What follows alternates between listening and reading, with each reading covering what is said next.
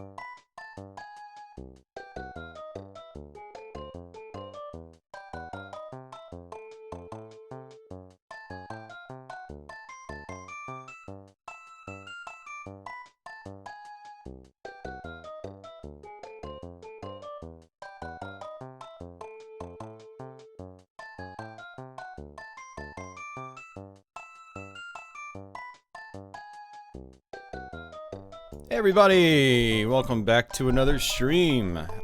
Today we're going to be playing some Super Mario All-Stars for the Super Nintendo. This also came out on the Wii as a physical standalone game, even though I think it was pretty much just the same thing as a virtual console download, just on disc. But yeah, we're playing the Super Nintendo version on a analog Super NT, hence the nice and sharp image here. So yeah, we're going to dabble with probably each of the games on this collection. We might even go through all of the games on the collection. Well, not all the games. We're not going to go through Mario All-Stars. Sorry. We're not going to go through the lost levels here. We're going to play it, but we're definitely not going to beat the game.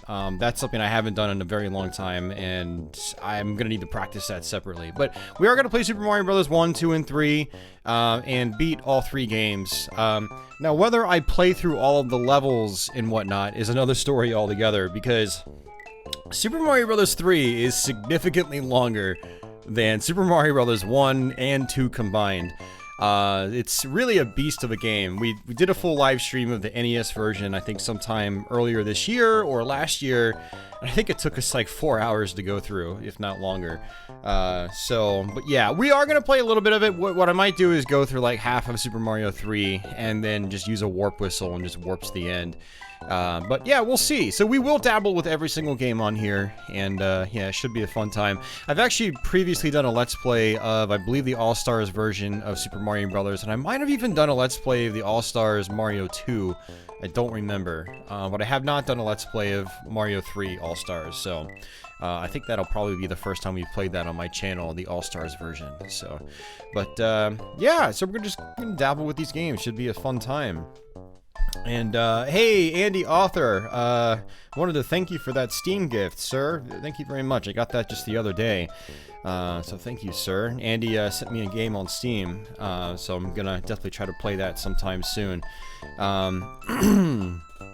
But yeah, should be a fun time. Thanks, guys, that tuned in to last night's stream. It was a Christmas night stream, where we played the Japanese PlayStation version of Doom, and yeah, that was a good time. We actually made it through both games completely, almost completely. We got to the final level on Ultimate Doom, because we played that second, and then the level was just so dumb, I just gave up. I said, screw it. It was like 7 hours in, and I was hungry. I hadn't eaten anything that entire time, so... but yeah, it was a fun time. The archive is up for anybody curious. For those of you guys that like podcast-style episodes, there was a lot of conversation on that one, lots of good stuff there, so, you know, I know it's another Doom video, but there is a lot of good conversation as we play, so, for anyone that's curious about that, it is posted, so go check that out, and, I also updated the thumbnail, so check that out, too. Movie Metalhead says he picked up the cart with Super Mario World, yeah. Yeah, so there is a Super Mario All-Stars plus Mario World cartridge as well. That came with, I want to say, later Super Nintendo bundles, and, yeah, that's pretty cool. So you get pretty much all of them, or almost all of them. There's no Yoshi's Island or anything like that on it, but, really, really great bundle to have. These All-Stars versions, if you guys haven't played them, they're basically remakes of the NES games. This first Super Mario Brothers and Lost Levels, the physics have been altered a little bit, but they've all got graphical upgrades. They, the colors pop. They're super colorful, like any other Nintendo game is, and yeah, it's 4 games in one, and this does have save functionality as well. So you can save your progress. You don't have to go through all these games in one sitting.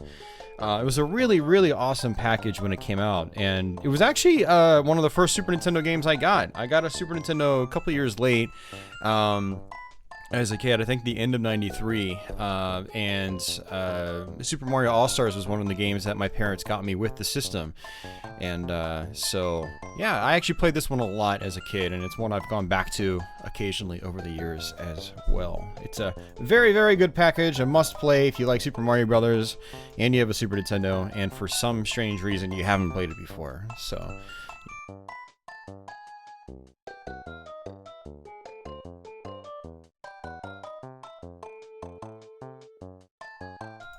So pardon me if I keep, like, muting the mic for a couple seconds.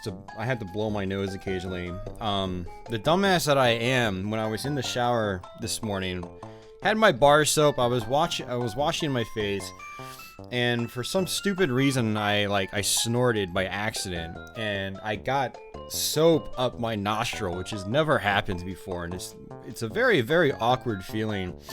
I feel it, like, lingering in my sinuses. So, like, I don't even know what I'm gonna do on this stream, man. This is a bad start. Hold on a second.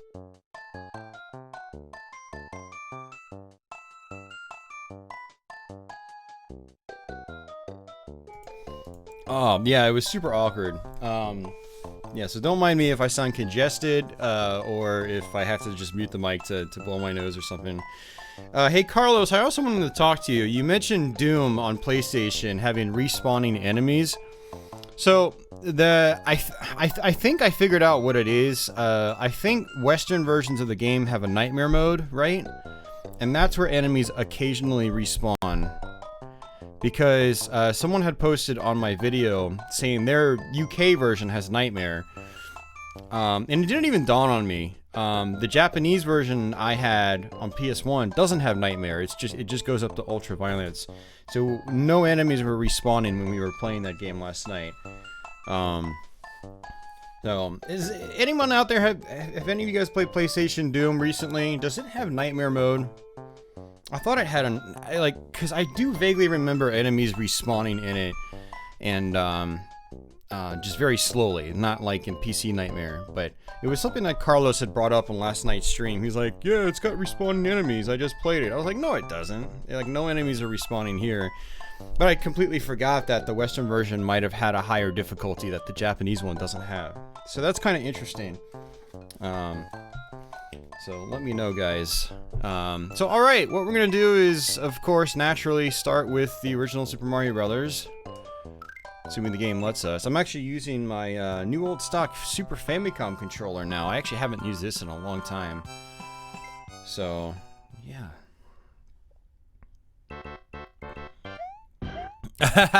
No, I've gotten soap in my eyes too, Game Eagle. I know exactly how that feels. Yeah, no, I've done that much more often. Infinitely more often, actually, because this was the first time I have snorted soap. By accident, of course.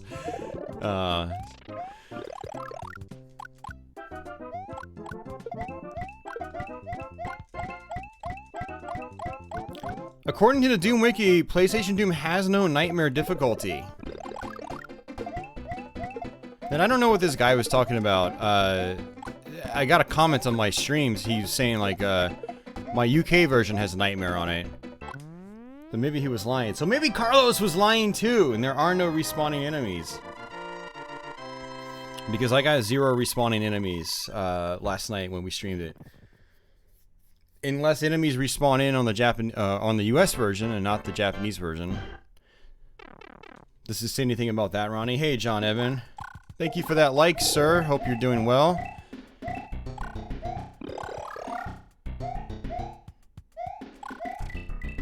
Yeah, so you can see when Mario hits these bricks, he does kind of get stuck in them, which is different from the NES game. Now, Leo had actually messaged me on Atari Age earlier today, mentioning that there are ROM hacks available that fix that, and they actually, yeah, they correct the brick physics, and they might even fix some other things with the physics too, or change them. I actually do have access to those hacks. I don't think I'm going to play them tonight because what I want to do is I want to do eventually maybe like a, you know, an SNES ROM hack stream or something like that. So that would be a good time to show those off.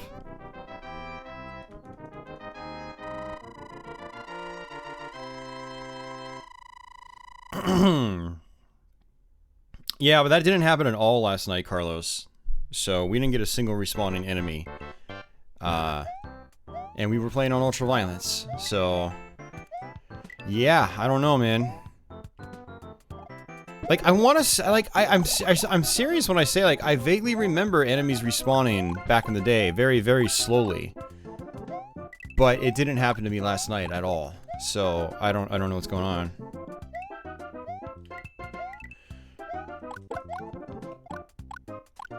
Well, Ronnie, yeah, on PC Ultraviolence Doom. We're not talking PC Doom. We're talking PlayStation Doom, where a lot of liberties were taken. You know, we're talking a version of Doom where Doom 2 enemies were put into Doom 1. You know what I mean? We're not talking the PC version. But yeah, in PC version, enemies do not respawn. It was probably a Christmas miracle. You're probably right, Akela. You're probably right.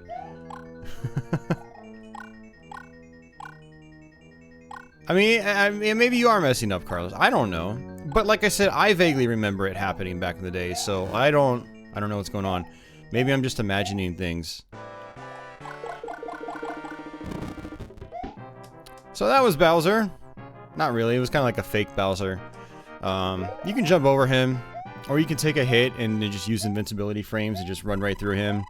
Or you can shoot him with fireballs.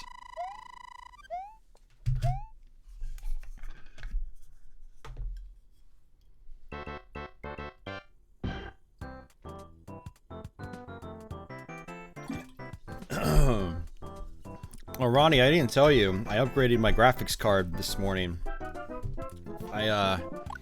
So at the end of last night's stream, I, told people I was gonna go to Walmart when they open and see if they have any other arcade 1-up machines.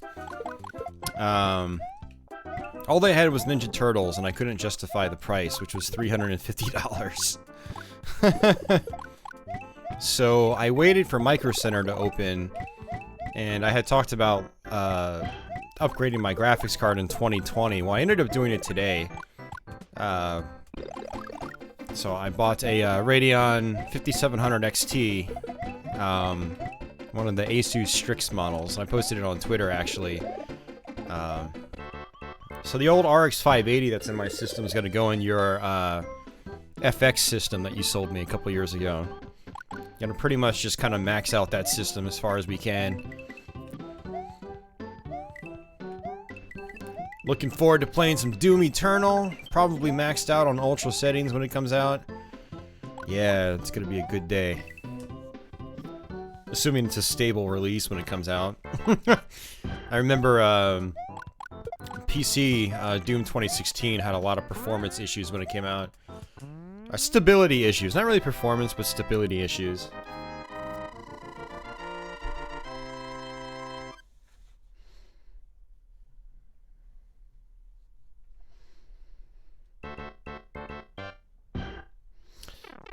It's not that not just that it includes the riser, but it's also just like, it's got a bigger control panel. You know, it's 4 players, it's wider. But yeah, no, the riser definitely has an effect on that price. Normally they're $400, but Walmart has them on sale for $350.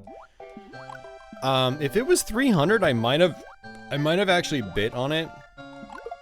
But in hindsight, I'm actually glad I didn't, because I really don't have the room for a second cabinet. What I really wanted to do is just get like a Centipede or something like that with a trackball, or a Space Invaders, or a Galaga. Because I think they're usually on sale now for about $150, and then I can get kits that just replace the games and control panels. So the idea is to have a horizontal cabinet and then have a vertical screen cabinet. But, you know, Walmart was just cleaned out. They had a ton of Teenage Mutant Ninja Turtles. I think people didn't want to pay those high prices. But they had nothing else. It was just all Ninja Turtles. They had like 4 of them. And then 0 of everything else. So... no, yeah, it's something I can probably look into doing next year. Ooh, that was close. Is getting one of the, you know, cheapo vertical cabinets that no one wants anymore. Like Galaga or Space Invaders or whatever. Hey, Justin, welcome back. How are you doing today? What? Society, come on, man. We played Doom last night. He's like, you're playing a good game for once. You were here last night. You saw a good game.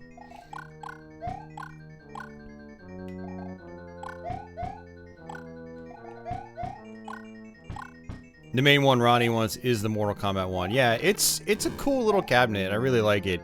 I'm gonna like it a lot more when, you know, they get my sound working. But yeah, we talked about it the other night on the stream, and the arcade 1-up machines, their quality control is kind of crap. It's really bad. But they will set you up with new parts, you know, if you open up a support ticket and they just ask that, like, you send them video proof and whatnot and explain the issue. Once they see, like, you know, the issue and know that it's not working for sure, they just, no questions asked, they just send out new parts. So that's pretty cool, at least, you know. But it is a hassle. You do pay for a working product. Like, you know, you expect it to be working. You expect it to be 100% when you get it. But yeah, their quality control is not very good. So, like, I wasn't interested in these machines at all when they came out last year. But, you know, this sort of like generation 2 of the arcade 1-ups has been a little bit better, you know, like they've improved the joysticks. They have plastic you know, protectors on the control panel now, so you won't get any decal wear, which is nice. And plus it also looks better because arcade machines back in the day had protectors on their cabinets as well. So it's actually, you know, like they added the protector because they didn't want to have to deal with replacing panels over and over or decals. But on the same note, it's like it actually ended up making it more like the real thing in the process. So, you know, so it actually feels more like an arcade control panel. Their cabinets are better designed now stylistically. Like they have like colored trim where T-molding would be on a real cabinet. So they aesthetically, they look a lot more pleasing to the eye, just as like a showpiece in your room. And the screens have gotten better too, which is cool. So yeah, I'm not like 100% behind them, but like, you know, I am enjoying the one that I have. I do really enjoy the Mortal Kombat here, so yeah, it's fun having at least one. I could see myself getting another, like I said, with, you know, getting a vertical screen one and then just buying a control panel or two to get a couple other games in it. But yeah, it's kind of cool. Hey, Krusty. It's eluded you for years. Well, what you could do, Krusty, is get a flash card. And then you won't have to look for the game anymore. Hint, hint. But yeah, no, I know what you mean. I don't even know what the pricing is on this game anymore. I haven't checked in such a long time. Does anybody know what these sell for? And not like what eBay has them listed for, but what they've actually sold for. Does anybody know? 2019 prices. Hey, Monolith, welcome back. And did I say hi to Game Eagle? I don't know. I don't know if I did.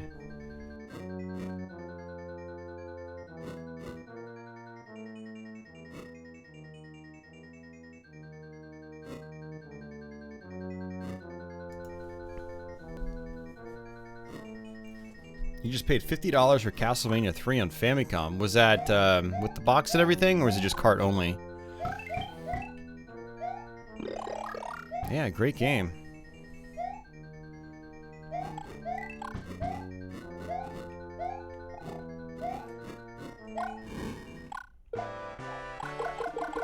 Alright, there we go again. Oh, are you serious? We're on World 4 already? Super Mario Bros. 1 is so short. I used to think this game was so long, and here I've played for like 10 minutes. We're already halfway through the game, or close to halfway through the game. Cart only. That's still not bad for cart only. I mean, a complete copy is like 100 to 150, so... Yeah, I'd say that's still a good deal. It's a fantastic game. I mean, Castlevania 3 is just so good in general.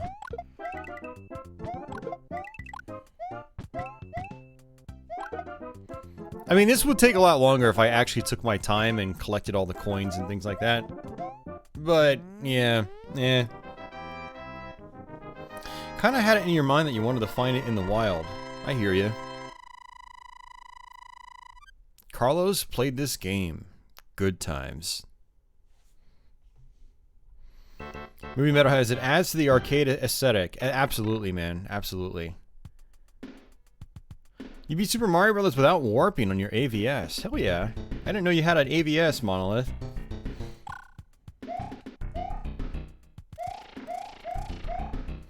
The AVS is awesome. Just checked complete listings on eBay, anywhere from $10 to $20, cart only. Really? Well, that's not bad at all. That's really not bad at all. Honestly, I would just buy one on eBay. Okay, I don't want to go up there because that's a warp zone. So we're gonna play this level out normally. We're not gonna warp through this game. I mean, it's so short. So.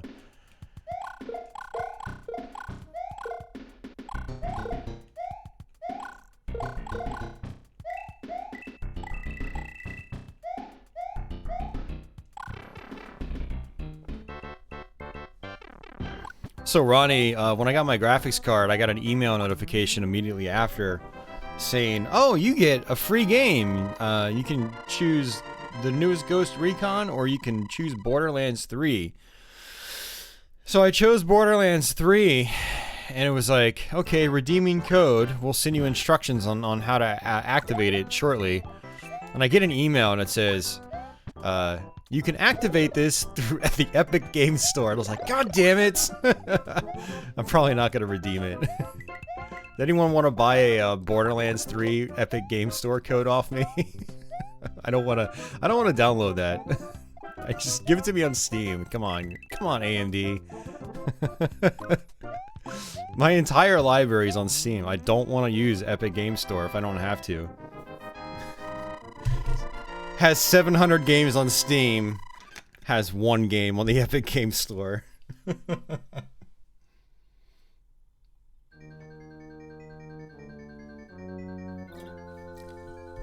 Yeah, I was like, oh, sweet. Brand new graphics card, brand new, like, you know, quote-unquote AAA game. This is an excuse to, like, you know, try to max out the settings and see what my system can do, but... Epic Games Store, like, no thanks. I don't know, I might still install it. I know it's just a simple install, it's not a big deal.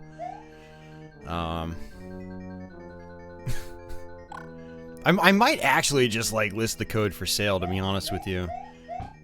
Because I'm probably not going to play the game anyway. I mean, I've got Borderlands 1 that I've only put, like, an hour into. Oh, I was trying to jump over you.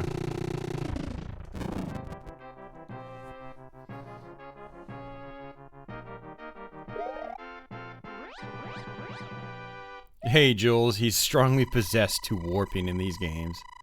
Oh, opposed. Okay, that's the exact opposite. Okay.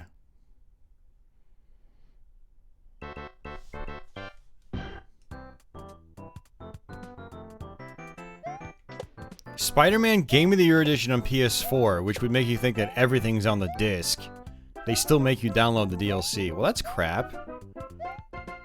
What's so game of the year about it then? If all that extra stuff is gonna be download only.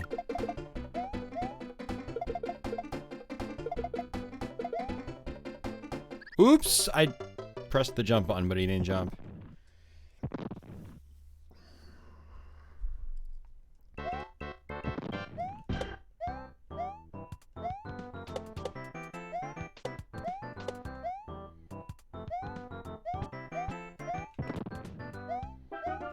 Oh, why did I do that?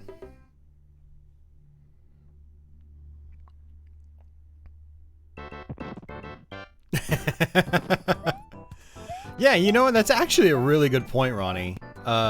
They should just bring their entire back catalog and put it on there and use it as bait to get people like us on the store.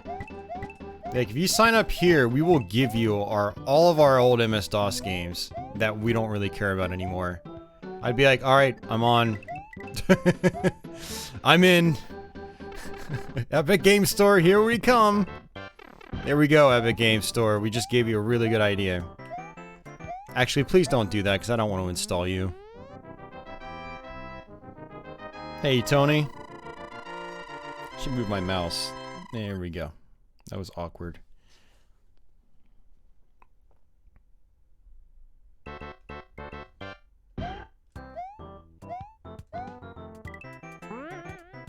I don't think Kin's Labyrinth was published by Epic.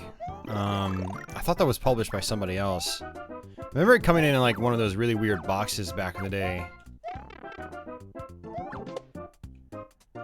Like, it was one of those like super cheap games you'd see at Kmart for like $5 in like the goofiest packaging. Tony just got home and he's feeling great. Could have sworn it was Epic. I mean, it might have been. Because Epic did have deals with various companies back then. Like this really weird packaging I'm talking about. You know, the same people, I think, did the packaging for some of their standalone Epic pinball releases. You gotta be kidding me, man. Like, you know how Epic Pinball was, you know, it was a big package. You know, you'd get all the tables, but they would sell some of the tables individually as well as like little $5 packages that you could buy.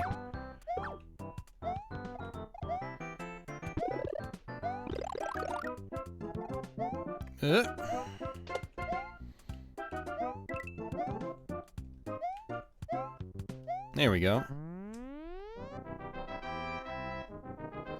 All-terrain, yeah, someone just posted it goes for something like $10 to $20, cart only. Mario All-Stars plus Mario World is much less common though, so that is definitely going to be more expensive. It's definitely going to be more expensive.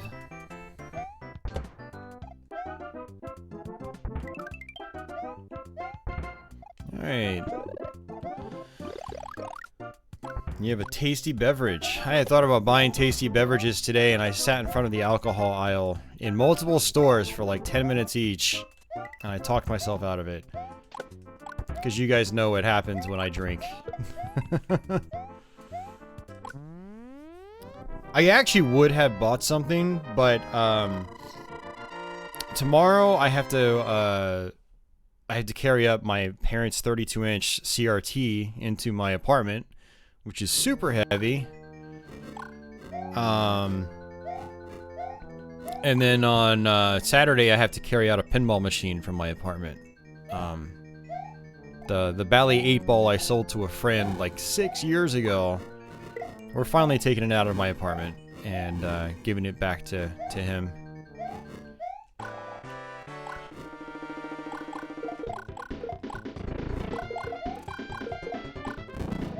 Alright, there we go.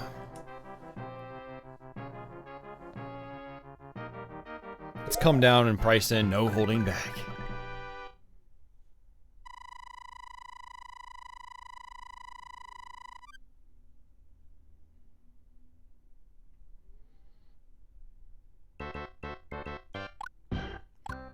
I don't stay away from any alcohol because it makes me act strange. I mean, alcohol is alcohol to me.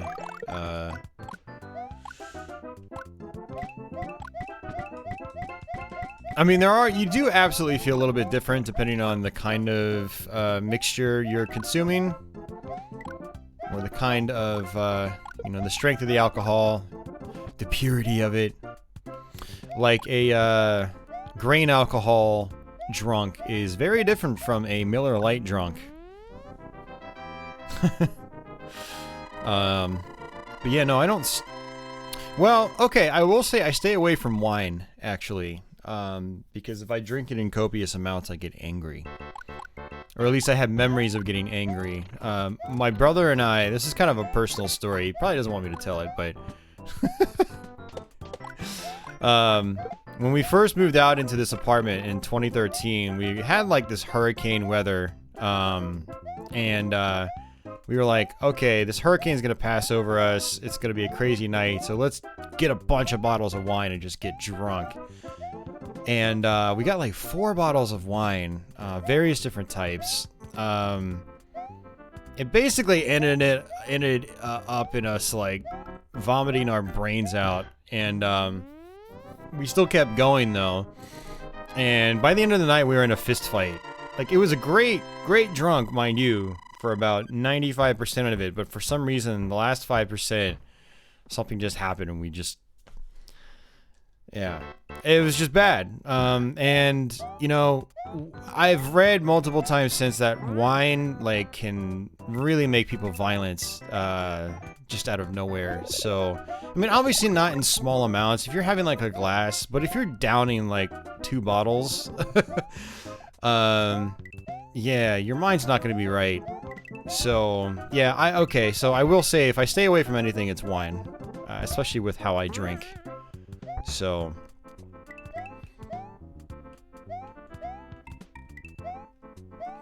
Yeah, I thought about just buying some craft beer.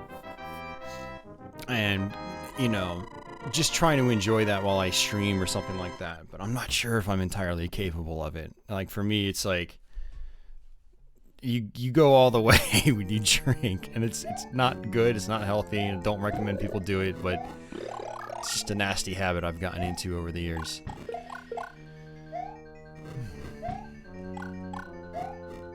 Oh, come on. That didn't even touch me. My hitbox is large. Large hitboxes are no fun. Unless enemies have large hitboxes, that means you can hit them from a greater distance. I forgot he was gonna do that. The hammers. The last 3 castles, he throws hammers.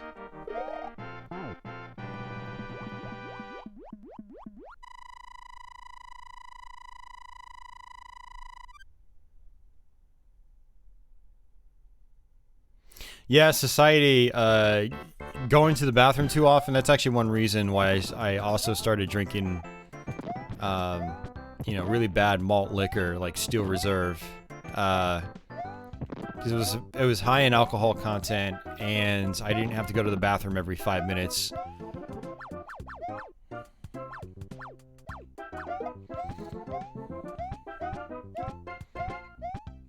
Okay, there's nothing here. World 7. So we're almost at the end of this game, guys. So, yeah. We're gonna be moving on to Super Mario 2 after this. The North American one, so...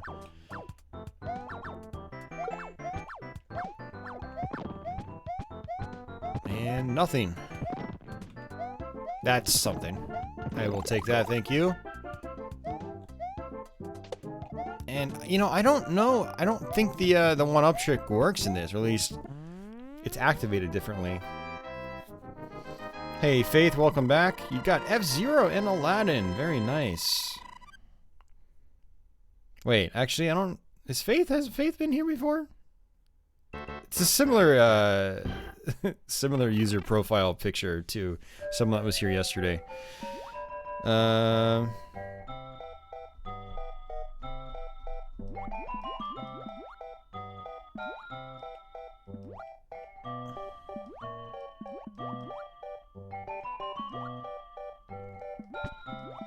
Yeah, this game is great. Yeah, F-Zero is awesome as well. That's one of my favorites on Super Nintendo. I go back to F-Zero probably at least a couple times a year. Very fun game. I wonder if this will hit me.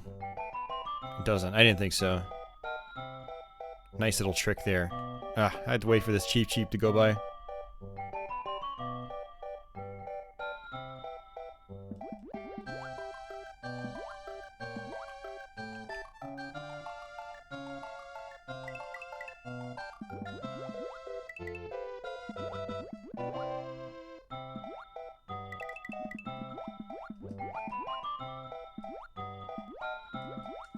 Uh-oh.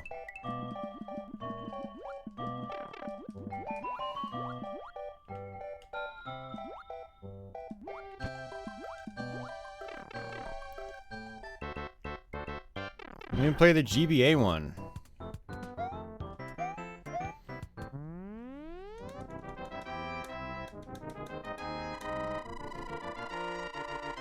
There are 3 F-Zero games on GBA, right? 2 that came out in North America, and then 1 that was Japanese only, I believe. Was it 3? I thought it was 3.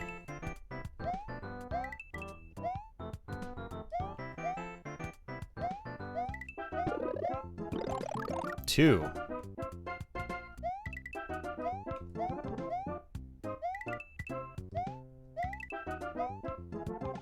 So was the second one Japanese only? Because one of them was Japanese only on Game Boy Advance. Apparently it was really good. Alright, let me check. Hey, Casio, welcome back. Let's see. F-Zero Game Boy Advance.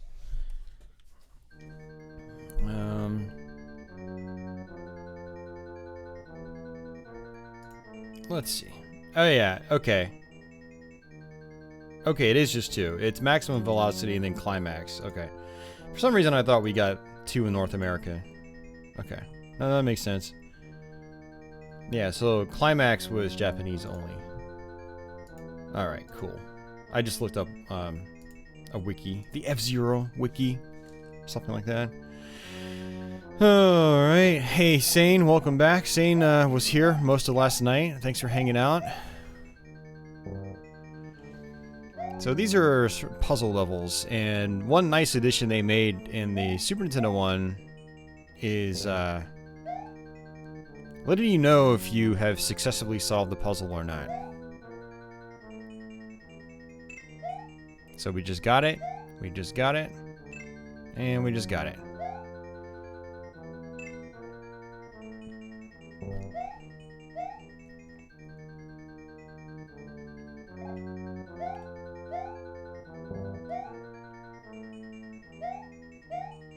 So we have to go up top. And I'm guessing up here? Nope, that was wrong. So up here, maybe down here. Okay, I have to jump back up. Alright, so down, up, down. Yay! Alright, boss time. Oh, I missed it. Hey, Christopher, thank you, sir, for that tip. I appreciate it. Merry Christmas to you as well.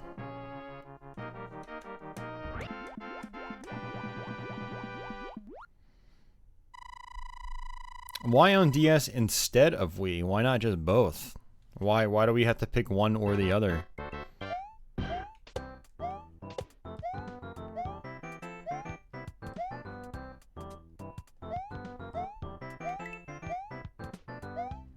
I will say, I think the 25th anniversary Mario All-Stars bundle should have just been a virtual console download.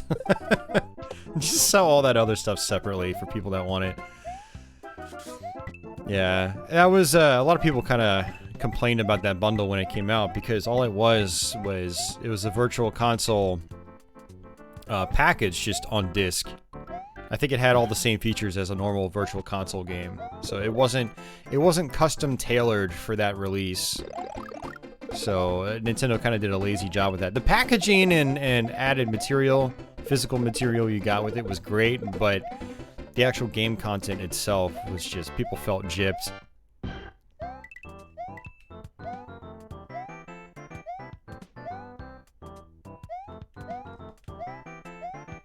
Yeah, I do wish they did more with that package.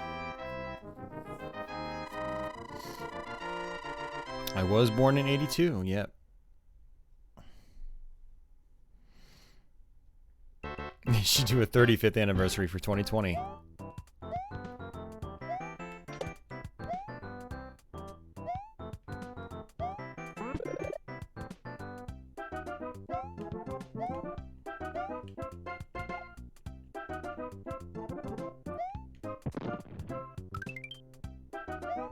It would have worked better on DS?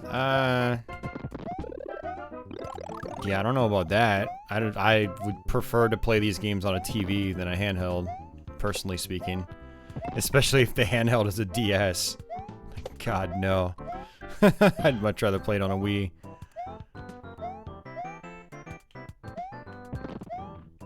But yeah, again, I don't see a reason to choose one or the other. They could have just released it on both, honestly.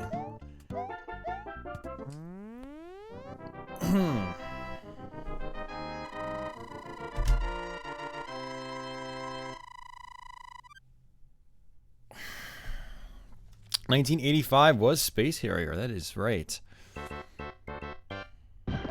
Space Harrier is a great game.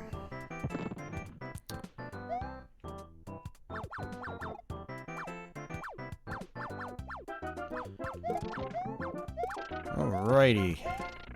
Getting close. So what I want to do is get the Fire Flower and then keep the Fire Flower.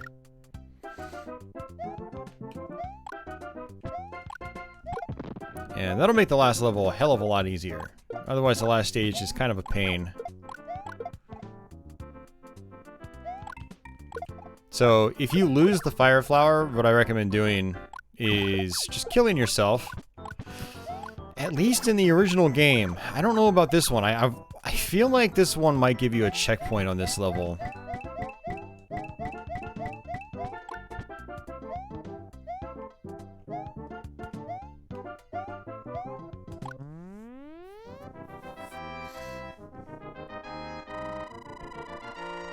Oldest video game franchise still going? Yeah, Donkey Kong. I mean, yeah. No, Donkey Kong, Pac-Man. Yeah, Pac-Man, they still make Pac-Man games. And occasionally Space Invaders. They occasionally make a new Space Invaders game. Yeah, I mean, there's still some Golden Age era stuff that's going, which predates the original Super Mario Brothers. Oops, I wasn't paying attention. I'm talking about Golden Age era stuff. So this is kind of a puzzle too. You have to go in a certain path.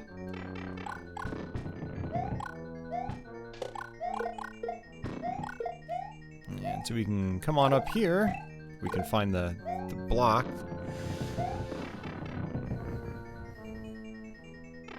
Finally about Mortal Kombat 11. Well, congrats, Internet Junkie.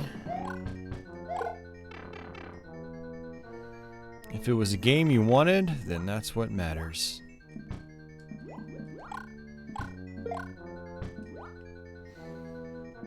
Oh man, I'm still a little tired. I didn't get much sleep today. I got home with my new graphics card at like 11. Nah, it was like 10:30 or 11 a.m. 2 p.m. I'm like testing games, seeing how it performs. When I should have been in bed a couple hours prior to that. Ooh, that was close. That's what happens when you buy new hardware. You just want to play around with it. Oh. I have not, Jules. No. Actually, no, I have tried it. I haven't been able to get it. On the NES game, at least.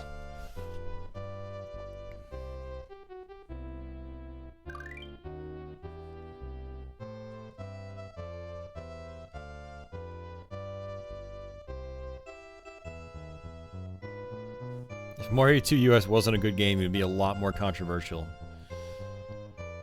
It's surprisingly fairly controversial as is still to this day. I don't really get it myself. I think it's just people that grew up during that time that are just still bitter that it was a little bit different.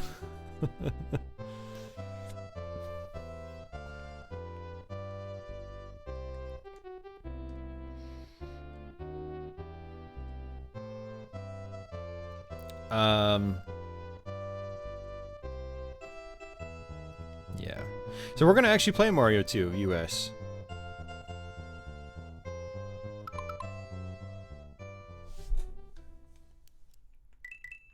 Alright, so save and quit. Yeah, Movie Metalhead, I did see that. Yeah. Yeah, there were news articles about that this past week. Talking about that. Alright. Let's do this. So Mario 2 is a reworking of the Famicom Disk System Doki Doki Panic. And it has a lot of good improvements. We actually played through Doki Doki Panic a couple weeks ago over on Twitch. And I'll try to do that soon on YouTube so you guys can see that here. But for one, obviously the character is a lot more recognizable, you know, Mario, as opposed to whatever weird anime the Doki Doki Panic was based on. Well, it's probably in the name, but I don't remember exactly what the show title was called. But in Doki Doki Panic, you don't have a run button. You always walk at the same speed. So in this, you actually have a separate run button, just like you do in any other Super Mario Bros. Game. So it feels like a Super Mario game. The controls are very snappy, like in Super Mario World. Yeah. So it's just a lot of fun. And the Super Nintendo one in particular is just super colorful. It's a really colorful game, very pleasing on the eyes. So you pick up stuff, you throw stuff, and you can grab bombs as well, just like so. And one thing that's really great about this game, and it was really kind of sort of ahead of its time in a way in terms of platformers, is the many alternate paths you have through through a lot of the levels in the game. It's one thing I don't think people give this game credit for enough, is all the secrets and stuff like that. It's really great. Fits in with the original Super Mario Brothers having, like, you know, the hidden vines that would take you up into the clouds.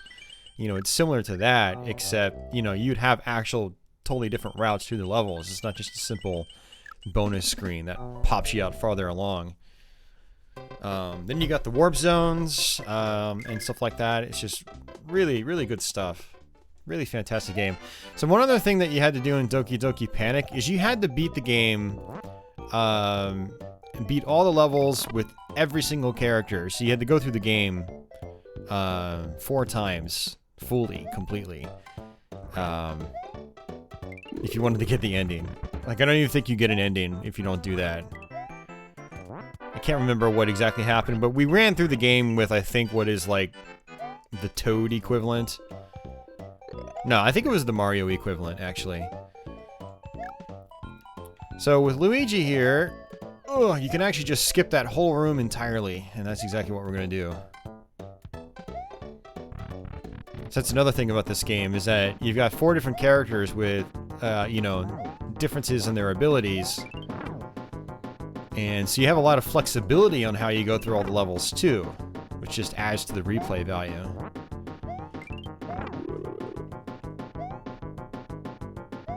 Come on.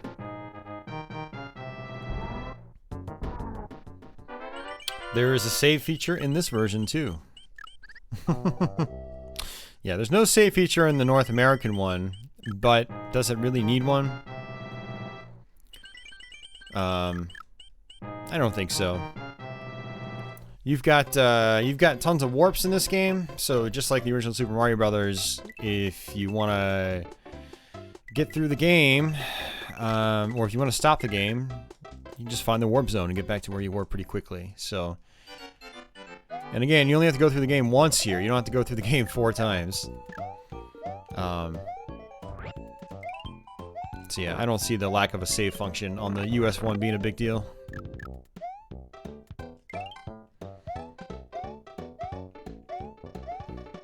Yeah, I wonder, oh man, I wonder if I should do a stream where we go through the game 4 times on the Famicom version. Yeah, I don't know. So that was actually the first warp zone over there on the right, but we're not gonna do that.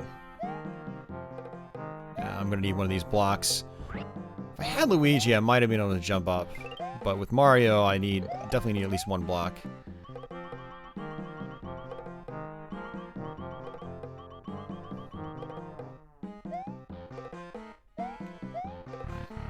Well, I mean, I'm saying at least you don't have to play through all 4 playthroughs in one sitting. Yeah, I gotcha. You should just, yeah.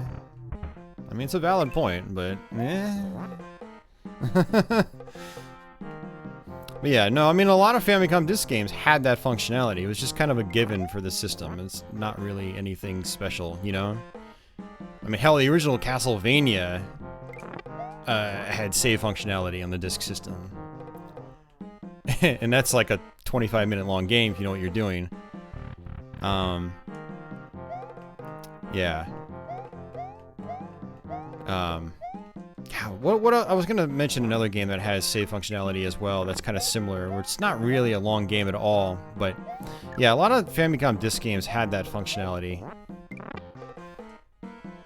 It did, yes.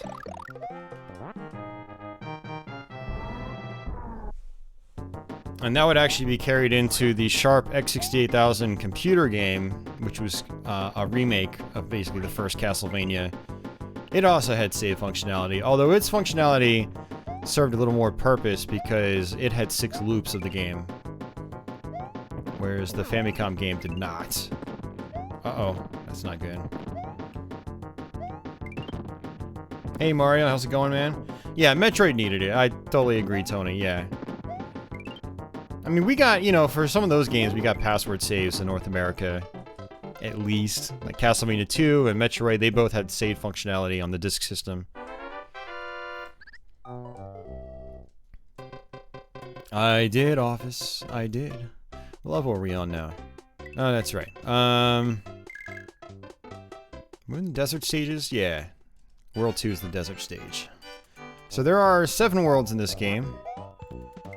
And going through the game straight through, it's not really, I don't know, it usually takes about an hour. I think all my Let's Plays of this game were about an hour long. And, you know, they can take longer if you go and you shoot, if you go and you try to get everything. But we're not gonna really do that. One nice thing about Doki Doki Panic, though, I will give it, is there is some extra animation that's not in the North American one. The North American Mario 2.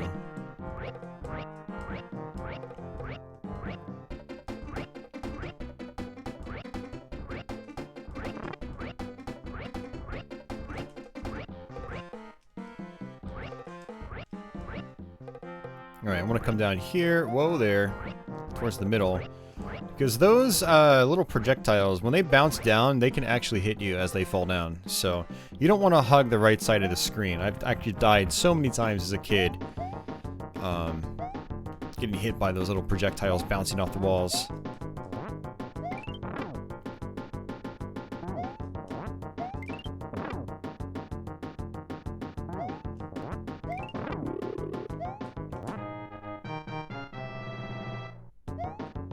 Casinos have free booze, huh? Really? I need to go to a casino.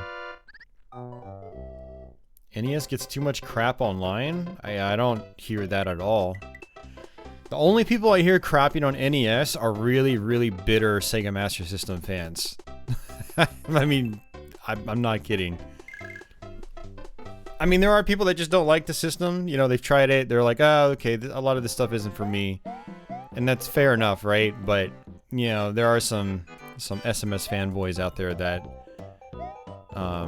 take every moment they can to rag on the platform because their poor little box didn't sell as well and get as many awesome games, like actually awesome games. Not so-so kind of half-assed games that, you know, we're gonna put on a pedestal just because it's the closest thing to Castlevania we have. Master of Darkness. Man. Oh, man, I didn't mean to come down here like this. Yeah, no, I don't hear NES bashing online.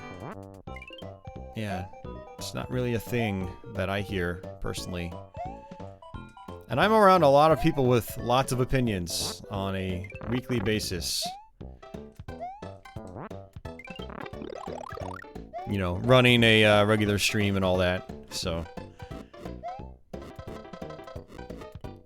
Hey, hey, Boston Burf. Yeah, no, I agree, Brandon. I totally agree, man. I don't... You know, on my Twitch channel, I've got rules in place, and one of the rules is no game or console bashing, because there's a lot of good stuff on almost anything that was at least moderately popular. You know?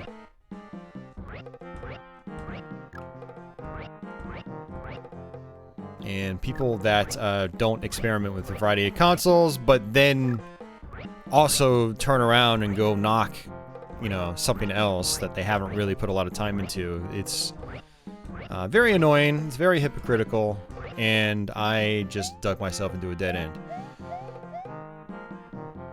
And it doesn't help any sort of stream conversation at all, really. Which is why I get really annoyed when fanboys come in when we're trying to play something and just have a good time. Even if they're like praising what I'm playing, they'll end up going and like dogging something else, which is completely unnecessary.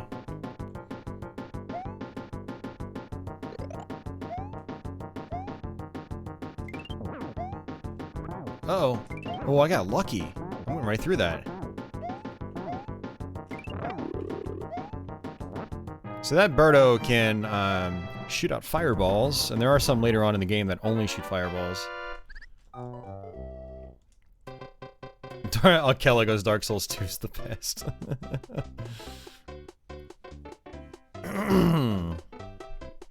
Is anyone frame dropping? I'm not dropping frames, so hopefully you're not dropping frames.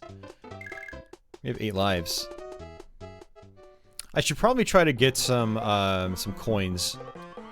Because, you know, I can get really sloppy on these playthroughs and end up just losing all my lives at the end. Oh, look at that! That's cool, I forgot you could do that. You can hit enemies and then catch the vegetable again. Oh, look at that, Luigi can just get right up here. That's awesome. With other characters, you have to get a little creative and jump on the bugs and then jump up.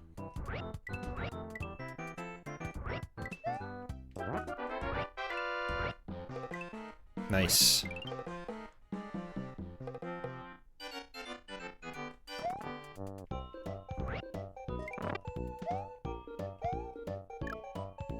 Another star, so you pick up the cherries to make stars appear.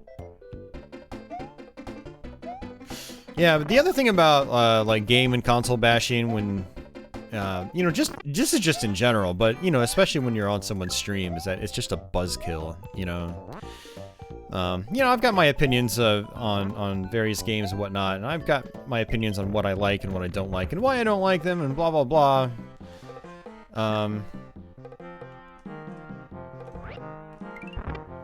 But you know, unless it's asked for, I just kind of keep it to myself a lot of times.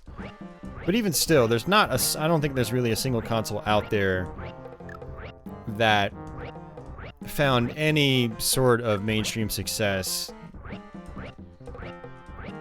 that I don't like. I don't think there's any console out there that I don't like that found any sort of mainstream success.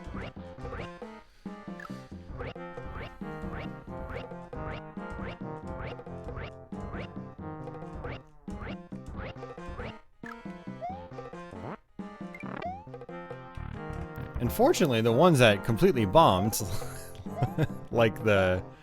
God damn, what the hell was it called?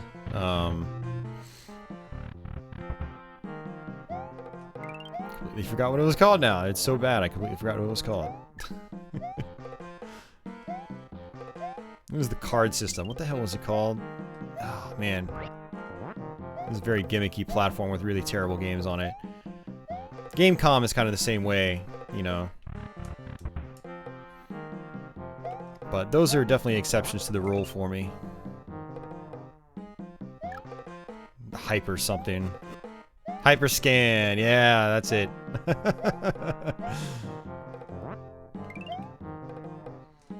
And the Apple Pippin is another one I don't really care for, and it's only because it basically has no games on it.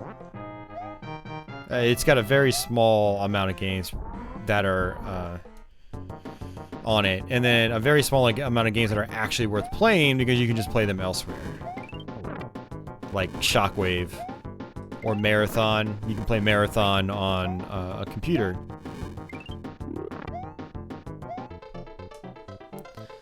So, TurboGrafx 16. TurboGrafx 16 is great, man. I've got a RGB modded PC Engine Duo, boxed and everything. No, I love that system. Great platform. Yeah, I mean, the Pippin would be really cool if it had lots of software on it, but it doesn't. Most of its software is edutainment stuff, and then the actual games it has are, you know, you can get them elsewhere. And good luck finding legit copies anyway of, you know, the real games. So they're very, very, very obscure.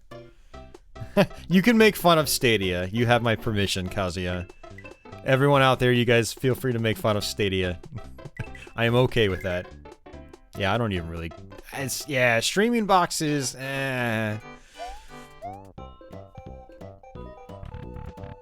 Especially if the streaming box already does what, you know, my current PC or consoles do.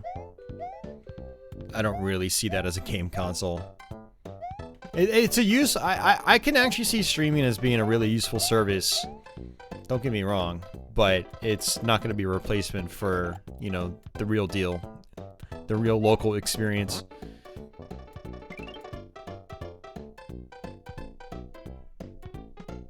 You haven't heard of Stadia, Game Eagle? It's Google's live stream game platform that came out in November. I think it was November, and it just came out with a massive thud.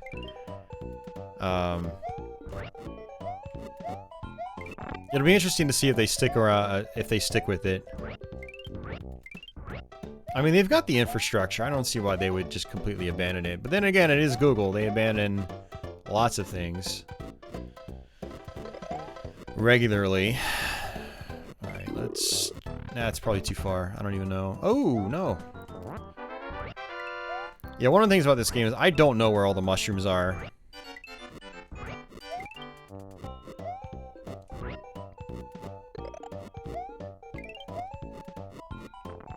Okay. That was garbage. You again. Come on. Another one. I will take that. Thank you.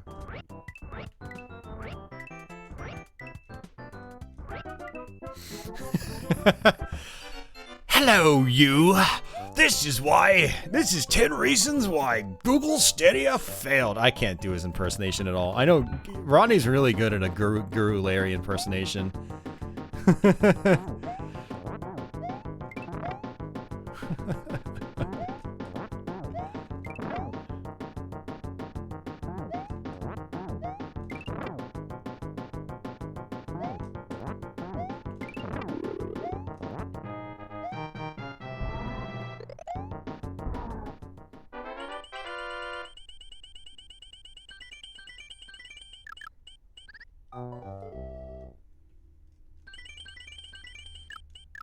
On live, probably worse. No, it's not. It's definitely not worse than on live.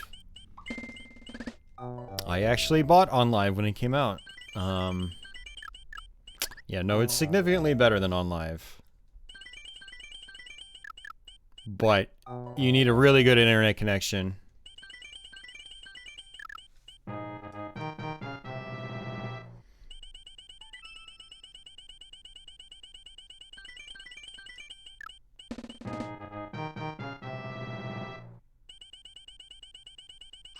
You? My name is Guru Larry, and I bring you Fact Hunt. 5 reasons the Google Stadia was total bollocks. Peter Molyneux joke.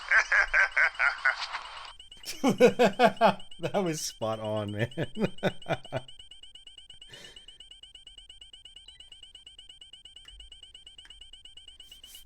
Guru Larry should have me do an entire episode and not tell anybody that it's someone else, and see if anyone catches on.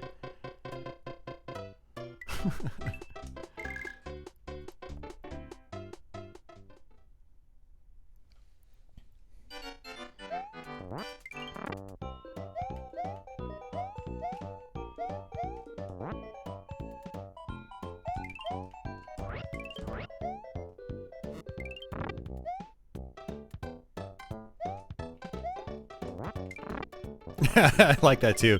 Peter Molyneux joke. Like, oh man. It's just so true though. He pokes fun at Peter Molyneux like every chance he gets.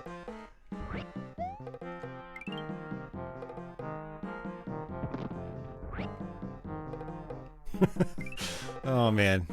That was a great impersonation.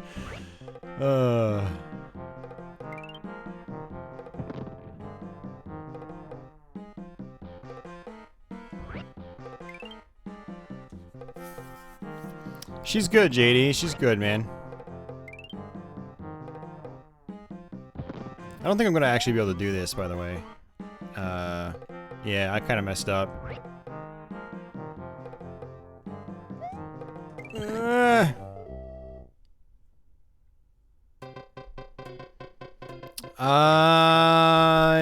Yeah, I thought games were full price on live. Yeah, no, games were full price on live. They did have a kind of like all-you-can-eat buffet though that you can get. It was a service where it was like, you know, like $10 a month or whatever, and then they'd give you a pass, kind of like Game Pass right now on Xbox. You know, they handpick a selection of games, and but it wasn't like a lot of the new stuff, you know.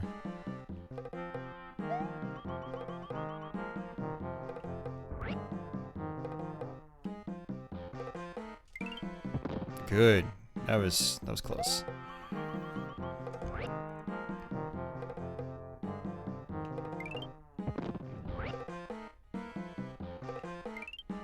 Well, yeah, Andy, I don't think Guru Larry cares that you lost respect for him.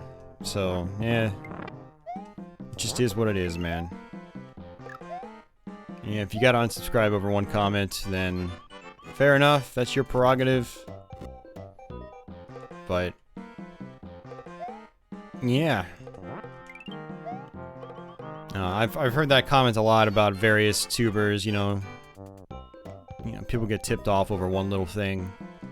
And they're like, I'm out of here, I'm unsubscribing, I'm gonna tell the whole internet about it. What's down here?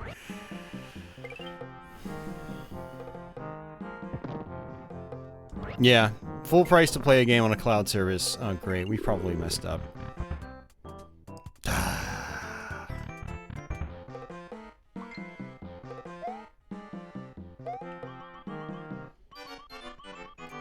Hey, Nate, what's going on, man? How did your God of War stream go? How is that game?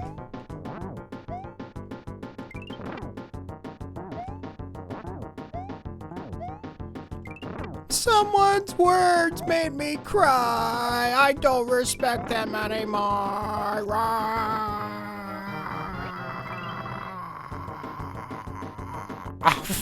I'm sorry. Hold on a second. It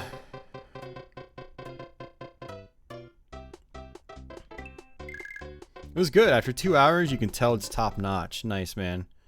Oh, hey, Jeff, dude, I completely missed your super chat, man. Thank you for that, by the way. I'll go check and see what it said in a minute. Hello, you. I'm Guru Larry. 5 reasons people have unsubscribed from me because of comments I've made. Another Peter Molyneux joke.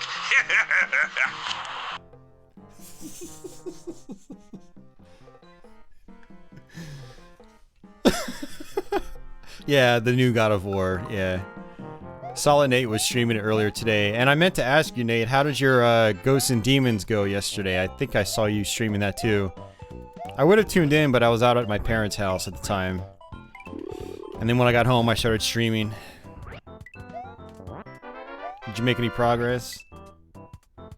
It sounds like Guru Larry's driving on the freeway.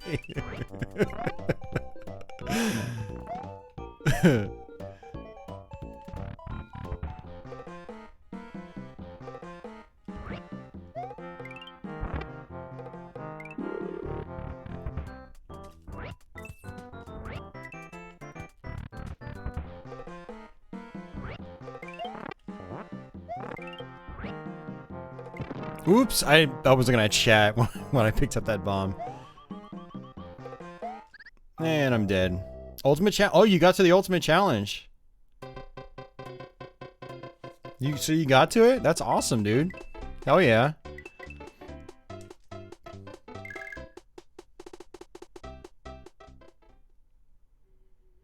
Oh, right on, Future Online. Thanks for the heads up. I'm glad to know you were out there. And I'm glad to know that you enjoyed it. That's awesome. Thanks a lot. Oh, they don't appear as coins anymore. Hmm.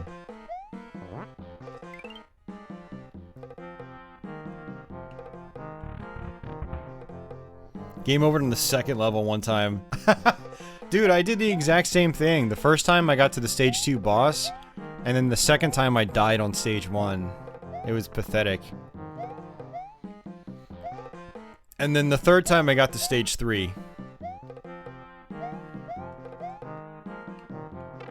Oh man, what are you doing, Austin?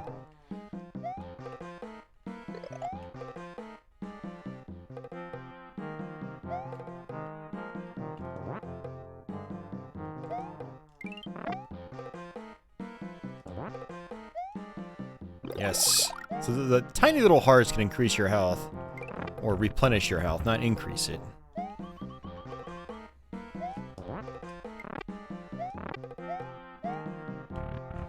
And killing enemies is what makes those little hearts appear. And I always keep forgetting that the levels loop around too. Nice little feature.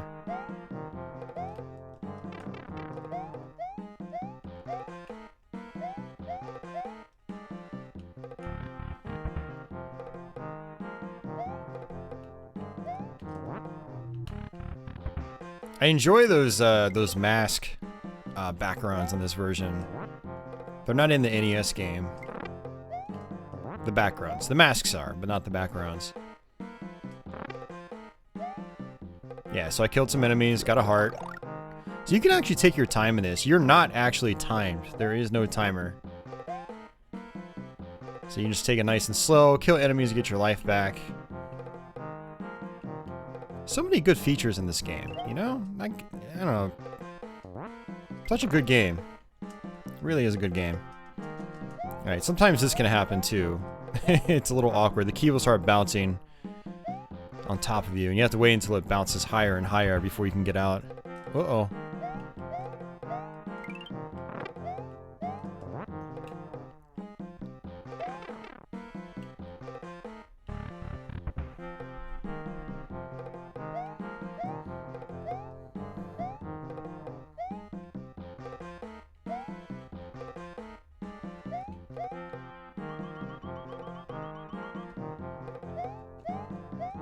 A little tricky here.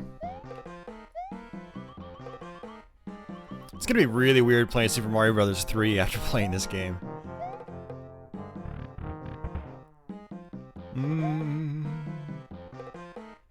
Don't know if I want to go up here or not.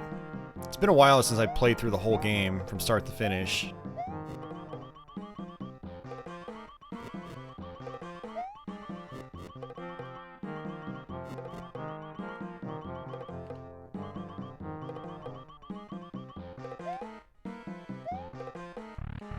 Okay, that was close too. Oh, jeez.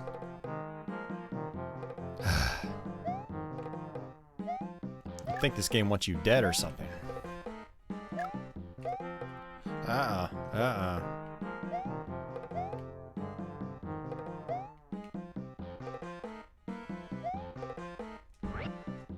There we go. Okay, I'll take that too. How about a star? Star, anyone? There's a star.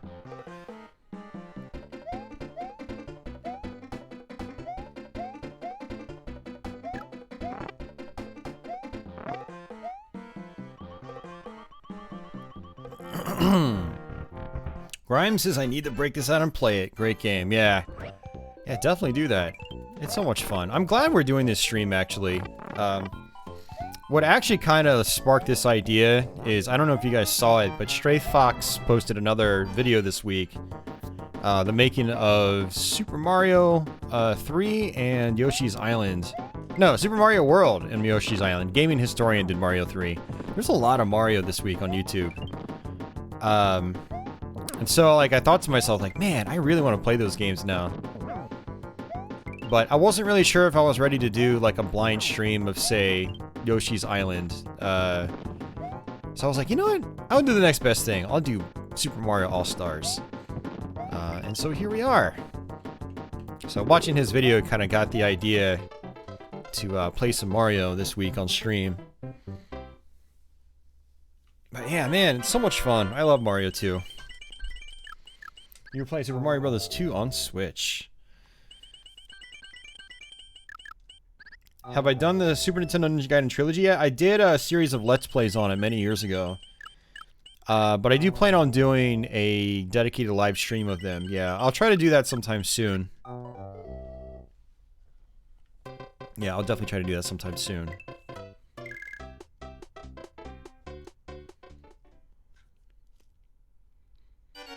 Okay, World 4. I've heard some people make comments saying that it sounds like I'm driving on the freeway. Well, how else are we supposed to get hookers? Pizza Molyneux joke. I'm not even saying his name right. Anyways, we're on stage 4. We're over halfway through the game. I actually prefer to play as Princess on this level because, you know, she's got the ability to hover in the air, which is quite nice. Let me come over here. I'll go ahead and pick these up.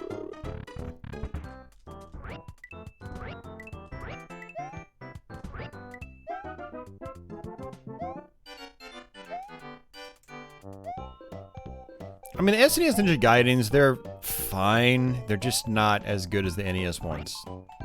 That's it, you know?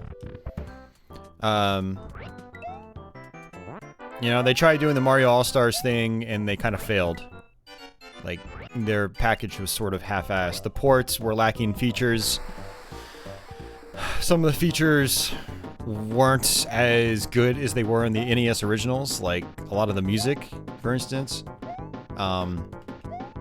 The brighter colors in certain scenes are actually kind of nice. There's definitely some added, you know, shading and things like that. Different hues that pop a little bit more, which is nice, you know, but there are a lot of other things that set them back compared to the NES games. Hey, Christopher, welcome back. A ninja biting game crossed with bad dudes. Where you don't rescue the president, but you have to collect cheeseburgers.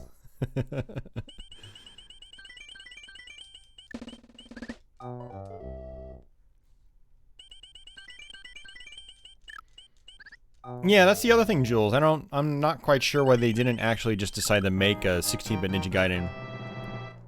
Because it was a popular series for them on NES. Yeah, I don't know.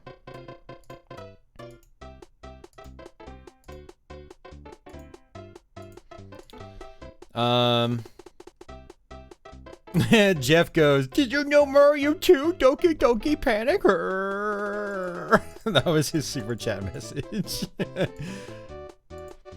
I have actually seen that a little bit over the years. Like, I'll play Mario 2 on stream and people will be like, did you know that this was a... Did you know that this was a remake of the Japanese-only Famicom Disk System game? I'm like, no, I didn't. I haven't been around for the last 37 years to hear that at least once. Nope, I just learned about it for the very first time right now. Yep, thank you.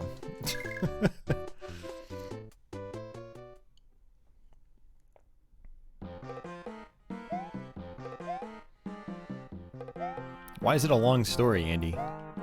You had a black and white TV. I had friends with black and white TVs when this was out. Actually, one of my best friends growing up, we first played NES games at his house on his black and white TV. So I guess when his parents had upgraded to a TV, they gave him the old black and white one.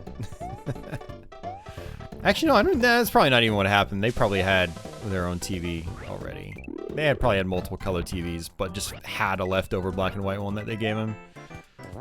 It's like, alright, you're gonna get a TV in your bedroom, but it's only gonna be like 13 inches and it's gonna be black and white. something like that. Quite nostalgic about playing NES games in his room back in the day.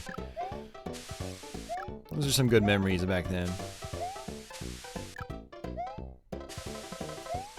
And this is where our next warp zone would be if you wanted to do that, but I don't really care. I don't even know why I'm still carrying this thing.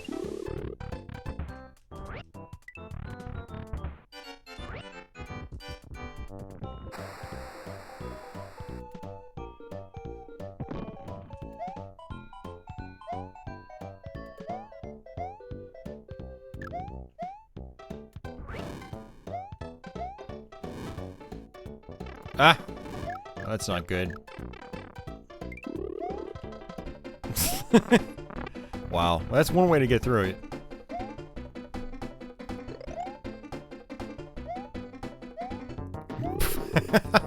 I've never actually done that before on this level, so that's pretty cool.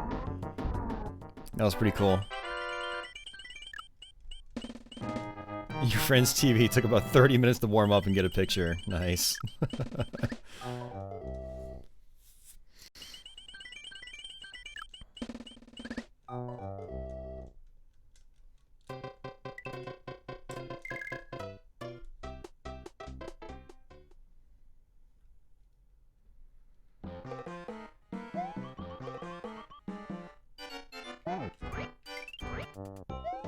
Alright, so this we actually need Murdo, so we just jump on the egg.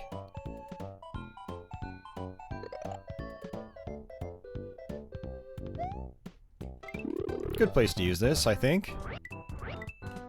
Ooh, that's close. So if you haven't noticed, Toad actually picks up items the fastest.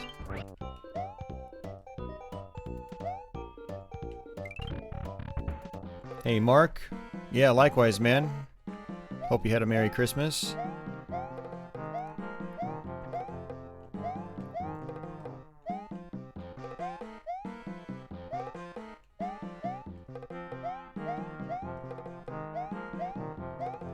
Oh, that was bad. I thought Toad could make the jump, but he's no Mario. He's got the shortest jump in the game, so you have to watch out for that. Mario's my favorite character to play as because he's just a good all-arounder, you know? He's like, you know, he's got good abilities in every area. Good traits in every area.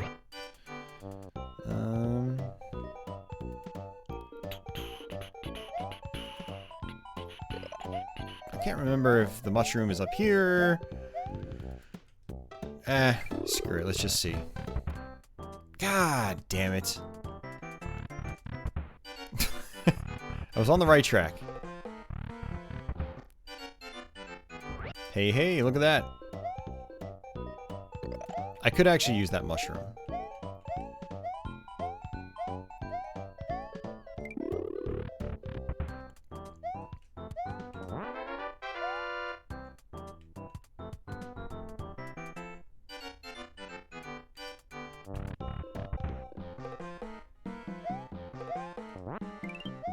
Oh, actually, I need these guys.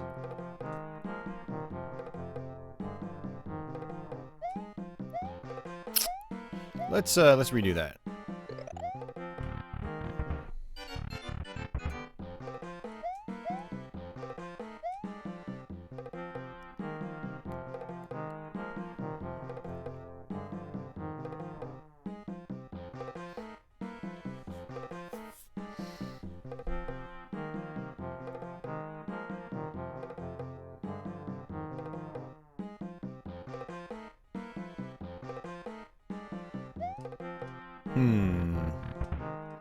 Okay, cool.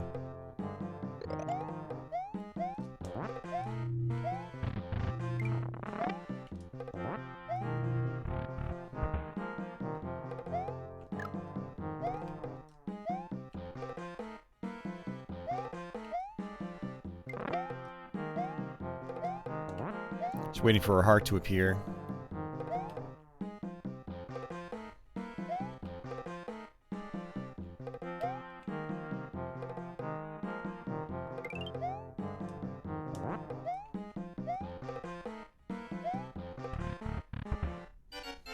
Okay.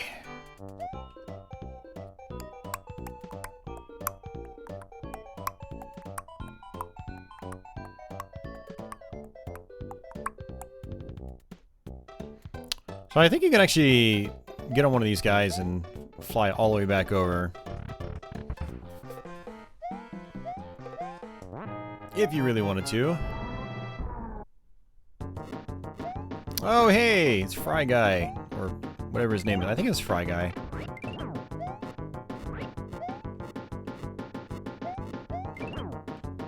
Oh, geez, I forgot about the small ones. I always forget about that.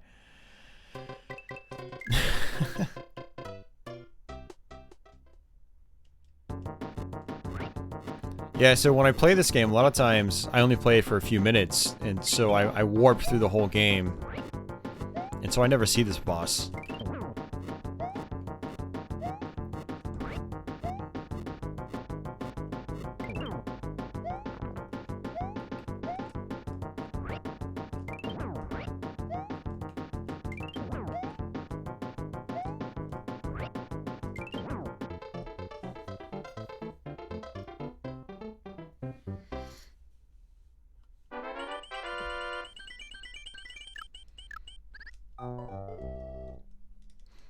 For these, a lot of times what I do is I just mash the buttons. Yeah, it usually works out well enough.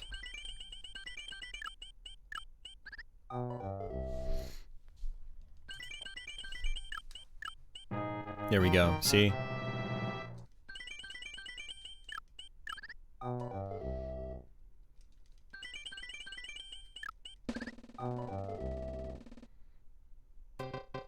Alright, so we're on stage 5. Man, I haven't been to stage 5 in a long time. I'm gonna try Princess. Yeah, 5-1.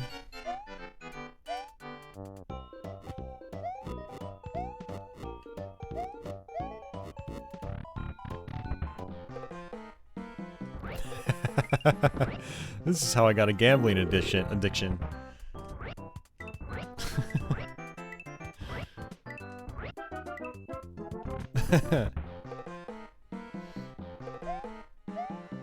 Yeah, I saw his tweet on Twitter. It's for the Genesis version, right?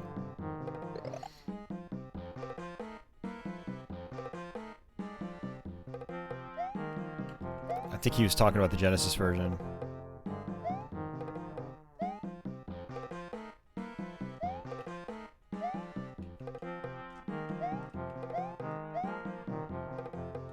Alright, so there is a heart up top, but I don't really care about it. But yeah, I know he's practicing for the Genesis versions. I think he's gonna run it at AGDQ.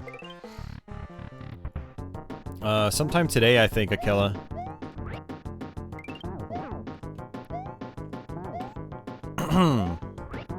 At least he posted about it today.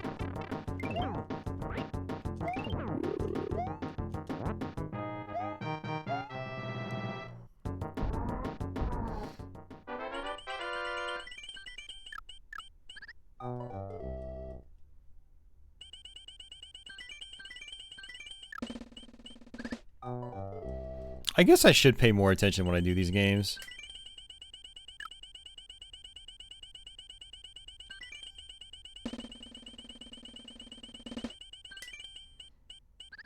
Doh.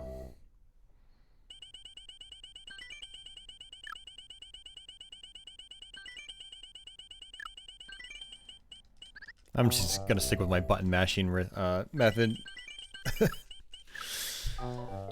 Get it over faster too.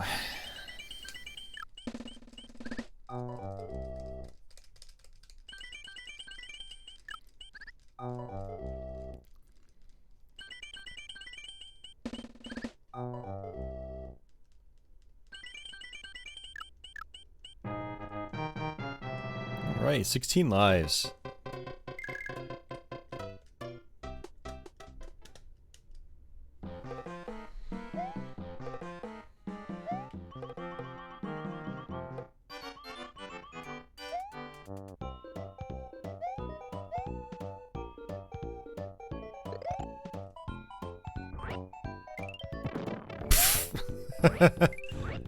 Damn bombs.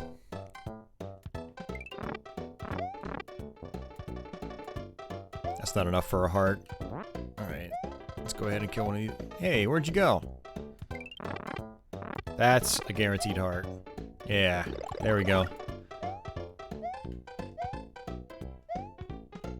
Whoa! Why did you do that? That was really awkward. So he climbed down, and the game thought I wasn't on a platform anymore, so I couldn't jump.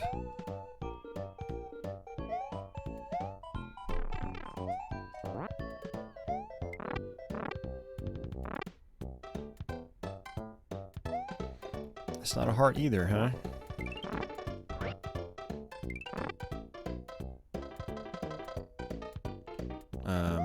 Okay.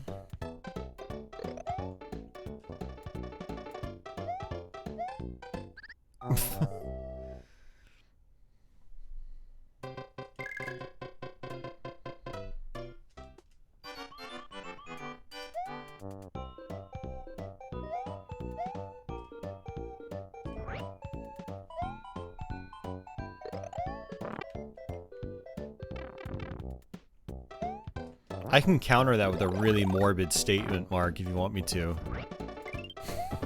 Because I'm never gonna part with these games. No, I'm not gonna go there.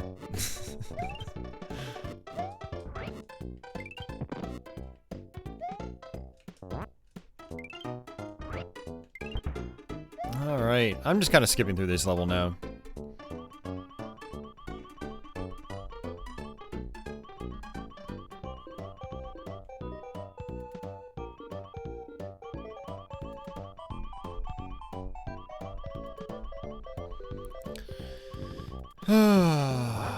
Oops, did not want to grab him. That's okay. You can also jump off the tops of these vines. It's tricky to do. Not just the tops, but the sides. So the timing is a little weird. So I'm not very consistent at it.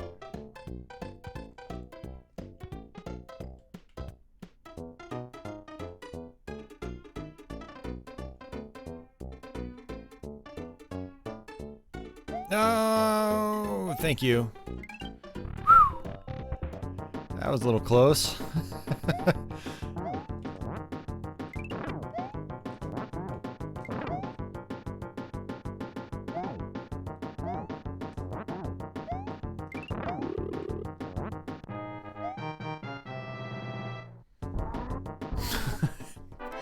Some very close calls here.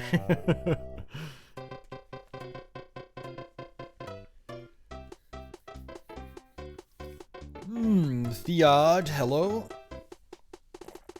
Hey, Red Zeo Ranger. Welcome back, dude. How are you doing?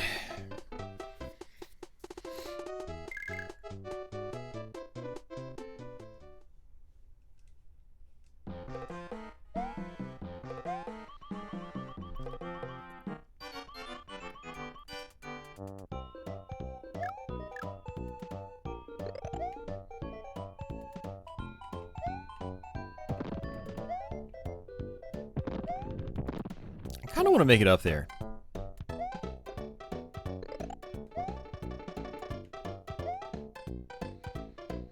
And I don't think these birds fly low enough.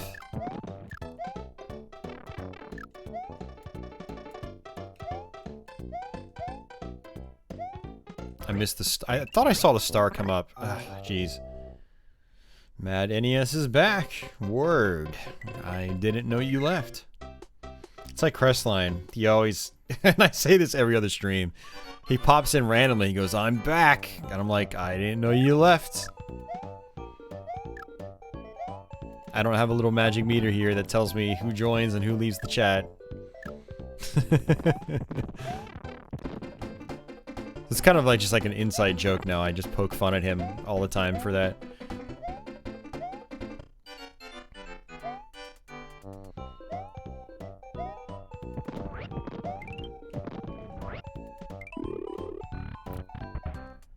Yeah, this level is kind of tricky, actually. I honestly don't even remember it too well because I skip through this this whole world so often.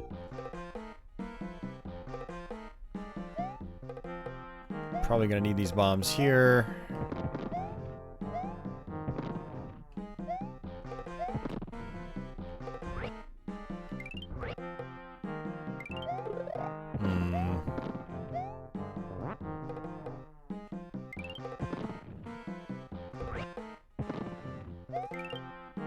Wait, what? Oh, okay, it's just this.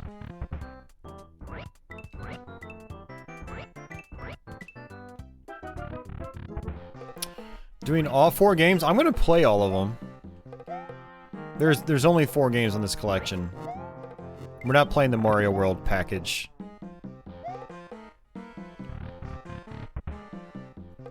Ah, whoa, that was close.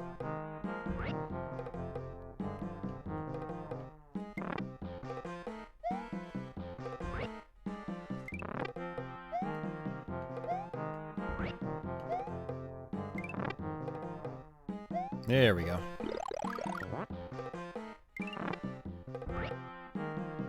Yeah, you own the Mario World bundle? Yep.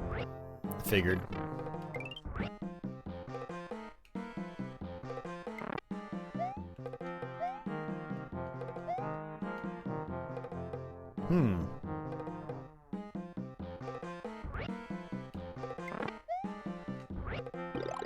Playing it really safe now.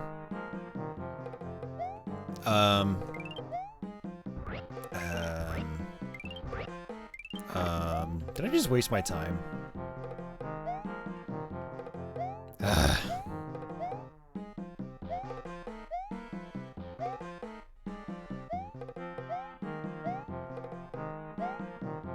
Oh, I have to go up here. Duh. I wasn't paying attention.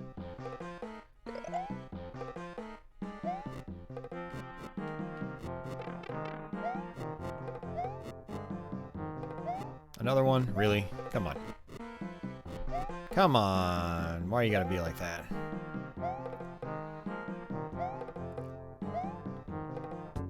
Okay.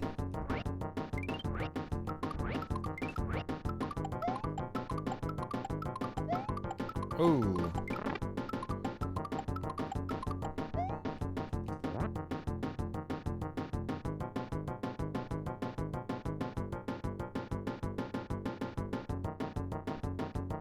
Oh, tricky. This, okay. I don't even remember this. It's been so long since I've done this.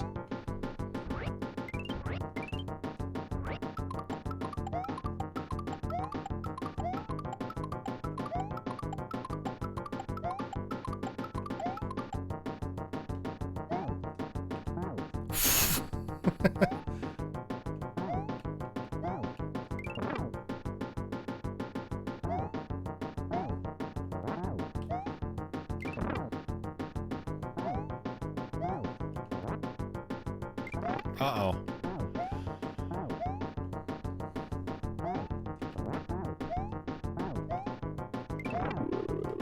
All right.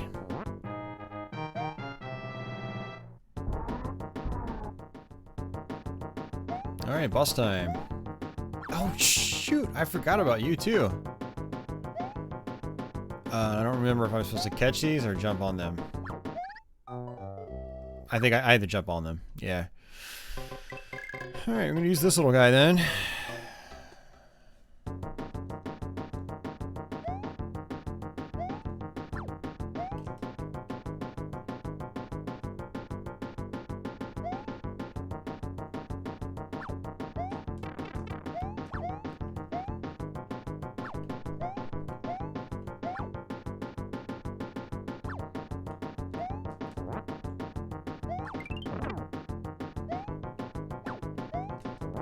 There we go.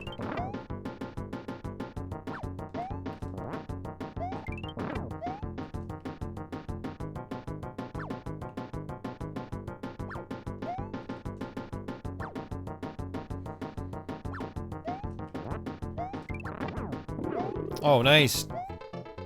2-hit combo.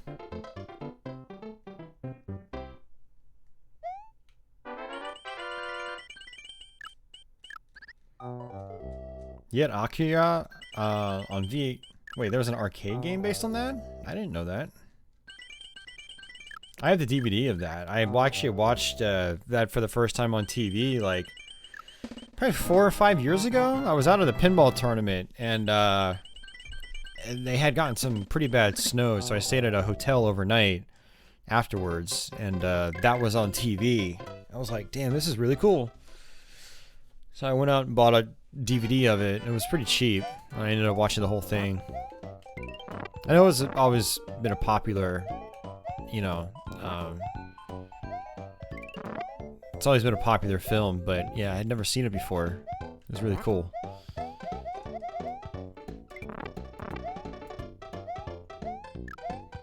Yeah, it's really old, so I mean, it's not really news for most people, but for me, yeah, it was the first time I'd actually seen it.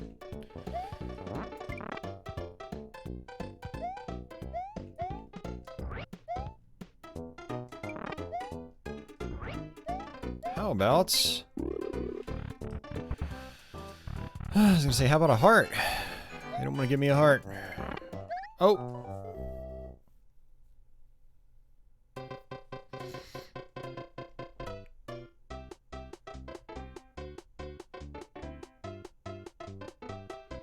Alright, let's do Princess.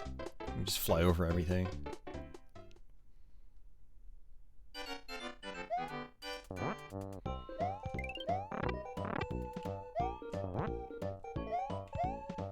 Yeah, it's one of the things I really love about this game is just the flexibility. If you're playing through the whole thing and you're just playing as Toad or Mario or whatever, you'd be like, I don't feel like dealing with this level. Let's just fly over it. And you just pick Princess. You know, I like the choice.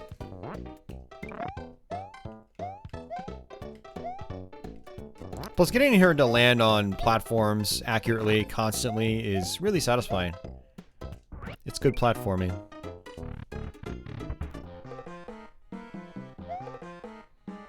Alright, so we're somewhere... I think the one that we need is, yeah, we're gonna have to dig up some dirt to get the key. Ooh.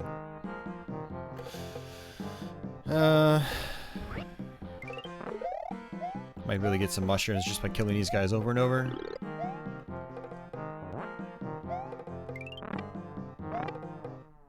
Let's try this one. Yep, there it is.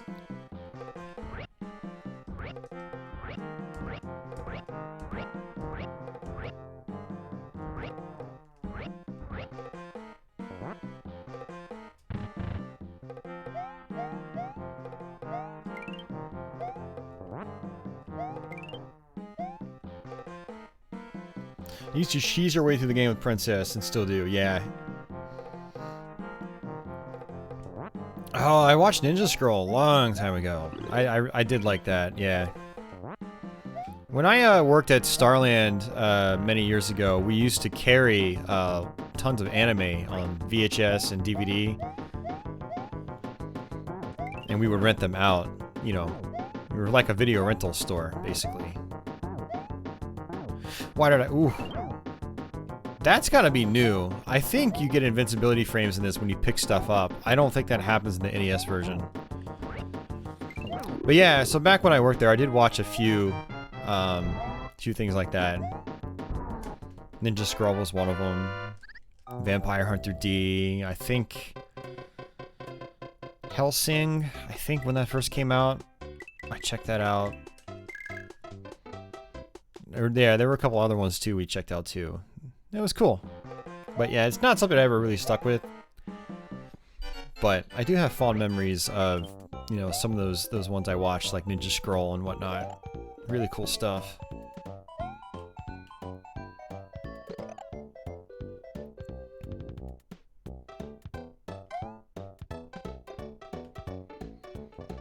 So we need to fly our way all the way over. Assuming the game lets us.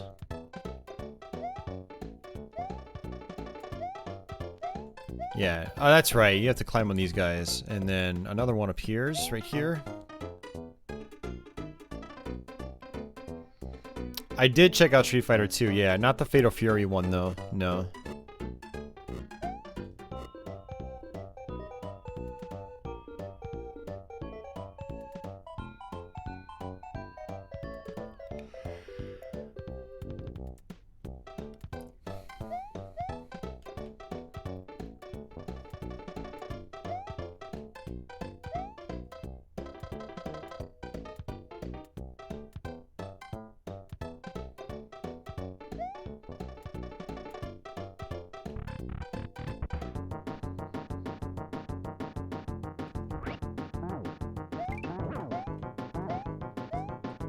Oops.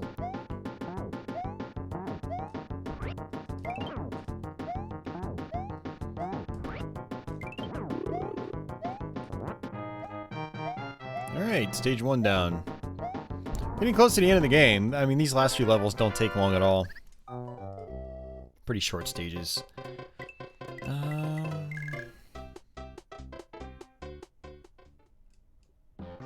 Yeah, 6-3. See, 6-3 is kind of cool because you can just skip right through it completely. See? Just come through here.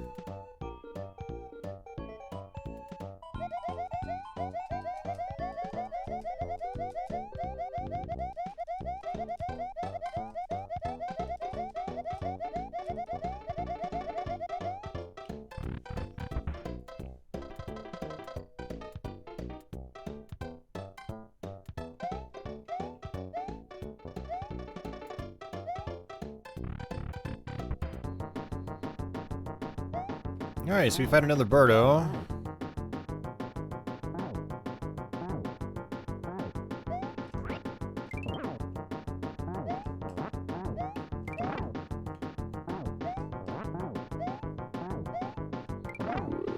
And then on to the boss.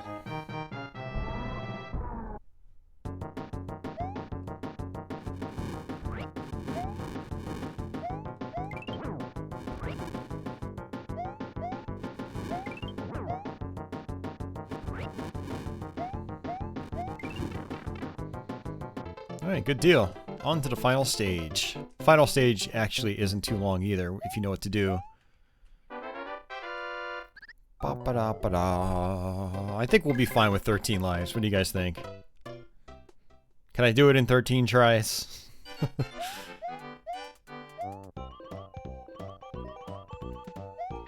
Another little shortcut here is just to jump up on this guy right away. If you want to risk the rest of the level without any health upgrades. So we just skipped that whole level. Darren thinks it's going to take me 14. Why don't you have faith in me, Darren? Oops. Ow.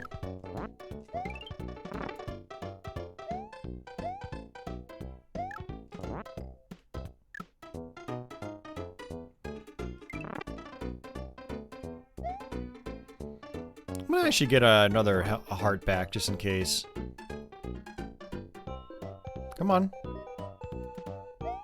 Weird.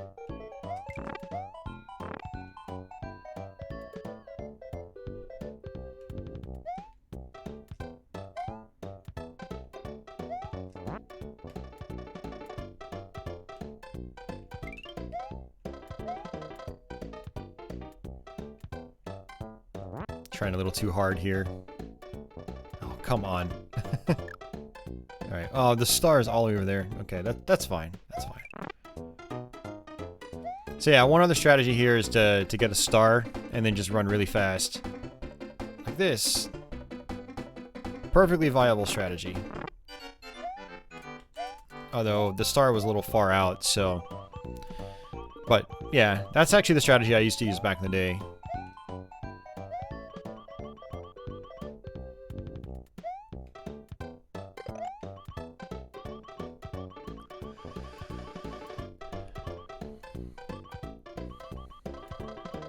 Ooh, that was close.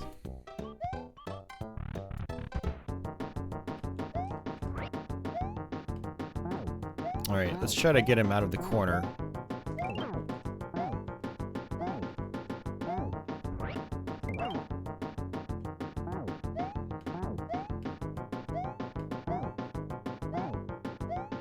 Seriously. Come on, Birdo. What are you doing? Help a man out. Help a plumber out.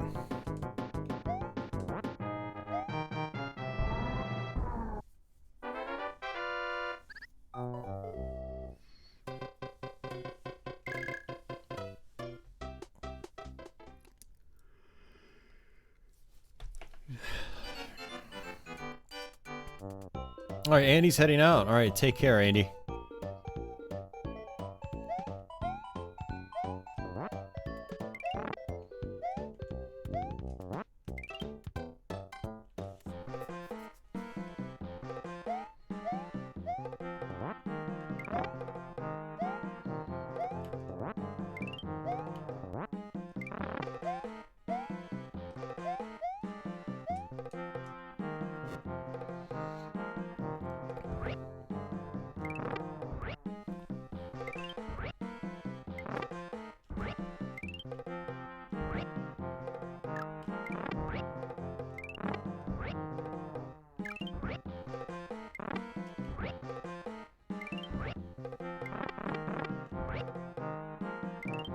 Alright, we're almost there. Then we can play some Super Mario 3. Which I actually haven't played in a while. There's a heart there, but I don't really need it. I don't think I'm gonna need it. I've got this level down pat.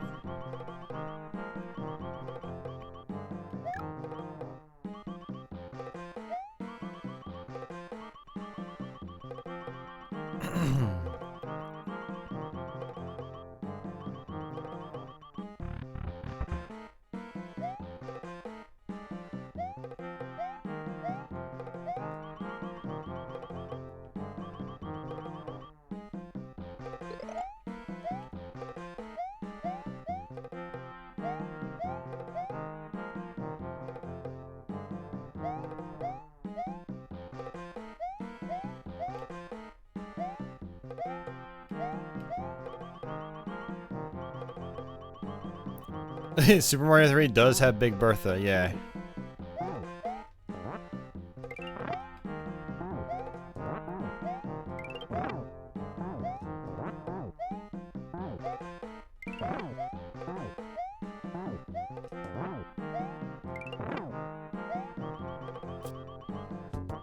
Yeah, same here, JD.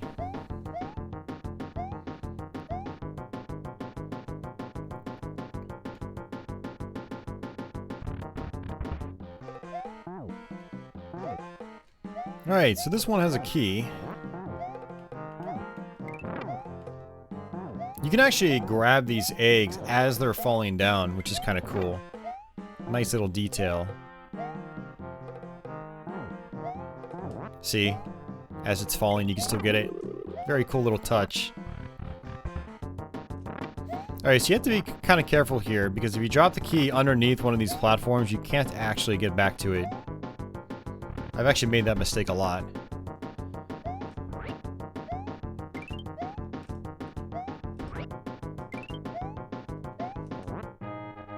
Now we have to fight this eagle. See, they also, for the North American game, they turned it into an eagle. In the Japanese game, Doki Doki Panic, it's some other character that's probably in the anime.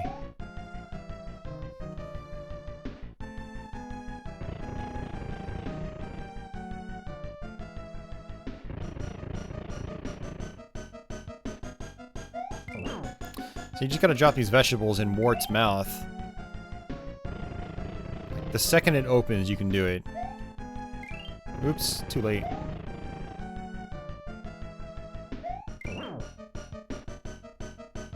These little bubbles can override your vegetables, so you kind of want to shove them in his mouth before he actually shoots. So you can time it just right. Oops, that was way too early.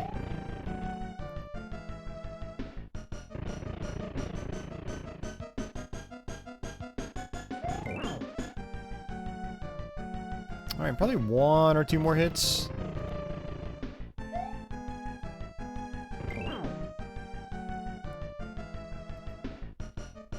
I think you have to do 6 hits total.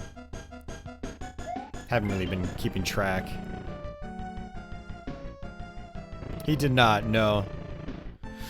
I need to play Doki Doki Panic again, but I want to say the boss is the same. That might be why he's never come back. Because he might be a character in the anime Doki Doki's based on, for all I know. I have no idea, I'm just speculating. But, yeah.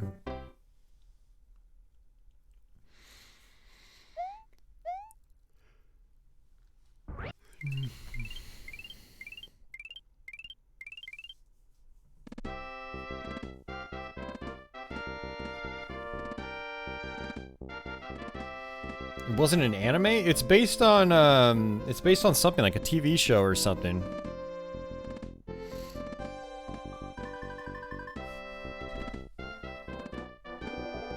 They're just promotional characters for a festival?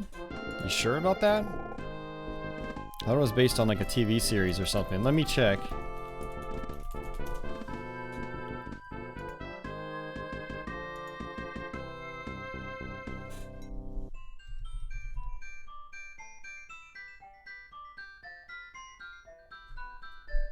Okay.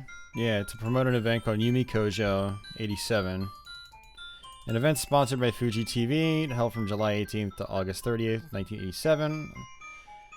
Blah, blah, blah.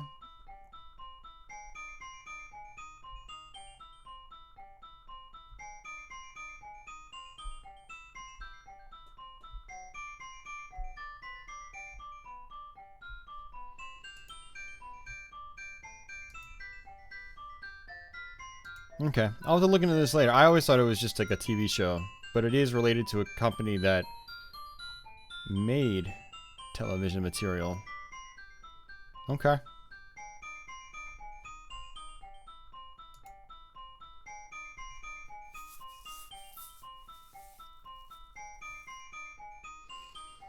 Hmm.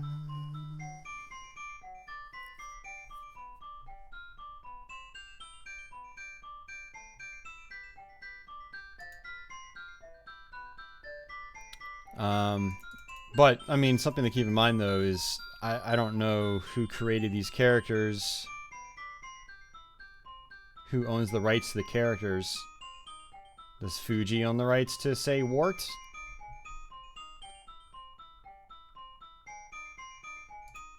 But then again, I mean, Nintendo did carry over the Shy Guys. Yeah, I don't know. I'm just trying to come up with reasons why they haven't reused Wart, because it does seem kind of odd.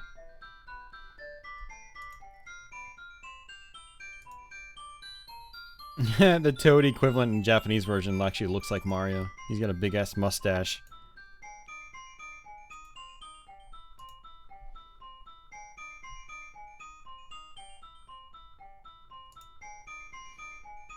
Yeah. An event sponsored by Fuji TV.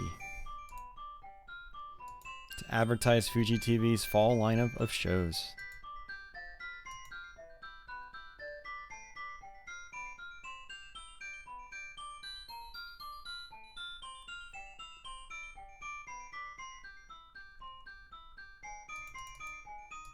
Okay, so some stuff from their event made it into Doki Doki Panic the game. So, okay, there's got to be some kind of like I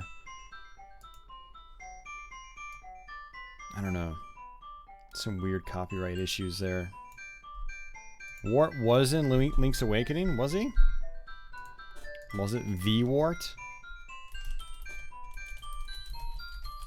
Let me look that up. I don't remember that.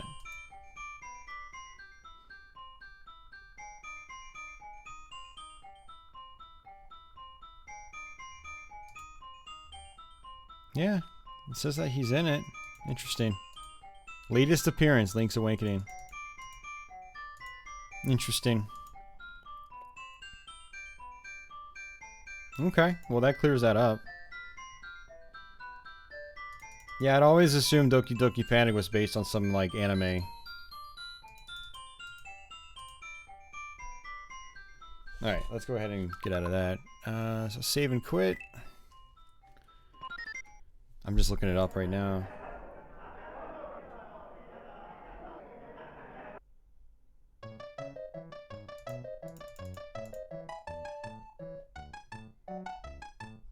Okay. Well, that's interesting. I'm learning some new things.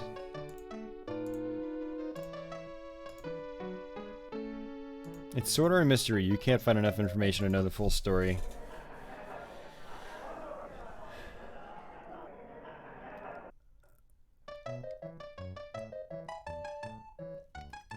That is true. Yeah, Link's Awakening is a dream game too. Mm-hmm.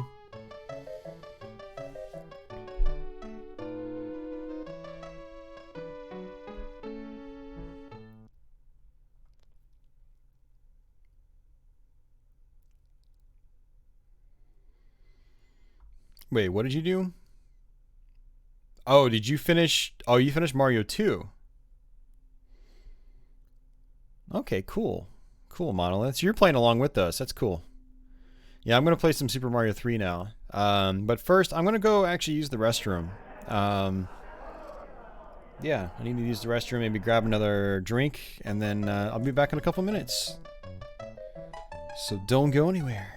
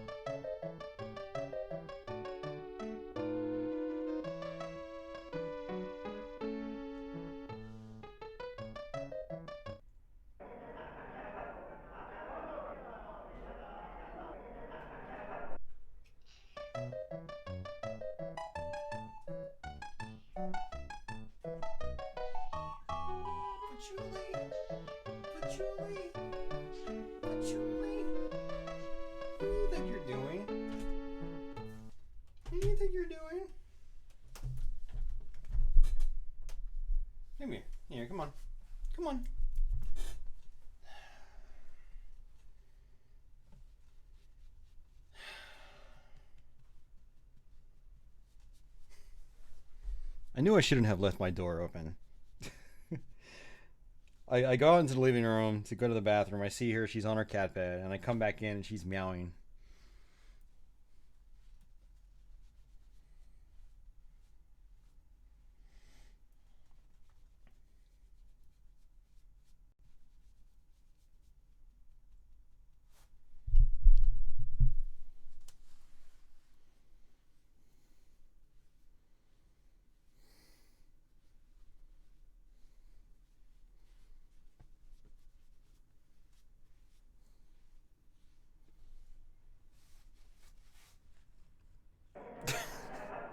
You do know I need to continue the stream, right? And you're making it a little difficult to do that. What is this?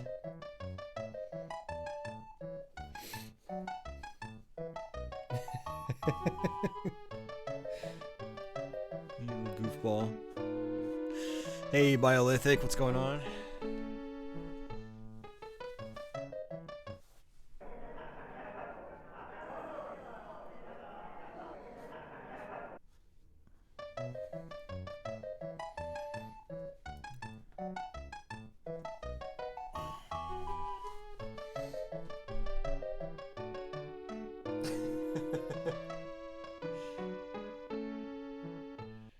Oh, patchouli.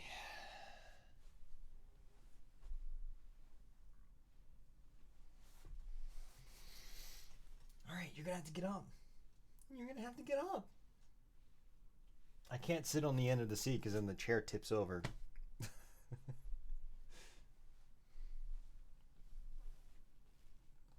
Alright. Alright, you. Alright, you. We gotta get up. Come on. Alright, we're gonna do it. We're gonna do it the other way then. We're gonna spin. We're gonna spin. We're gonna spin. We're gonna spin. There you go. Here, come on. I'm sorry, Patchouli. Let's get down. Alright, come on. Let's go. Let's go. Let's go. Let's go. Thank you. See you in a little bit.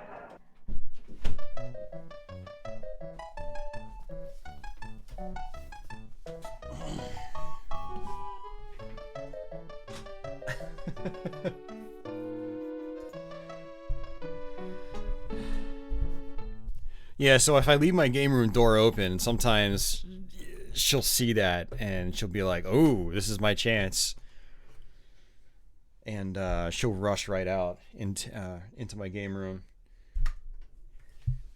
and then she'll hijack my chair.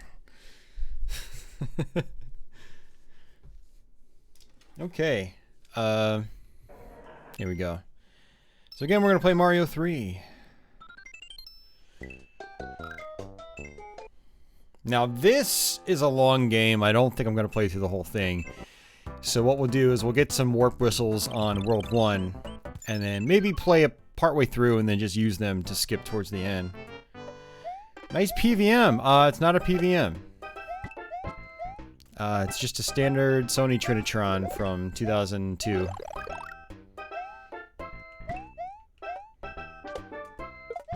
I actually sold my PVM. I had one for a couple of years, and I never used it, and it was tiny, that's why. So I sold it a couple months ago to a friend that wanted it. But I do have 3 Trinitrons. I have a 23-inch with component on it. I have the 25-inch that you saw, and which has composite and S-video. And then I also now have, and I don't know where the hell I'm going to put it, a 32-inch Trinitron Wega, also with component on it. And we're going to wheel that up my stairs tomorrow. And so we're going to earn some extra lives here.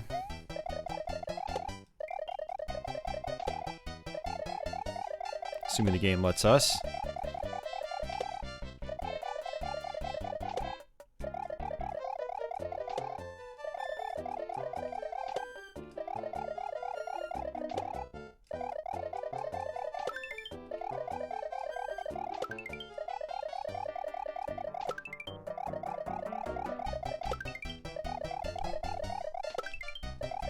Box sitting to the left of it.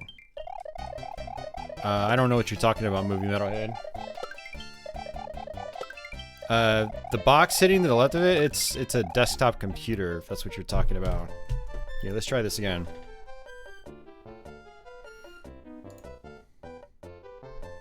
This is a desktop computer. This is a regular TV. And then everything in between. Yeah, there's no PVM here.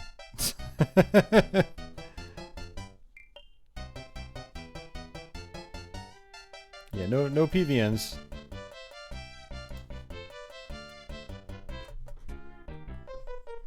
Yeah, you can get 2 flutes in World 1. Just Carlos with that bad info again. Gonna have to implement a double check your info before saying anything about it clause for Carlos. Just like with Tony.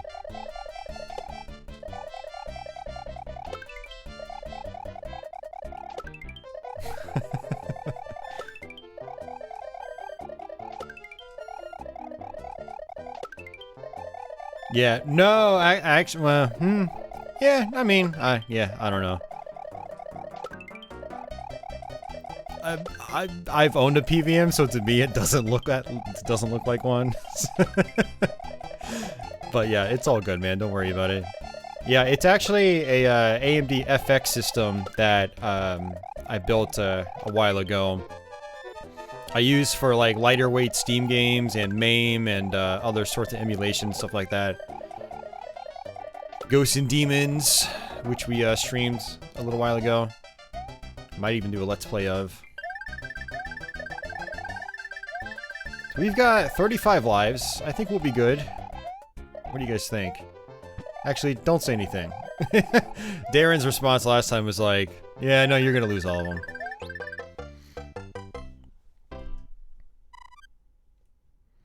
Yeah, it was, yeah, same here. I thought that was difficult too, as a kid. Absolutely.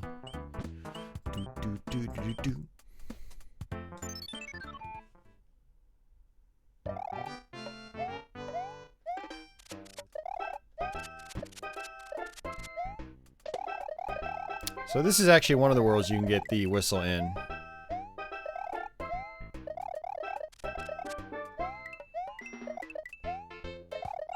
Okay.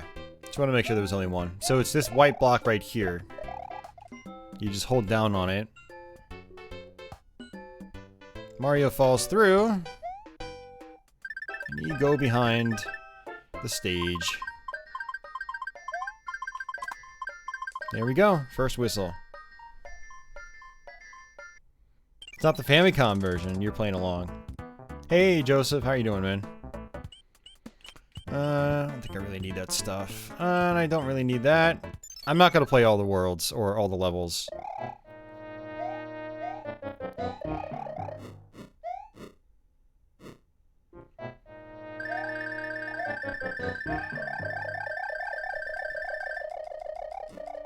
I didn't get it. We'll have to do it again. But yeah, the Japanese version of the game, you know, if you got a suit and you take a hit, you turn to Small Mario immediately.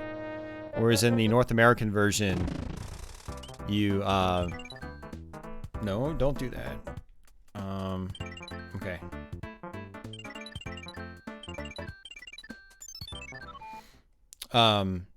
In the Western version, sorry, you just turn to Big Mario, so you get an extra hit before you die, which is pretty cool. Definitely makes the game easier in North America. When we did the NES version on stream sometime last year, we actually played the Japanese Famicom cartridge version, so I wasn't used to that, and so we were dying a lot faster in that one. It was kind of funny, actually. California.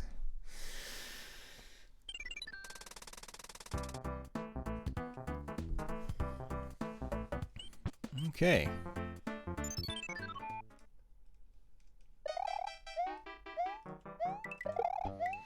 Yeah, Mario 3 is a great game. I played this game so much as a kid. It was one of my most played games growing up. Alright, I don't really need all the coins and stuff. We got lives. I'm just gonna try to rush through a lot of the levels and whatnot. Oops. Well, that's not gonna work. We might die. Why did I do that?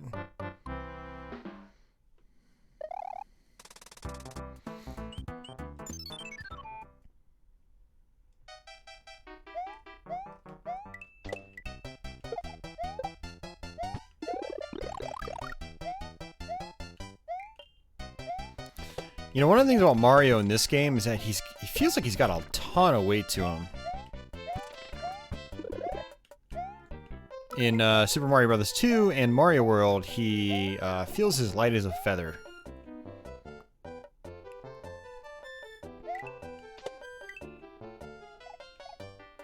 So it's quite the difference coming straight from Mario 2. Don't body shame Mario.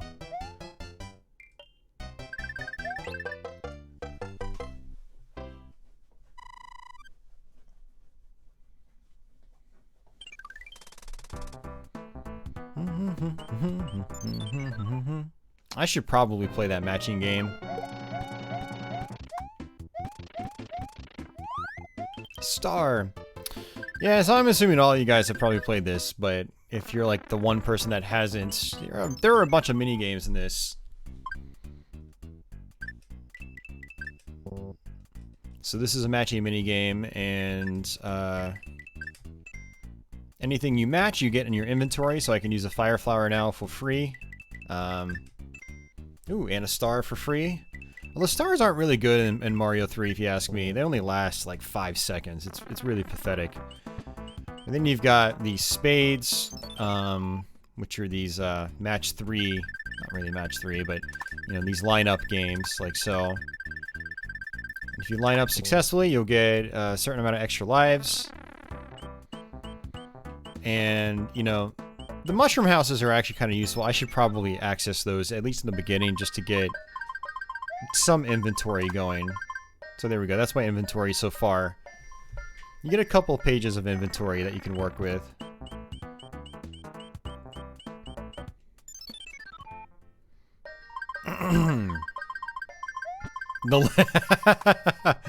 This is true. This is one of the things I don't like as much about Super Mario 3 these days, is that the levels are kind of short compared to, say, Mario World. Hell, or even Super Mario Bros. 2 that came before it. But it is a huge game, though. Don't get me wrong. If you try to go through every single level in the game and actually play out, you know, everything, it'll take you 4 to 5 hours, maybe more, to go through, depending on how well you do, how many times you die, things like that. If you die a lot, I could see it taking 6 to 7 hours.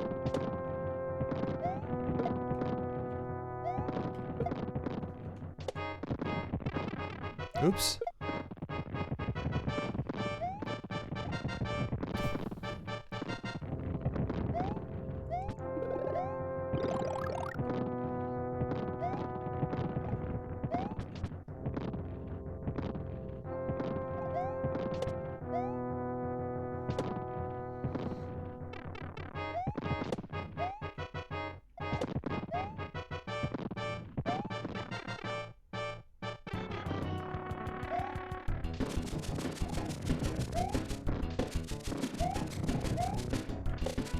Alright, World 1 done.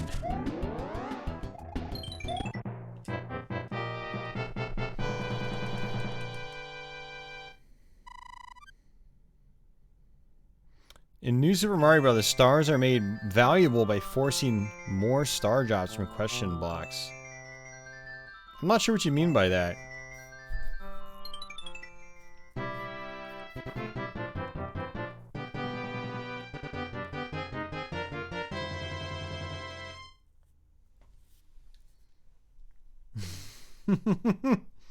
Now I know the Power Glove is bad. It's so bad. Alright, go ahead and use a mushroom. Oops. I always make that mistake. Why did I do that? Let's try that again.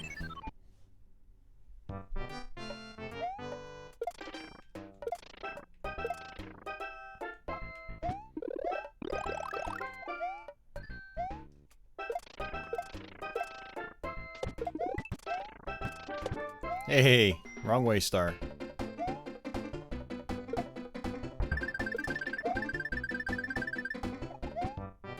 Yeah, it's done already.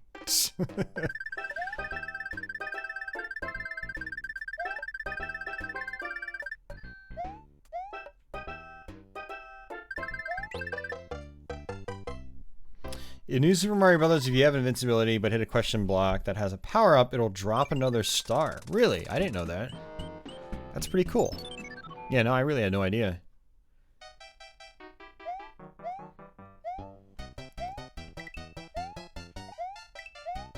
I owned a Power Glove, JD. No, I'm just kidding. No, I actually have owned a Power Glove, but it wasn't back in the day. I owned one when I got back into collecting stuff in, I don't know, about 2009, 2010. It's actually kind of a cool accessory. When the games use the motion controls, it's pretty cool. Like Super Glove Ball is kind of cool with the Power Glove.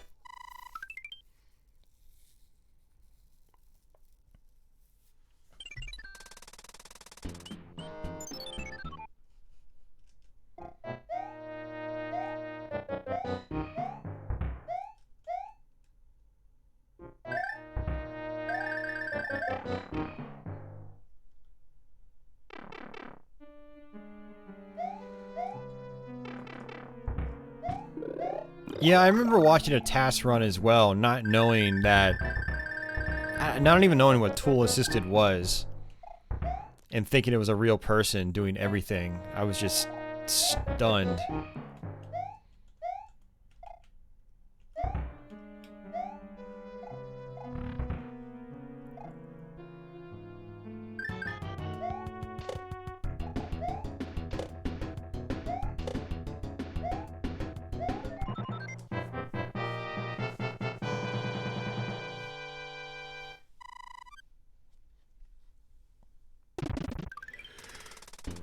So, like, alright, so the Power Glove, what you gotta realize, like, it was really, meant to be used with, you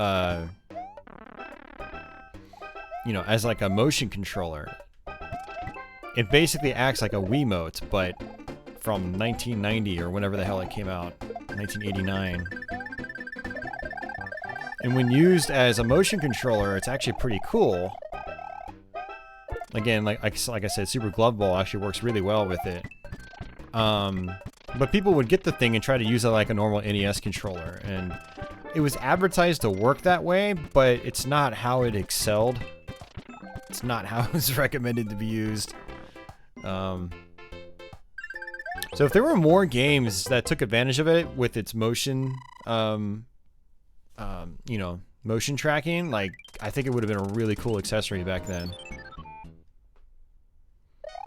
So you basically put, like, these live sensor bars around your TV, and then you just open up your palms, point your hand at the television, and it's like a Wiimote at that point. Except you can also grab, which is actually really cool, because you can't grab with a Wiimote, right? So you make, you know, when your hand gets near the ball, you turn it into a fist, and then you grab the ball. And then you can pull your hand back and then push it forward, and then you'll throw the ball really fast. Or you can just let it go, you know, unclench your fist, and the ball will just kind of go slowly across the screen. It's really cool.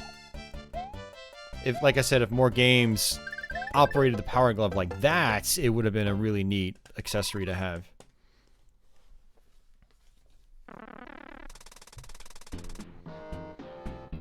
Which way do I want to go? It doesn't really matter. We'll go this way.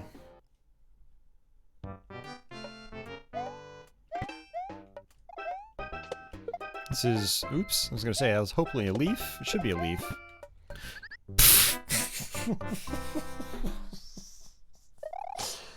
I'm losing my gamer cred really quickly.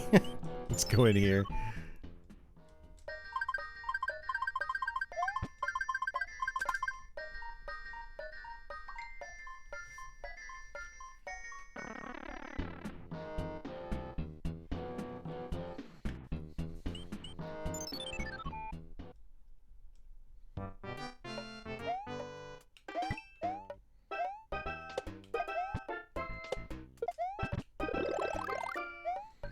So I was gonna fly all the way up to the left, which is kind of an optional way around this level.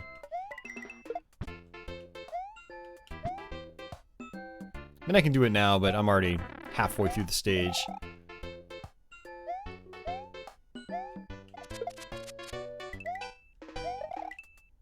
I don't need these. Alright, there we go. Whoa there.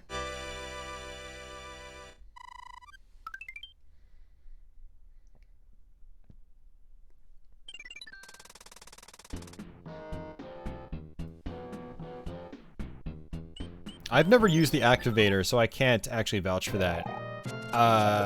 Based on what I've seen, I can't imagine it being a very good accessory. Because each, you know, each ring you like punch or kick to, or activate, it's just mapped to a key on the controller, from what I understand. Unless I'm wrong about that, I could be, because I've never used one. But based on what I've seen, it always seemed like that's how it works. Whereas the Power Glove, on the other hand, has this whole separate system of motion tracking,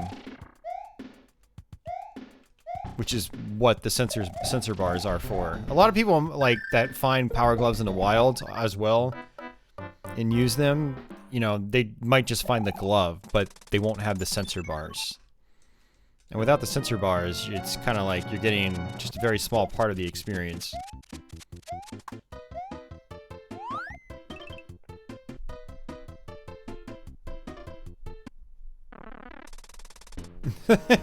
No, it stands for Tool Assisted Run, or Tool Assisted. That's what TAS stands for.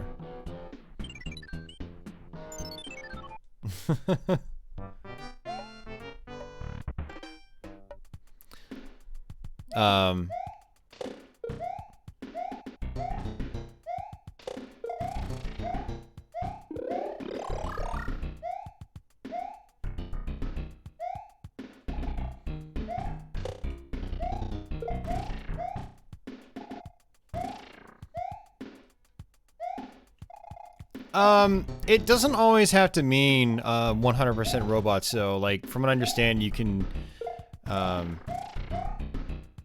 you know, it could be a combination of both. Ah, jeez, what am I doing? Such good progress on World 1. Now we're just, like, just crapping the bed completely right here.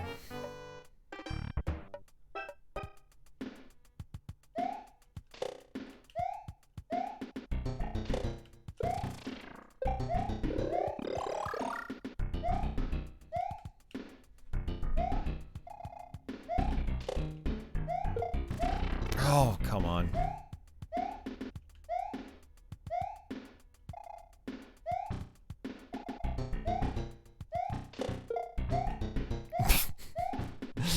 It's like I've never played Super Mario 3 before. I think after that 7-hour Doom stream, I'm just kind of burnt out. Man, I went to several stores yesterday after that stream. My voice was completely shot from it because we talked so much on that stream. My voice was just done. I was like, "Hey, can I buy this? Can you give me this graphics card?" My voice just sounded totally different. It was pretty funny.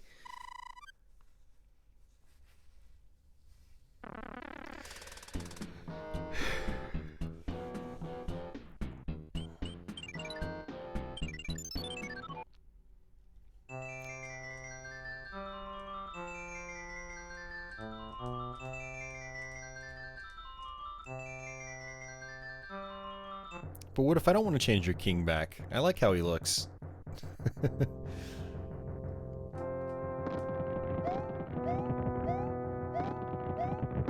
Screw this, I don't get paid enough for this shit.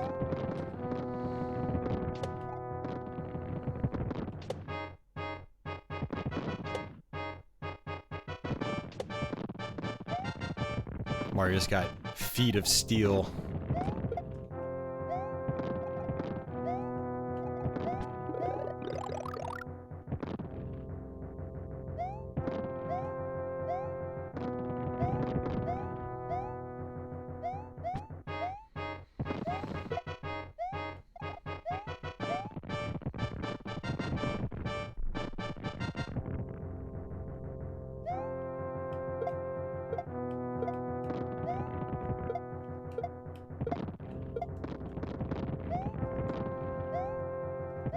Alright, boss time.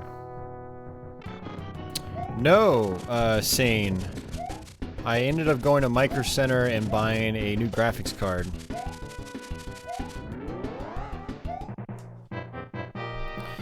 Which is something I wanted to do sometime next year. But since the funds came up, I ended up doing it today. I did go to Walmart first, though. So I went and got Subway, and then, I checked out their video game aisle.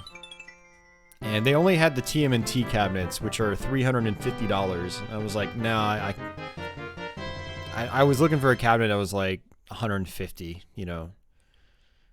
Like a Centipede or a Space Invaders or something like that. Galaga. I got the Radeon 5700 XT, and I got an Asus Strix model. I can go to the bottom left if I want to get a power up, but I'm just going to skip it.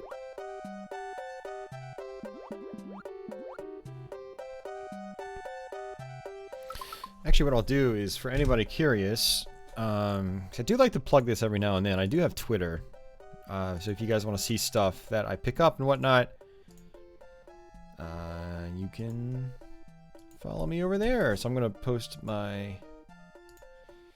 So that's it right there for anybody that's curious about the card.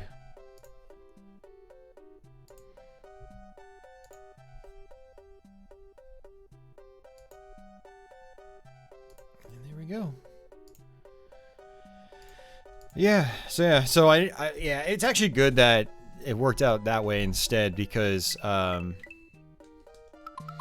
really don't need another arcade 1-up cabinet.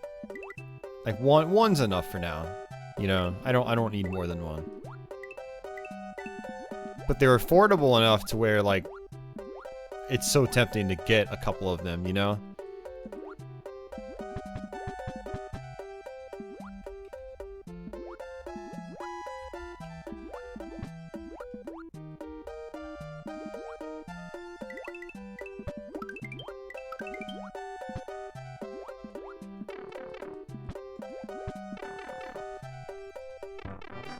Do you have 5, Darren?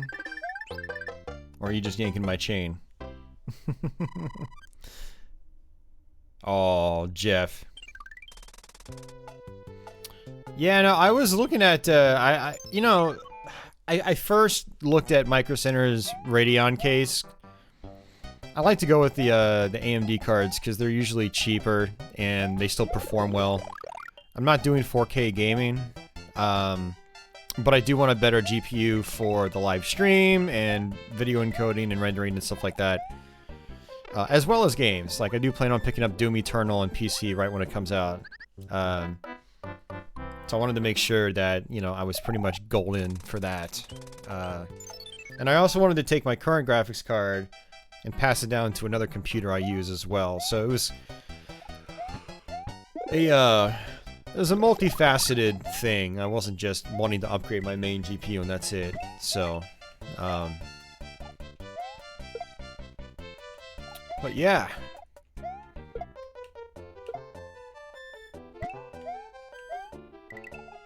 I think I was going to say something more, or say something else about that, but completely forgot. My brain's not working right now.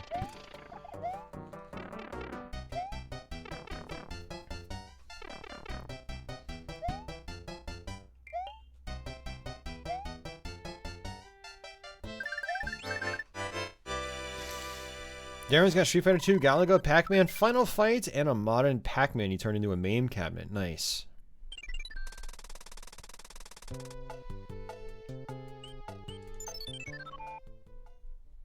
Oh, you bought one of those Pandora's boxes. Pandora's boxes, nice.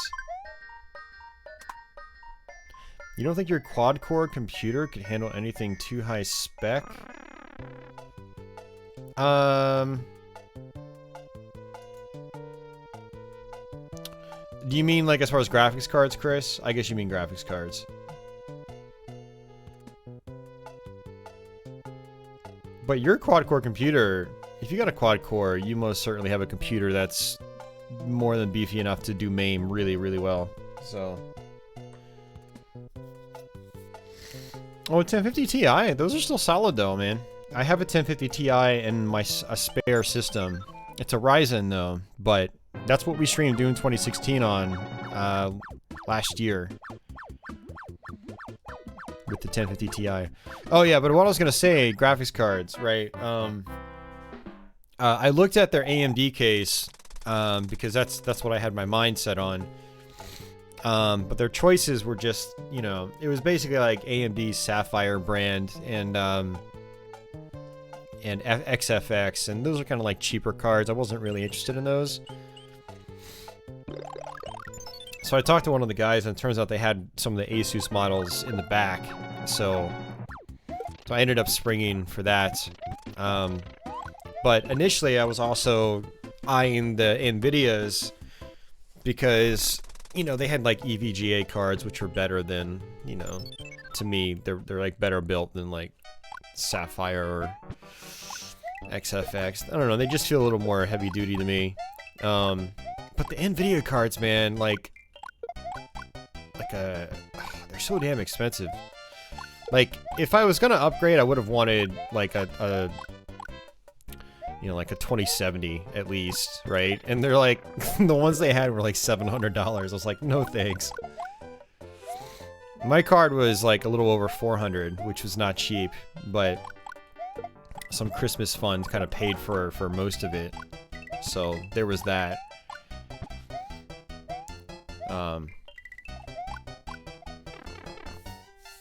Yeah, and I'm also not doing 4K either, so... Although, honestly, I'm kind of tempted to get a 4K monitor now. Or at least a 1440p monitor. Just so when I go and I play, say, Doom Eternal, I can boost the resolution higher.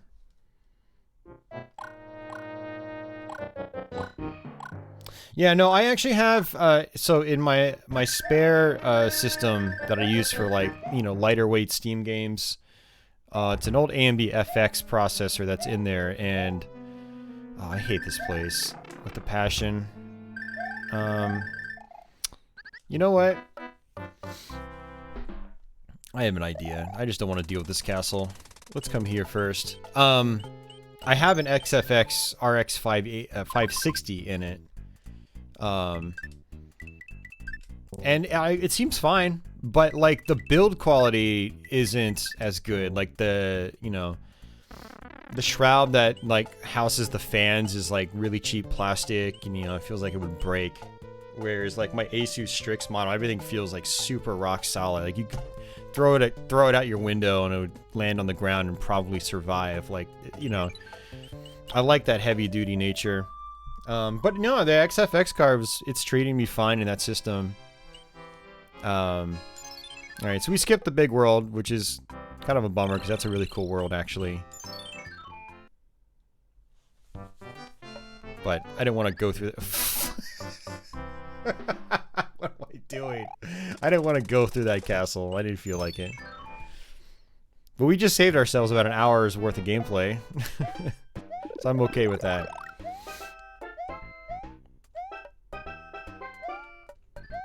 Yeah, like I said, I probably wasn't going to go through the whole thing anyway, so it's not a big deal.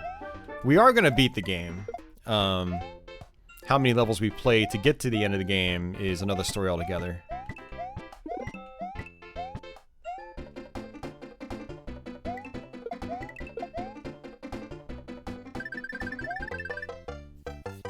Monolith is like, God damn it, now I'm going to have to use a warp whistle to catch up. Oh, Movie Metalhead's heading out. Take it easy, man. I didn't see that. If you're still out there, take care. Yours is an EVGA card. Nice. Yeah, my 1050 Ti is also an EVGA. It's probably the exact same thing. We probably have the exact same card, actually.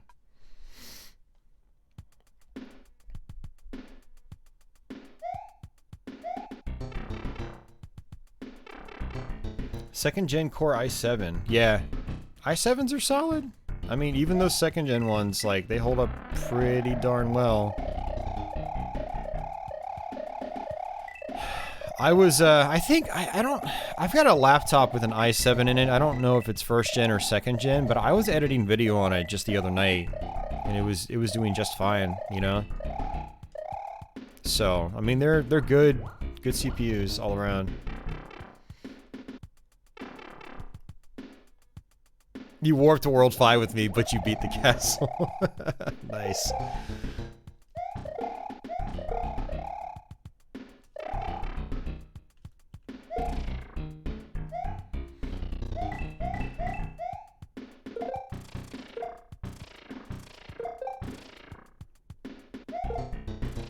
Whoa there.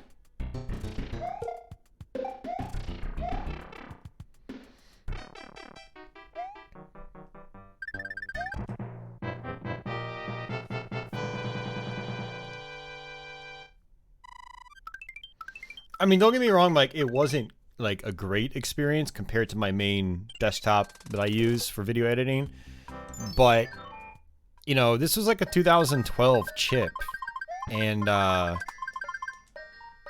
hell, I don't even remember when the i7s first came out. It could be third gen for all I know, I have no idea. But it's only, like, a quad-core CPU, I believe. It's 2.6 gigahertz, that's it.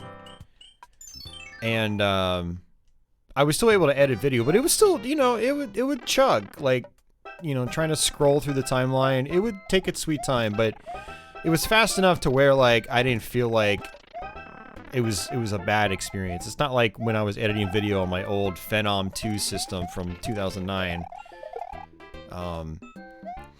But when I, you know, I transferred that same project to my main desktop PC, and it was like night and day. I was scrubbing the you know, the video footage so much smoother on my main desktop. But the point is that they still work. You know, they're not unusable. So that's the whole thing. If I was, you know, if it was my only computer that I had to edit video on, I would totally upgrade. But for when I was editing the video and where I was editing the video and the kind of device I was editing from, you know, portable on the go, it was good. It was fine, you know? It still works. I actually don't think I wanted that, but that's cool. I'm in a shoe. I'm on a shoe! Shooting fireballs from a shoe. I like it. Yours is 3.4 gigahertz, yeah.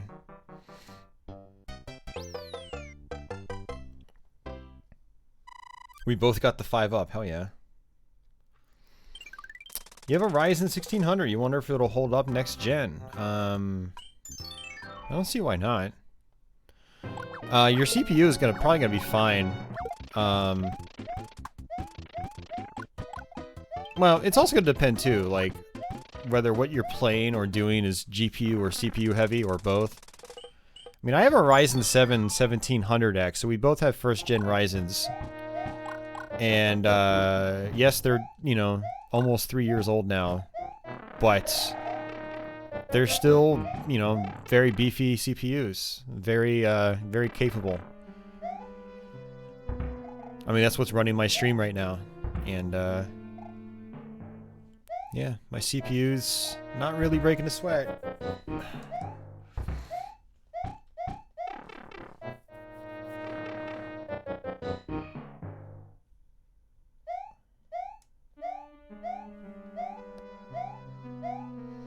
Oh, that was a while ago, Kazuya. That lawsuit's been happening for a while, and yeah.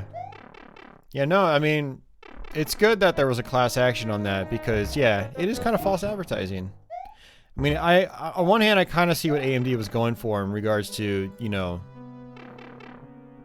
like, I have an FX 8350, which is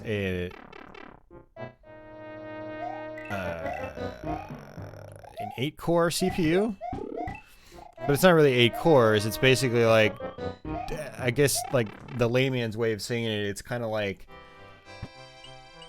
almost like taking 2 cores and shoving them down one pipe, so they're not really like, you know, they're not really, you know, 2 separate cores. They're kind of just, they kind of operate as one core. It's weird. But because, like, the source is two quote-unquote cores being shoved down one pipe, AMD still counted it as 2. It was kind of like when Atari had multiple 32-bit processors and they said, oh, our system's 64-bit. It's kind of like that. So, yeah. I mean, they weren't, like, great CPUs either. You know, that's the thing. Regardless of how many cores AMD said they had, they just didn't perform anywhere near as well as Intel's stuff. Even their top-end processor in the FX line just couldn't hold a candle to Intel's stuff. But they still work. They're still good CPUs, you know, that aside. Like I said, I have one in that black box movie Metalhead was talking about that he thought was a PVM. That's my FX system. And I basically will run a lot of the games you see me play now, like first-person shooters, and other stuff on Steam. I'm actually running from that PC, and I just run it into my main system's capture card, which is cool.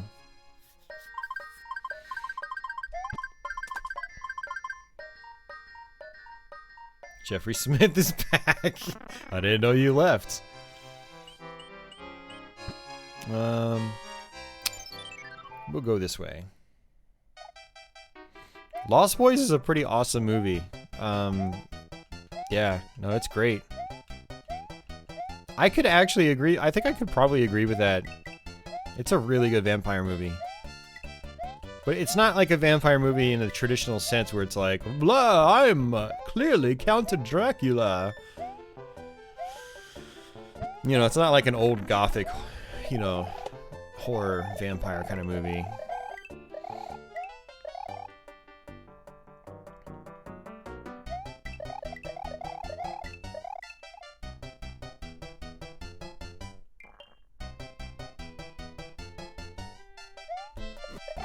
Oh, come on. Everything's obsessed with fire in this universe.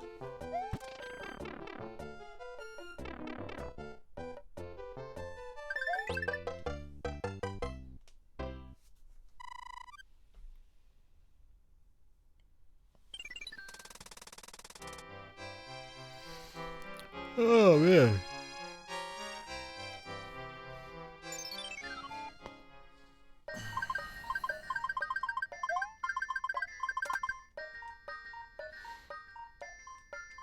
We have 42 lives, despite how many times we've died.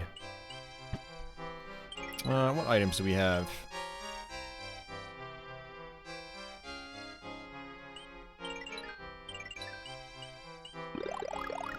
Ha ha ha ha ha!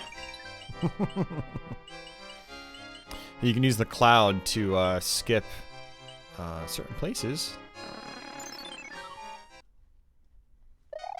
I don't usually skip places when I play this game. Like, I either play the game fully or I just warp whistle to the end. But on, you know, the worlds themselves, if I try to play them out, I don't usually use the clouds.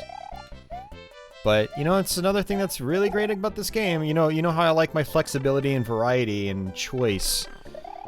Mario 3 gives it to you. It says, oh, you got a cloud? You don't want to play this castle? Pff, just float right by it, you know? It's really cool. It's awesome.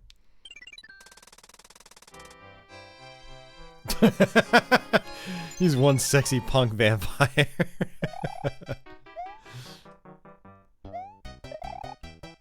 Yeah, that movie has so many good quotable lines.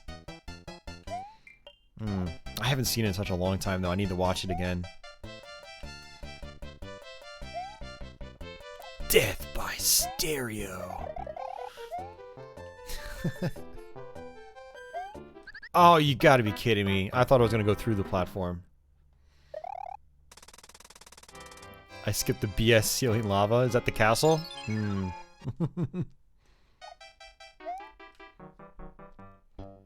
Yeah, because Super Mario Bros. 3 is such a long game, I wasn't planning on playing through the whole thing.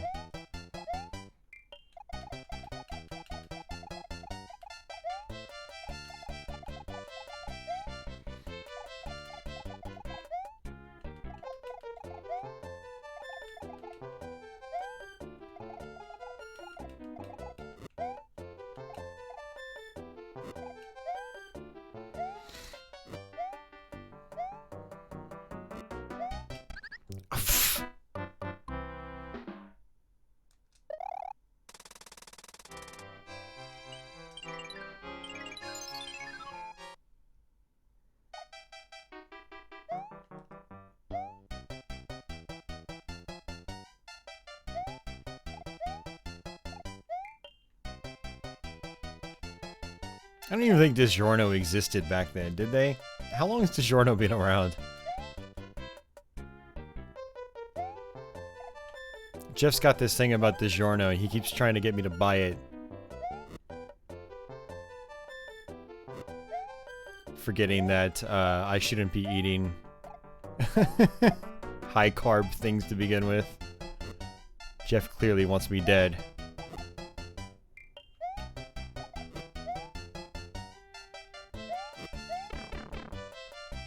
$1991. That was after the Lost Boys. It's not deliberate. It's DiGiorno. Oh my god.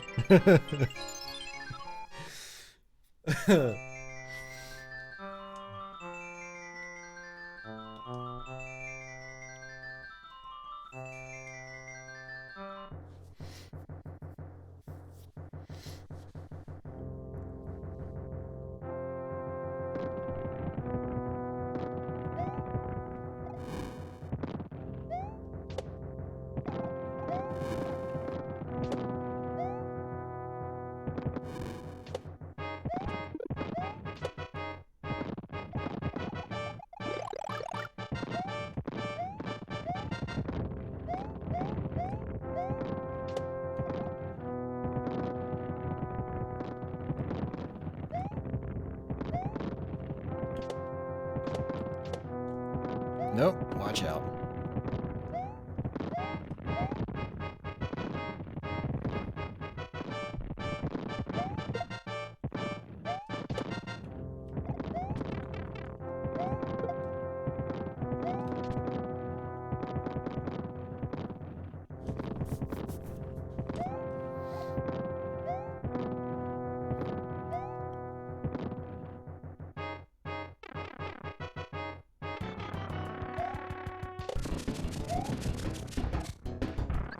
Oh, you gotta be kidding me. Except it's not $5. It's like, for us, it's like $7. It might even be $7.99 these days. Oh, you gotta be freaking kidding me.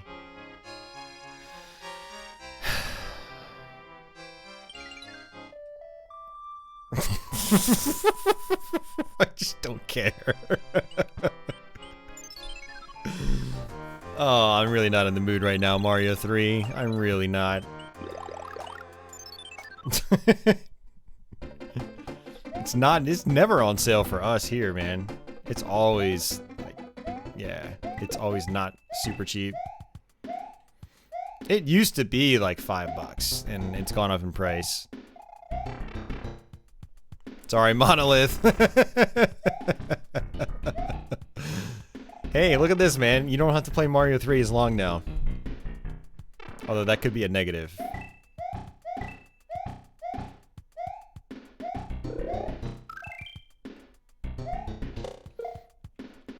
I just realized I'm going to have to go out to Walmart after I finish this stream. Because I need to get a display port to HDMI adapter. I hope they carry those things. Because my graphics card has 3 display ports on it and 1 HDMI. my monitors are HDMI, not DisplayPort. So I'm currently only using one monitor right now. Normally I have two. On my stream setup, I mean.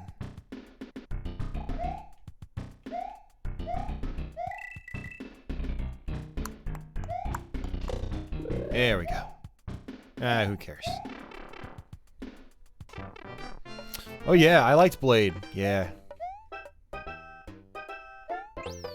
Yeah, I would put that up there. I really enjoy the first Blade. I still like The Lost Boys more though. That movie has so much like personality and you know, quips and you know, it's just such a good movie.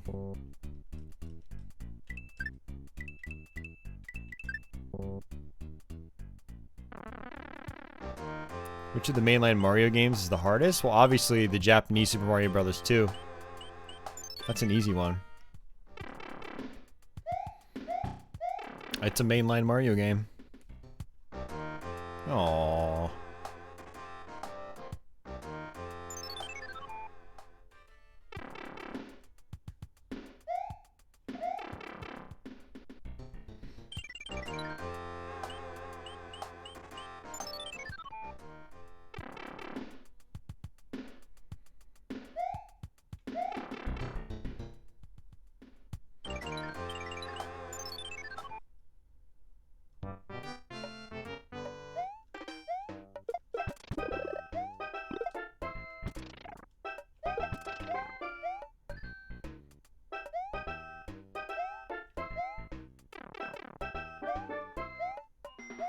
Oh yeah, this level. I'm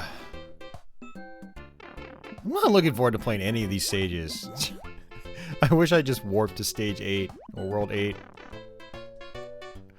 But I'm gonna have to play through this whole place.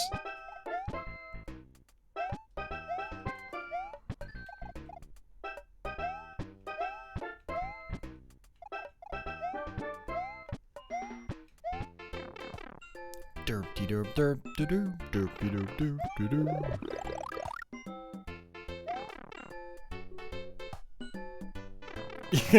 Interview with the Vampire. Is that by Bram Stoner?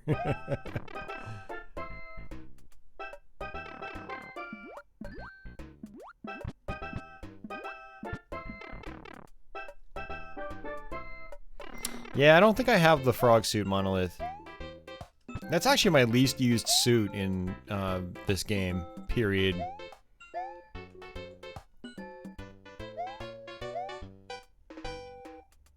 Oh, you little... Okay.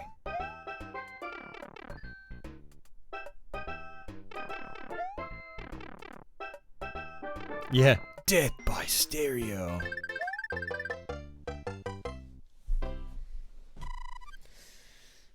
Well, the boot isn't something that you equip or you can use from your inventory. It's in a handful of select levels. I guess that's kind of what I meant. Something like I can just go and equip whenever I want.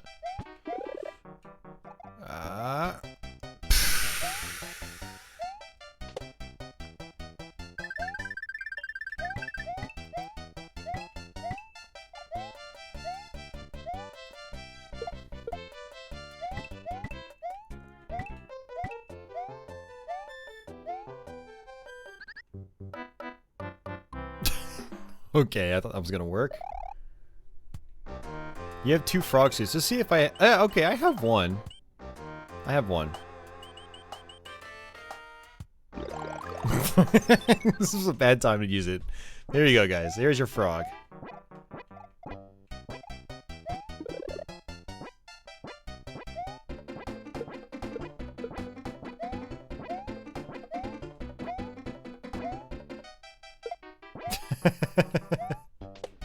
This is terrible for this level.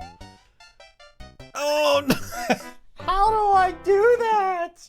What am I doing with my life? Oh.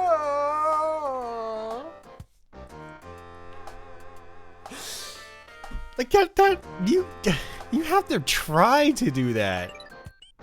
Like, how?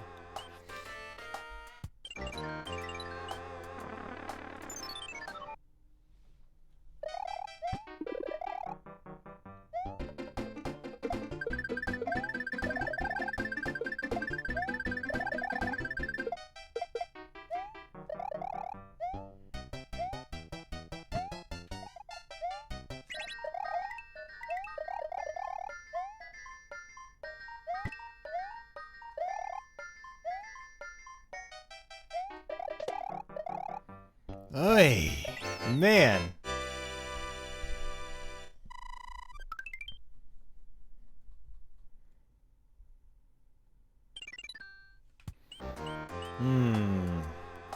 Question is, which way do I go? I'll go with the higher number. Mark is heading out? Alright, take care, Mark. Sleep well. Super Mario 3 is not a hard game.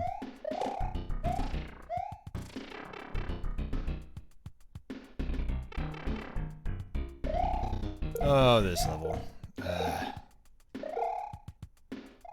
What? I took a hit. Come on.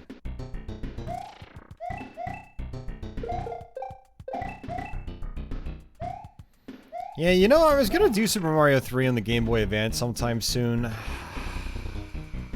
I think I might push it off for a while. Yeah, Mario 3's got... I'd say it's got some of my least favorite castles.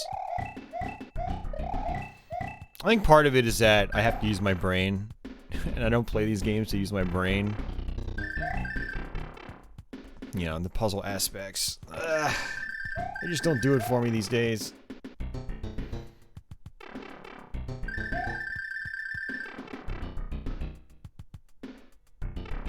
You never beat Mario 3 as a kid? Really?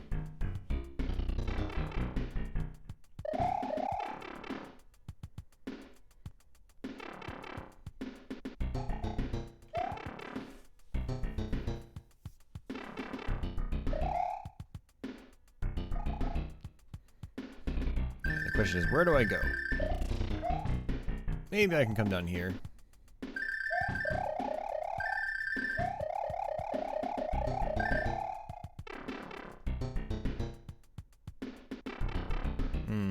This is a problem. No, we're good. Yeah, those would have been blocks. I would have had to hit them with my head, I'm sure. Yeah, those bombs do have a big area of effect, for sure. Alright, let's go ahead and grab this, whatever it is. I don't know if there's any rhythm or rhyme to these drops. I don't know if they're completely random or what.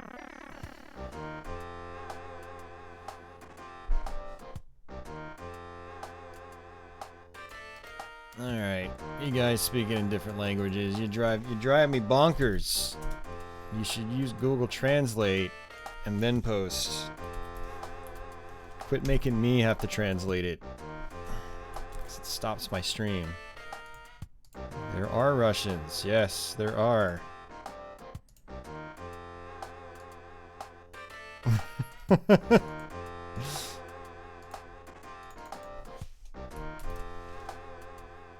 What are you guys anime? Okay, yeah, goodbye.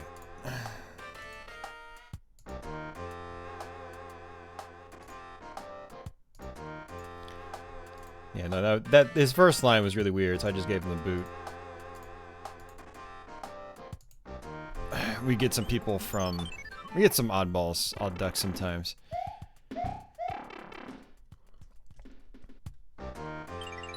Let's see, where are we? Oh, come on. Okay. So we went the wrong way. I should have went to number 4, not number 5. Yeah, he says, what are you guys anime? Like, what? Maybe it was a legitimate question. I'm not spending time to decipher it. I got a stream to run.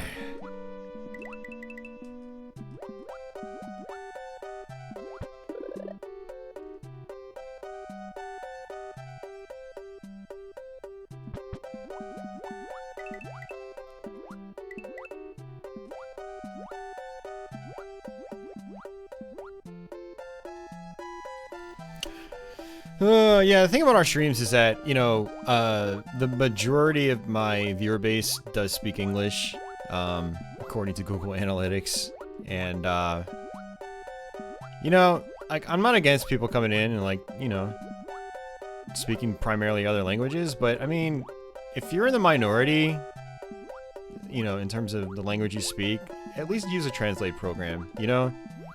and then post English that way. There are several non-English speakers that come in and do that, and it's cool. You know, they're putting in effort. But for them to expect all 73 other people in the stream are going to go to Google Translate and do it, that's just kind of selfish, if you ask me. People have told me I'm kind of a dick for being like that, but, you know, it is what it is. I'm not going to cater to one person that doesn't speak English. You know, they can cater to everybody else on this particular stream. I'm not going to walk into a French stream and expect them all to understand English and then expect them to all translate what I'm typing in chat. So what I do is I would translate from... Well, for one, I wouldn't be in a French stream.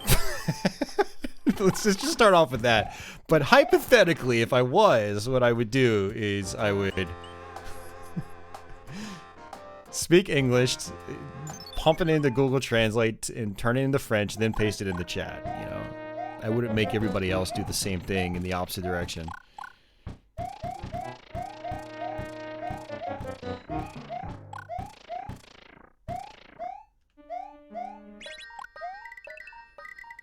Alright, I have to remember how to do this one.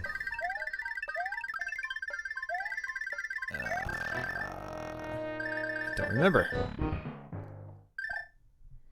Your English is as bad as Google Translate? Not true, Jules. Your English is perfectly fine.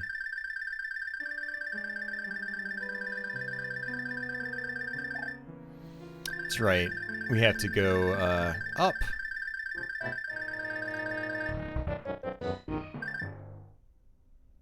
Being reasonable is racist in the current year, yeah, unfortunately. I don't buy that garbage, though.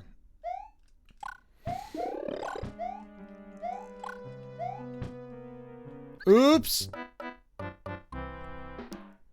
Monolith is level 4 is a pain in the butt. Okay.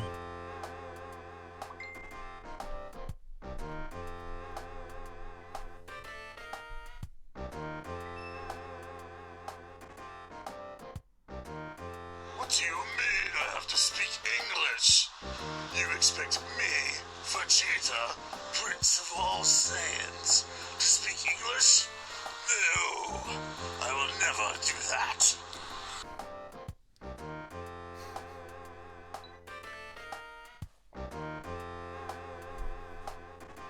Oh, I had to read this stuff. Liking the overall theme here? Yeah, it's cool. Maybe he was sane. We are definitely not anime characters, John. Seriously. Why would that even be a question? I just realized the crop on this game is really bad compared to the others. I wonder if that's just the map screen.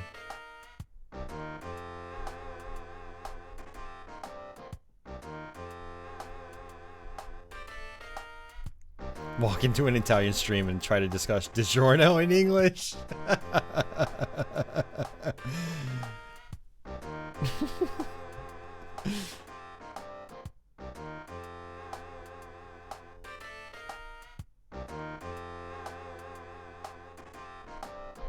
Yeah, you get it, Grinch. This has been fun. Thanks for the stream, Austin. Gonna bounce. Alright, see you, Jeff. Thanks again for your tip earlier, and thanks for keeping us company. I will talk to you soon, man. Alright, sure, we'll use that.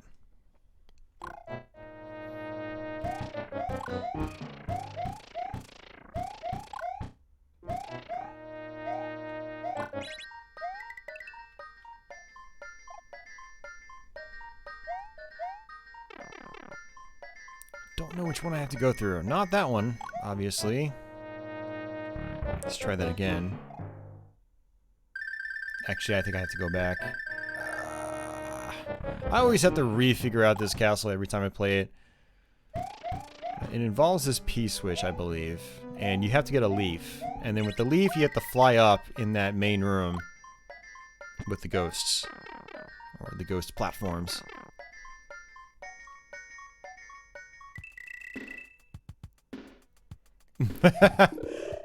How is the viewer supposed to know I'm not a cat if they can't see my face, right? How is the viewer supposed to know I'm not actually just a talking block? Right?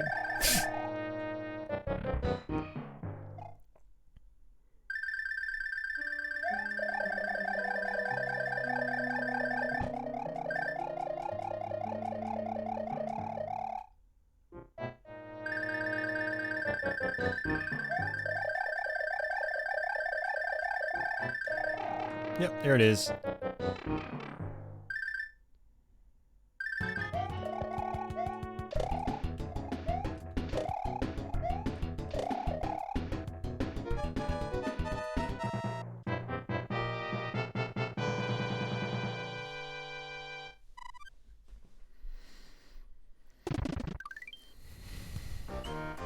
All right. We'll try this way.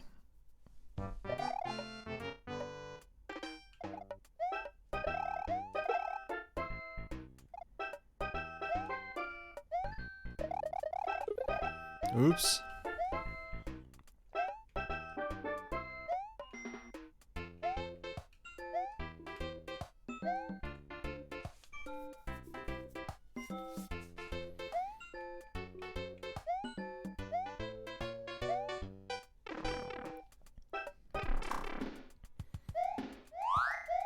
Ooh, P-Wing. I will take that.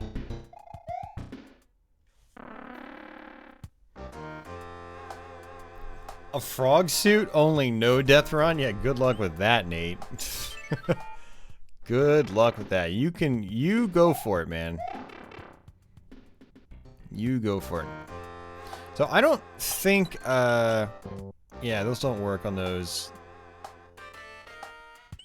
I guess I probably need a, one of the clouds. I think. I mean, it's a keyhole, but I don't think I've ever gotten a key.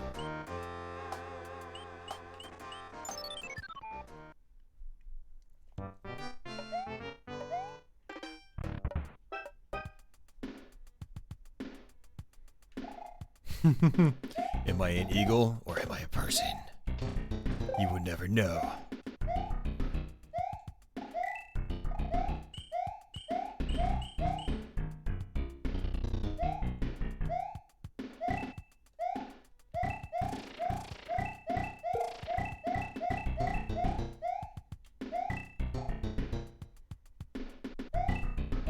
Oh, I thought I could change that.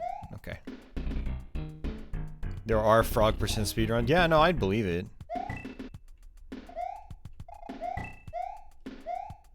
Would I do it? Hell no.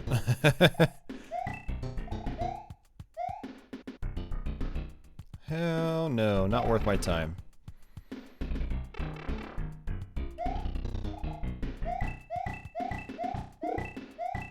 I do want that.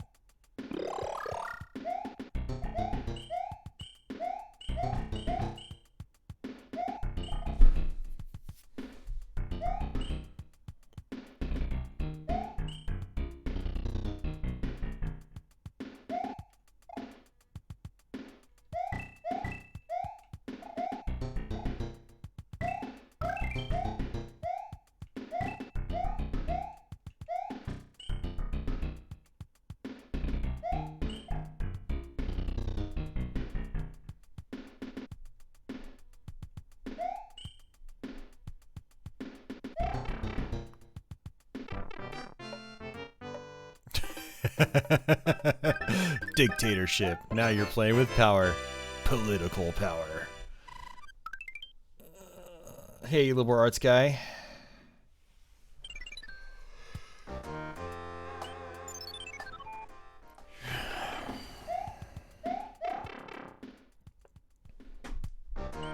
Ugh. So many levels in this world. It's 9 stages, not counting like the plant level and a couple of, you know, potentially a couple of other things. Going through all the pipes and the bonus houses and all that stuff.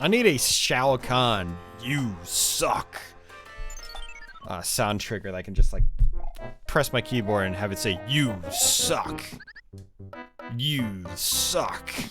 Because I deserve it right now.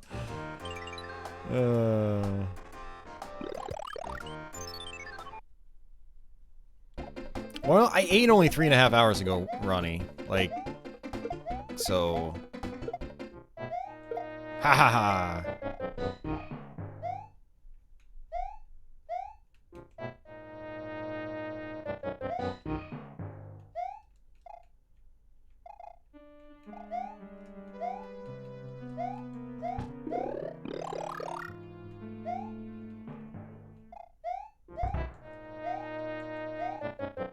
Yeah, there are some tricky platforming parts in this game, for sure.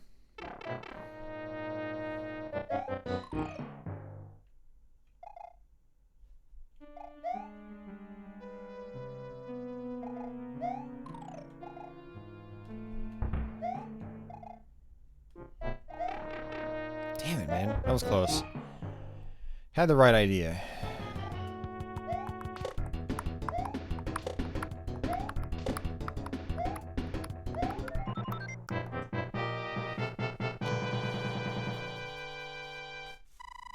Well, the amount of time you spend with the game will definitely make a difference to Game Eagle, for sure.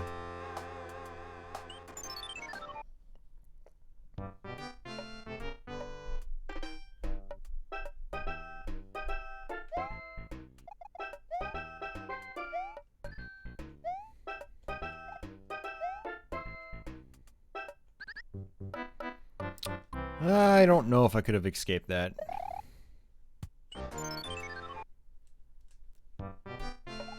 Oh no, we're down to 38 lives, guys. I don't know if we can do it. Don't know if we can get through the game. We might have to just give up like we did on Doom the other night.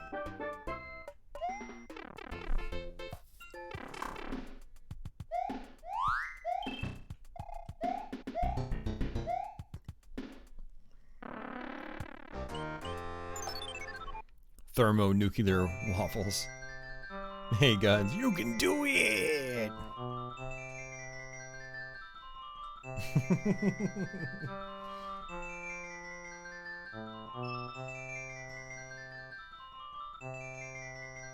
You suck.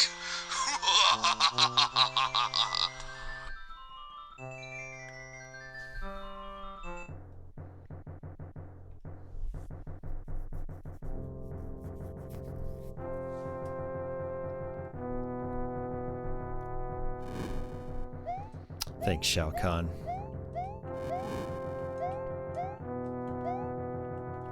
Uh-oh.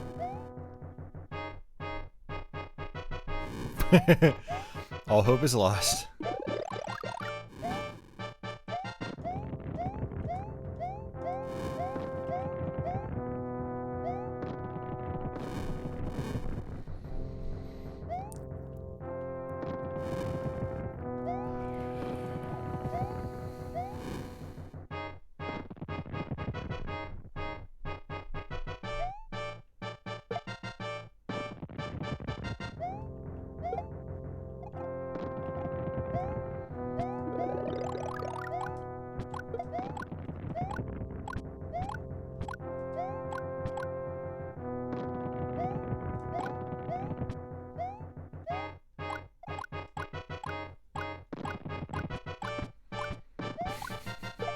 Shao Mario. You weak, pathetic fool. Mamma mia!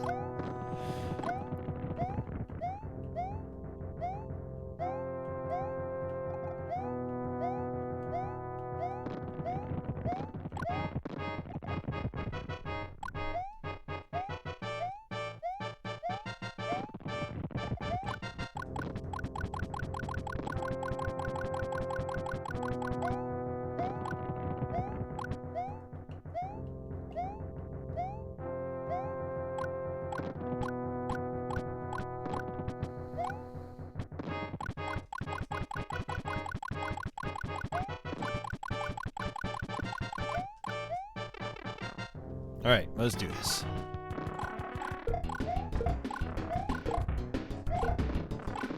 Oh. I'd kill you with the fire flower.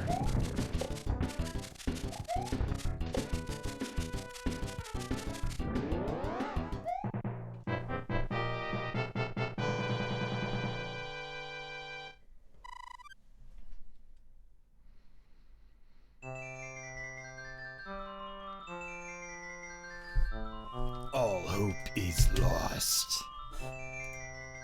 Hey, at least we're on the last level now.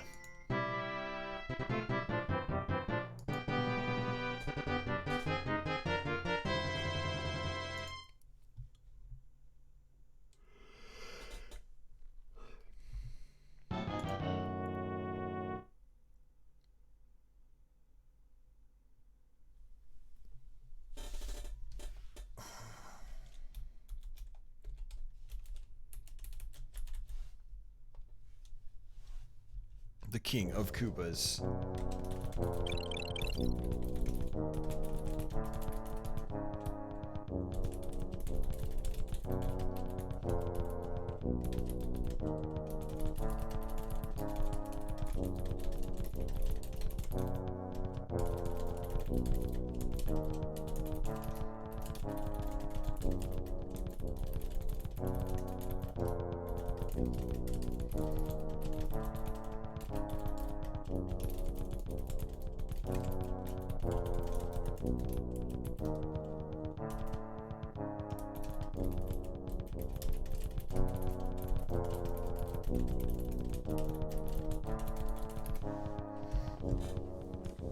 Alright, a friend of mine reached out. He's going to come by on Saturday to pick up his pinball machine that's been here for a while.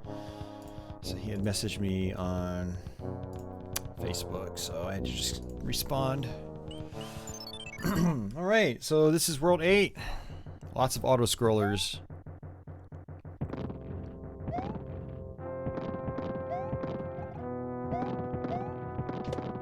No, I didn't fall asleep. Some of you probably heard me typing.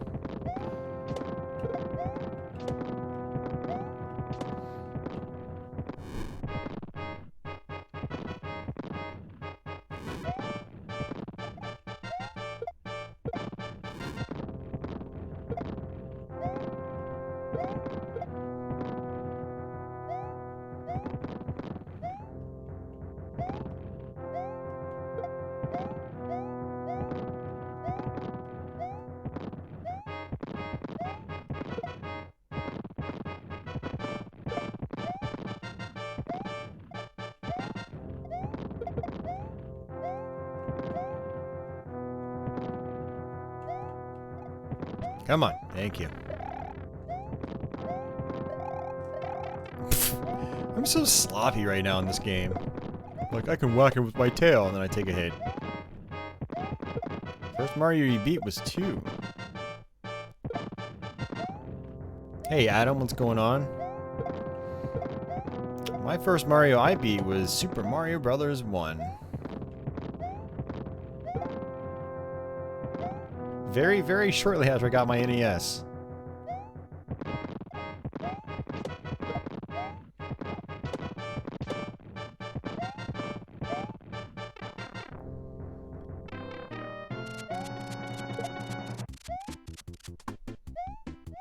Items. I don't even think it's possible to beat Mario Paint. I played so much of the Fly Swatter game on that. Good times, good times.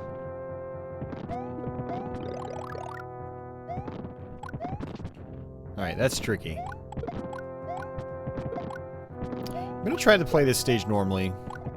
Because there's a trick where you can swim underneath the ships.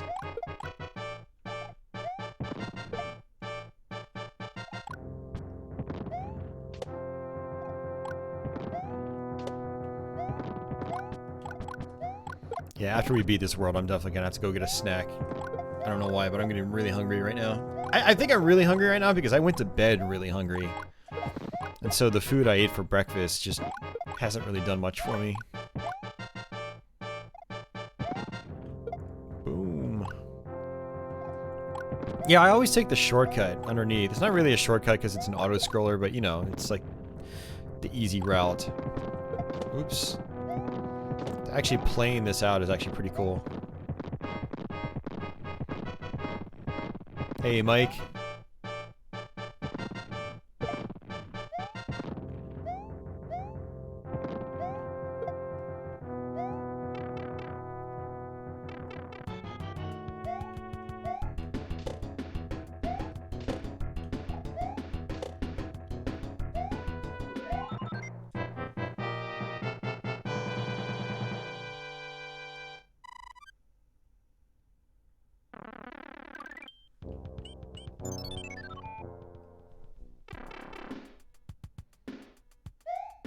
Is Mario 3 considered hard to beat? I don't think so.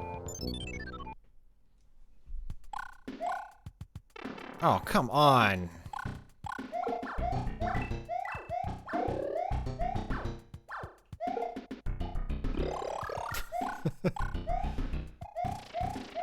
Would have been cool if we got the no hand pattern. You can actually get through this without getting grabbed by the hands.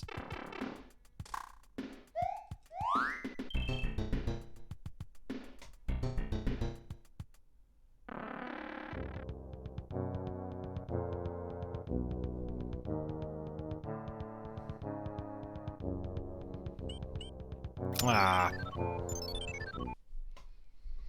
See, now if you wanted some extra items, you could try to play all 3 of these hand stages.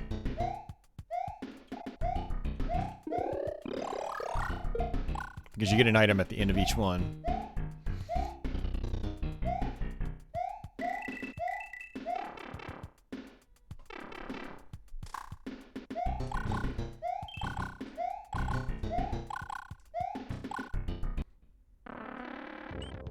See, we'll go ahead and do it anyway. We'll get an item.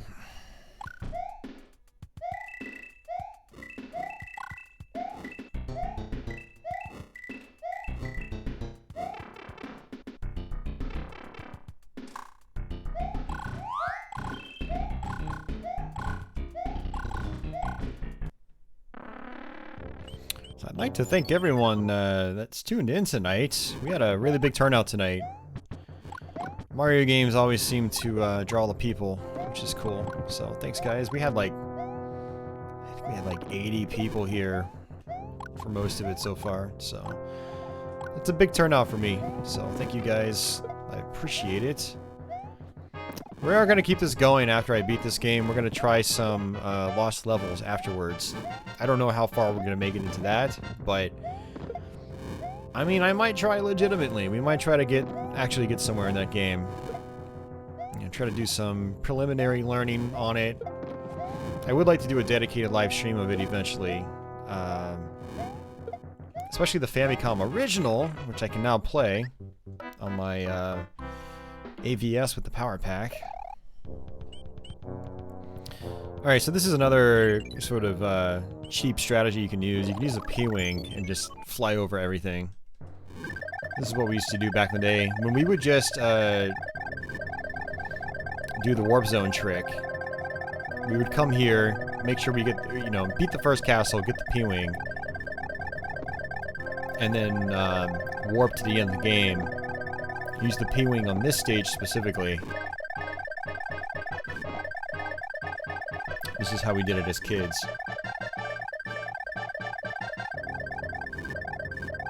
Kazuya is here forever. He must be in some sort of dark purgatory, man. I'm sorry.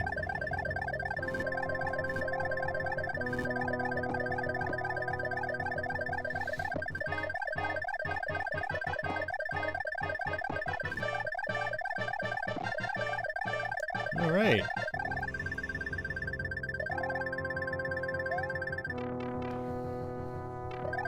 So the P-Wing gives you infinite power for that one level. And then I think it just turns into a regular raccoon suit.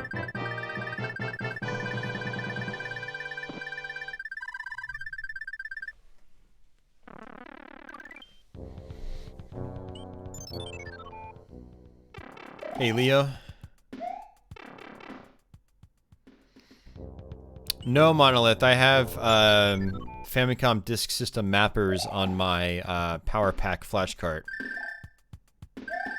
I actually don't own a Famicom Disk System.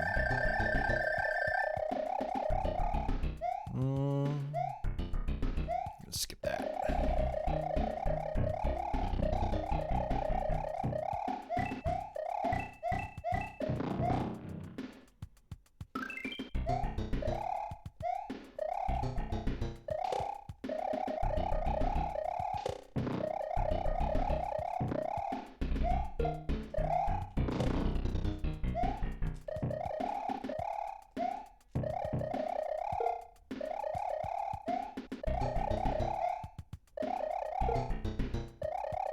A very tricky level in the game.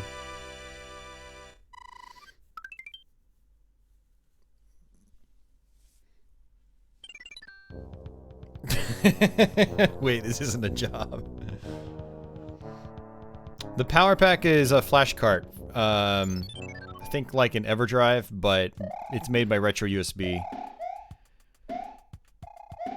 There's also a shortcut here.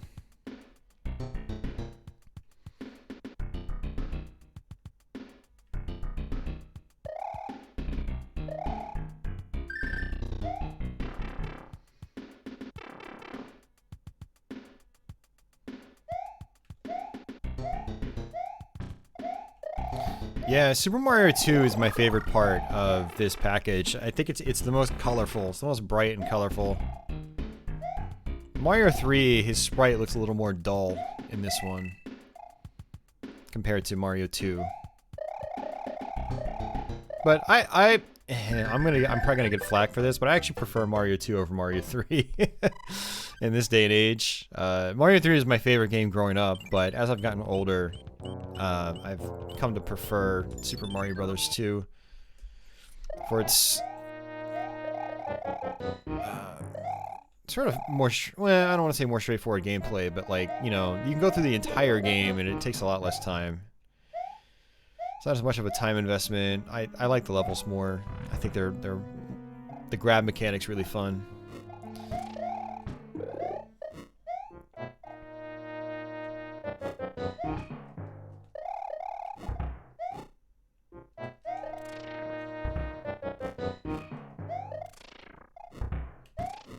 I think a big thing about Mario 3 for me is all like the puzzle stages. I mean, I guess, you know, it's weird because like I don't complain about the ghost houses in Mario World for some reason. Maybe they just seem a little more intuitive.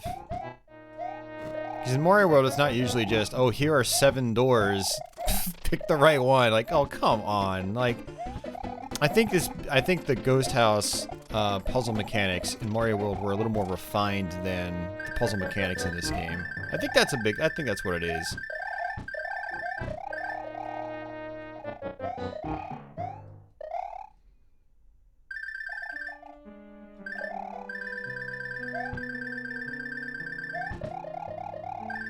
I mean, I still love the game, but yeah, I don't ever have the desire to go back to it that often.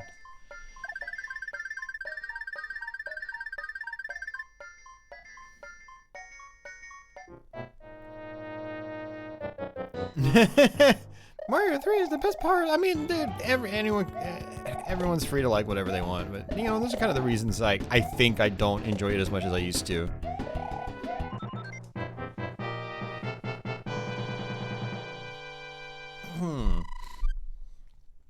I mean, the bosses aren't as interesting either. I do find, you know, the Birdos and the Mario 2 bosses to be more fun to actually fight. There we go. Last stretch, guys.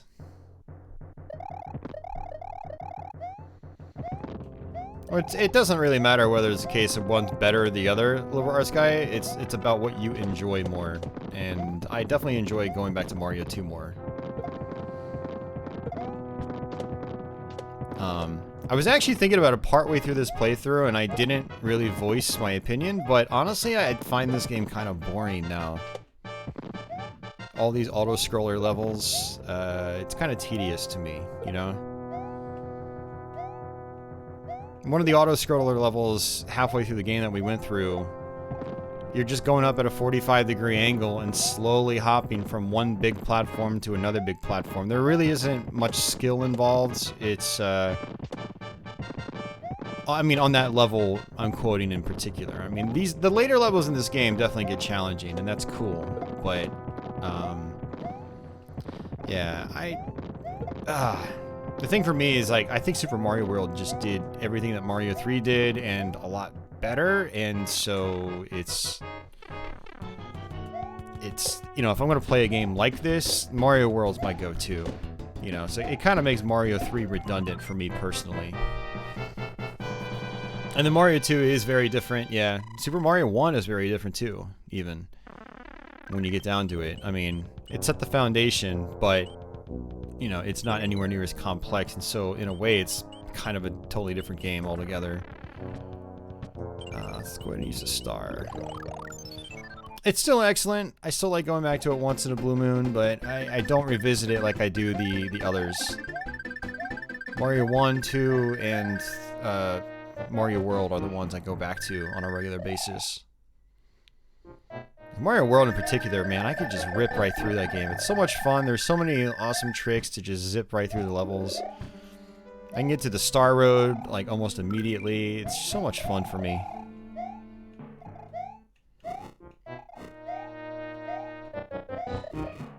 The cape is like one of my favorite power-ups ever. It really is. It's such a good item. Alright. Alright, getting close to Bowser. Ah. Losing my power-ups along the way. You don't like the unlockable blocks mechanic. It's not really a mechanic you need, though, you know? But it's definitely helpful to get it.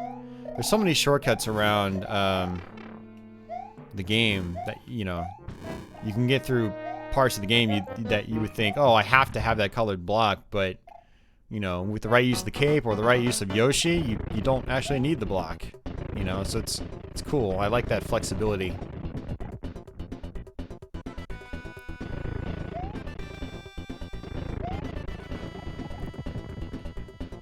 Yeah, I wish... Do I have the Hammer Brothers suit? I don't think I do. I'd really like to get here with the Hammer Brothers suit and use that on Bowser.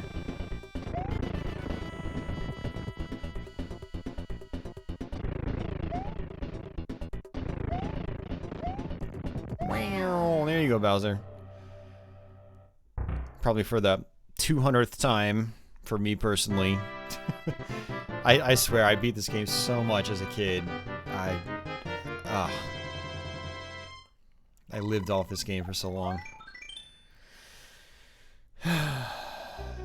Well, you can play every single stage, Jules. You can do that. No one's stopping you. Hey, Diamond, what's going on, dude? Hotel Mario! It means you can't play some stages? I don't think there's a single stage in Mario World that absolutely 100% requires the colored blocks.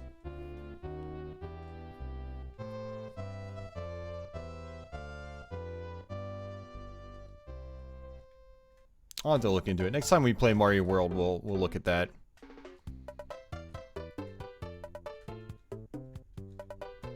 Hey, thanks, Brandon. It's not like the colored blocks are hard to get, man. It's just the Switch palaces are pretty easy to get, so I don't really see what the complaint is. I see that as like a nitpick. That's not really a like. You can, I don't know. I'd see that as a big nitpick personally. Yeah, you're just making up excuses to talk yourself out of enjoying it, Jules. Like, certain levels in this game are literally actually boring. Like, I can't describe it any better. Like, I'm not doing anything in them. I'm sitting there and just waiting and then pressing A or B, whatever the jump button is, at the right time. And it doesn't even require skill, you know? And I understand a lot of parts of Mario 3 were designed to get new players interested in the game. You know, the gaming historian video, perfect timing, right? You know, goes over all that. But there's not many parts in Mario World where I'm bored. Like, I always have to be on my toes in that game. So, but that's just me. There are a lot of things I know I can nitpick about in Mario World. And there are a lot more things I can nitpick about in Mario 3. But, I mean, they're just nitpicks. But, yeah, the biggest thing is that it gets tedious for me now, and it gets boring. That's the greatest sin for me. Alright, guys, I'm going to take a quick break again. So I can grab a quick snack and grab a drink. So,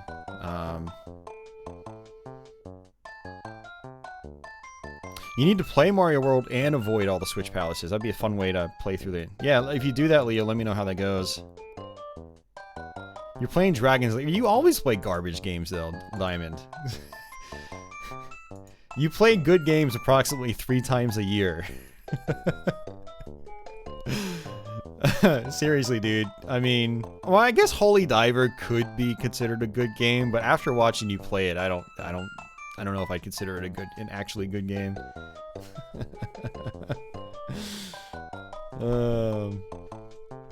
And then you're speedrunning Last Action Hero on NES, and then Die Hard on NES again. Yeah, no, exactly, Christopher. The Lost Levels was the biggest selling point, for sure. For me, personally, that was the biggest selling point. Because I already had all these games on NES, but it was great replaying them on Super Nintendo with the updated graphics. But yeah, Lost Levels was the big one. Alright, guys, so give me like 5 minutes. I'll be back in a little bit. I need to get some food in my stomach.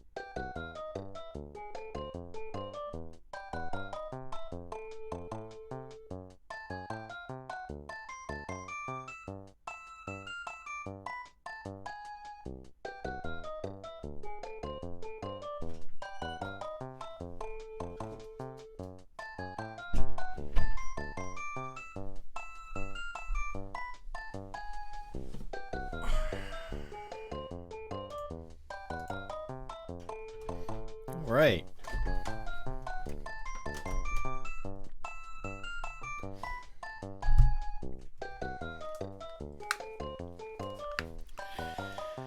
Let's see.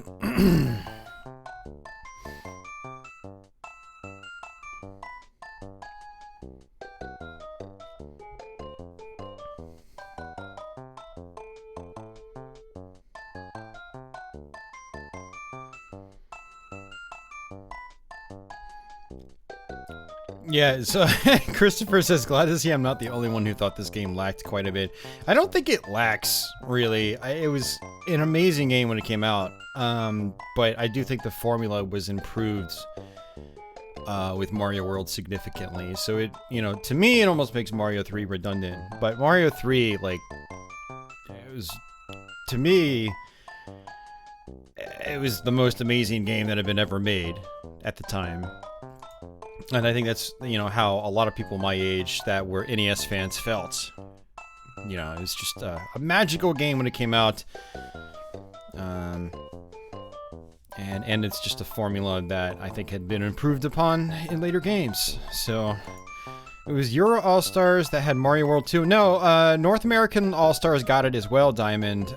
It was in a separate cartridge later on. So there's a Mario All-Stars plus Mario World bundle. It's a different cartridge completely. Yeah. Enter Patchy. Now, no, Patchy's actually really chilling out on her big bed out in the living room. Yeah, I think it was just a pack-in, Leo, for sure. Did you miss me beat the game? Yeah, you did.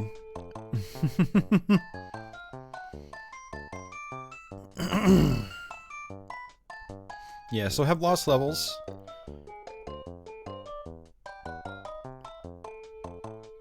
I will move to Twitch tonight, but I'm gonna make the trip to Walmart first because I got my new graphics card and it only has one HDMI port on it and 3 display ports, and my monitors only have HDMI, so I need to go see if they have a display port to HDMI adapter. Monolith says, I'm not playing Lost Levels, screw that.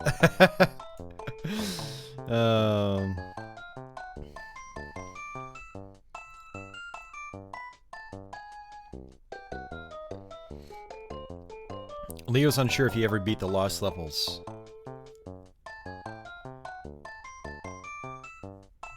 Yeah, the nice thing about this version is you don't have to beat it 8 times to get the bonus worlds. It's like Mario's Souls.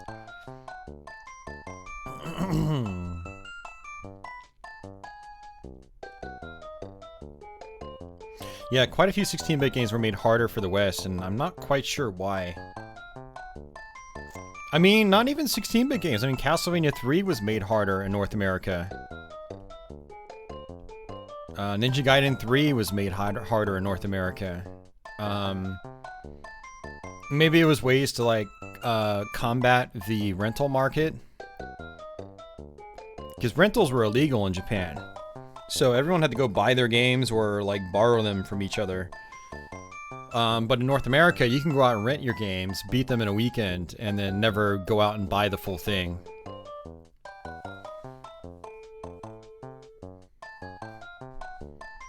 Oh man, Lost Levels was the first thing I did.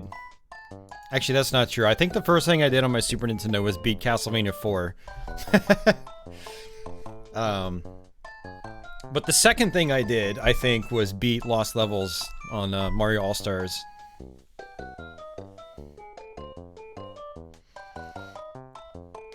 But not everything was made harder in North America, though. That's the thing. Like, not all Japanese games that came out over here were made harder, so it's... I think there were several that were made easier, even, you know? Like, Super Mario 3 was made easier. Just that one extra hit that you can take in the US version makes a big difference. Well, some games in the West were made harder, not all. You know, you can't just use it as a simple blanket statement over everything. You have to look at it on a case-by-case basis. Some were easier, some were harder. Some were the exact same. So... First thing you did was beat the center out in Star Fox. Hell yeah. Such a good game. I need to go and practice that game again. So I need to see if I have my Yoshi's Island cart. I wanted to stream that soon.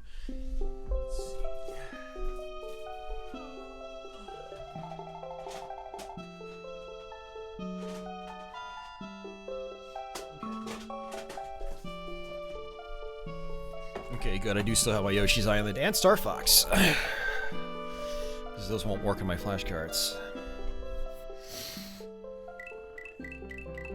Alright, we're going to take the easy way out. Luigi has the higher jump, which can make some parts a lot easier. So if you are going to play this game, that's how I recommend you do it. Alright, so there's the bad mushroom. We don't want to touch that. Last time I played this on Twitch, I was playing Mario, so it was kind of like the hard mode of the game. Thanks, Monolith. Yeah, Office, I want to do a blind stream of Yoshi's Island. Now, I beat the game back in the day, but I haven't played it, like, seriously since back in the day.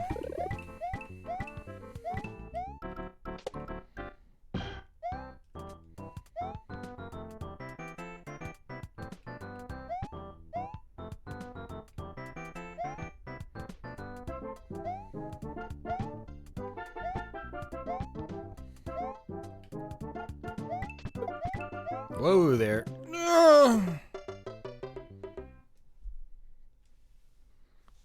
Oh, cool. You played Rekka. Nice, man.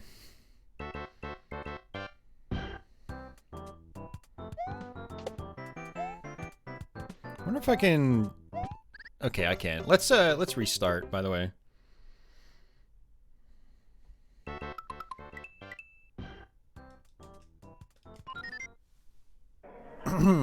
Not gonna burn 2 lives on level 1.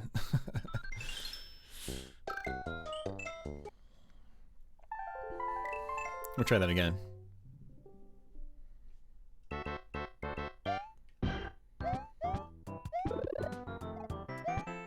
There we go. I thought there was a mushroom up there. Whoa, extra life. I didn't know that. Okay.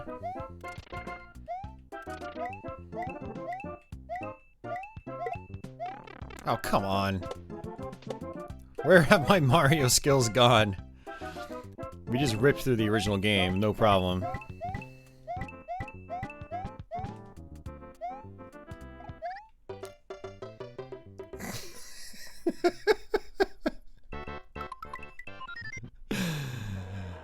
I think I should just stop. I should just stop.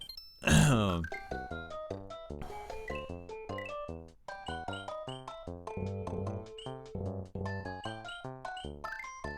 forgot how you delete.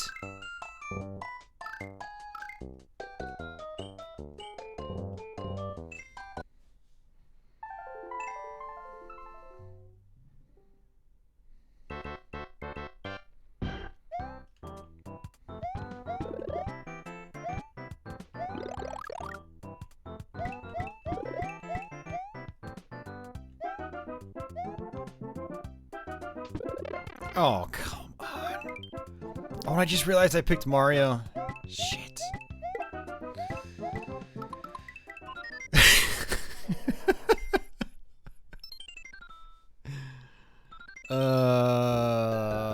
Wasn't Summer Carnival 92 Rekka, wasn't that made for just like a scoring competition? Wasn't really meant as like a full standalone release.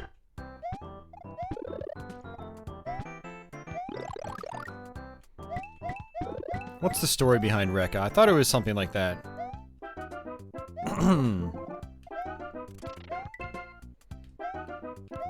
Celestina? Hello?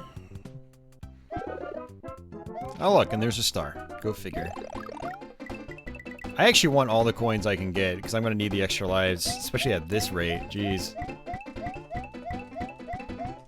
But Rekka is apparently a pretty cool game when you learn the boss fights and whatnot. It's one of those games where you've got to learn where everything is.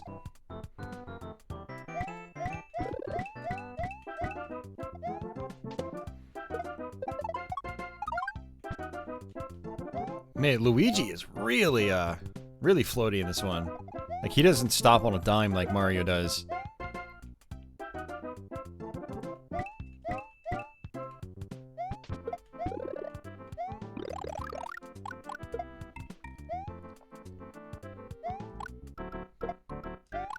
I really should take this slower, too, because, again, I'm not as familiar with the game. I beat this once back in the day, and that was it.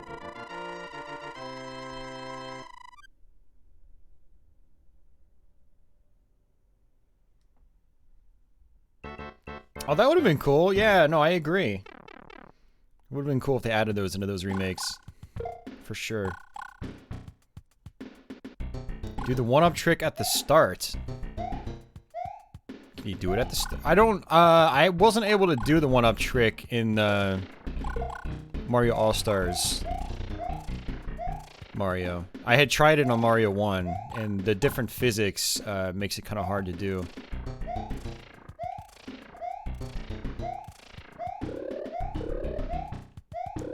What the hell? Okay.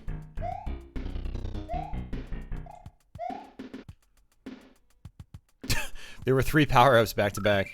Apparently only one can be on screen at a time. I didn't know that. You don't really ever see that in the original Super Mario Brothers. There's usually only one power-up block. Oh! I got screwed by that.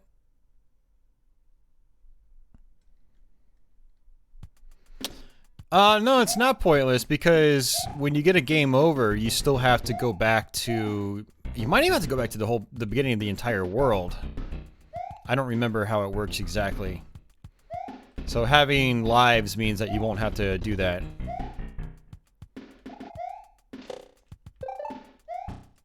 I want to say you go back to the very beginning of the world if you get a game over.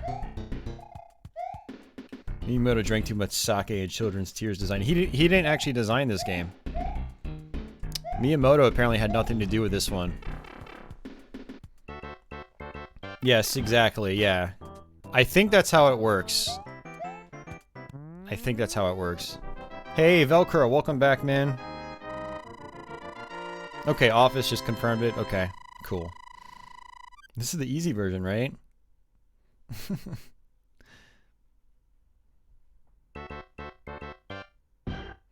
Yeah, exactly, Leo. I know exactly what you're talking about. And what's funny is you do actually rebound if you're small, Mario or Luigi, in this version. It's only when you're big.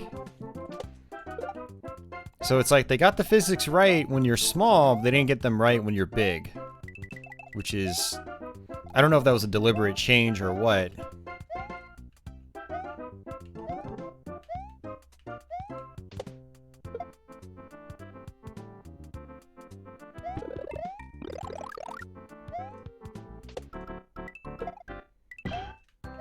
I mean, I don't know if, like, the Japanese being really good at video games is, like, a stereotype, or if it's just, like, serious truth.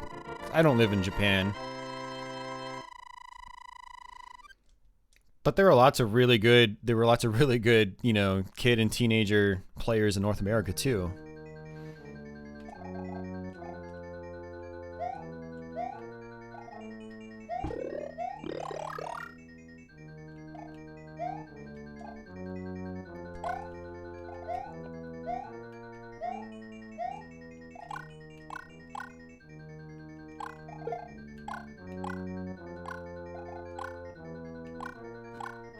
Oh geez, I was looking at chat. Why did I do that?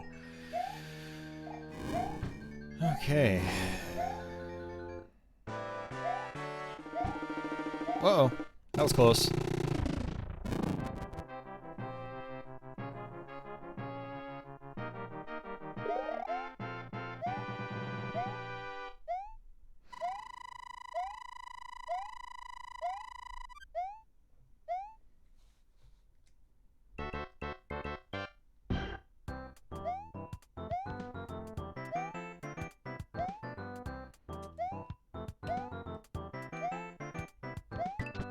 Barely sell Super Mario 2 with the chip shortage. I'm not sure what you're talking about, Monolith.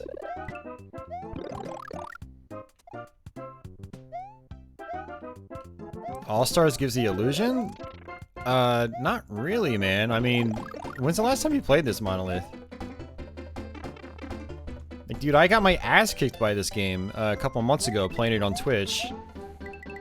It's still a really tough game, especially if you play as Mario. Like, when I was playing it on Twitch, I wasn't saying to myself, by golly, this is a fair experience.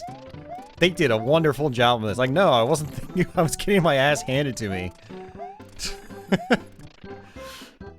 Then I played the Famicom version too, shortly after, and like, it was, you know, very similar difficulty-wise, if not very, very close.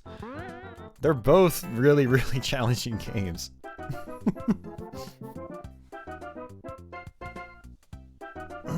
Oh, you see, he gives the... Okay, actually, I never mind. That whole rant was probably unnecessary. I think I see what you're saying. You're talking like the pretty colorful graphics. You're like, oh, this is a kind game. It's gonna be nice to you, and then it just rips you apart. Okay, never mind. I misinterpreted that completely.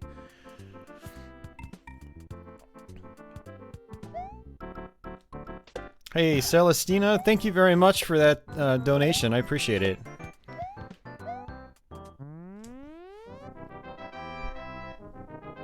Hey, Super Nintendo Zach! How are you doing, man? It's been a little while. Hope you're doing well.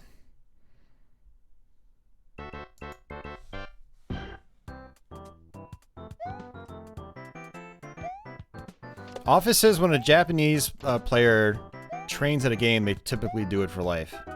Okay. I mean, I definitely see that with some of the shmup players out there in Japan, for sure.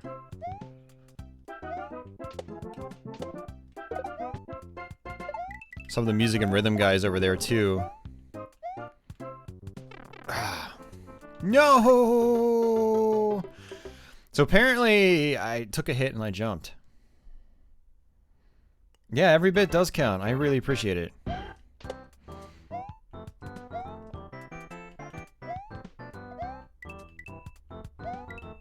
You don't think I've ever watched me before? Well, welcome to the stream.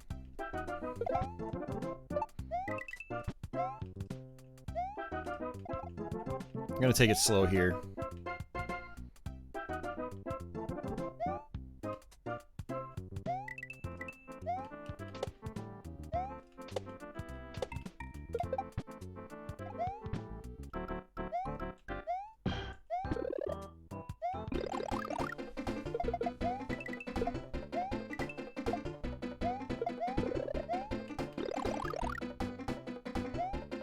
Luigi's floaty physics can get you killed.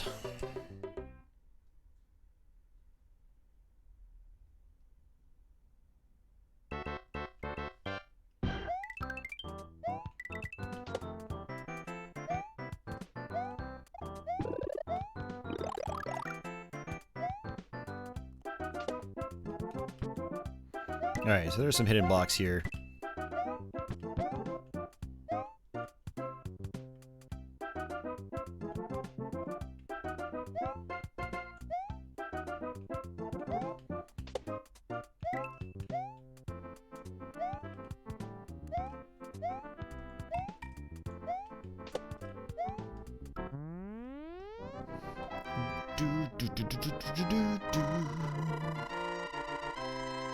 Oh, jeez, Leo.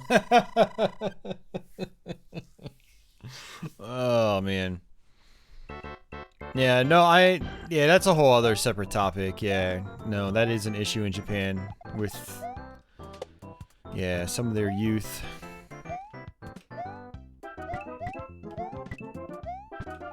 They've taken up isolation instead of having any form of social life.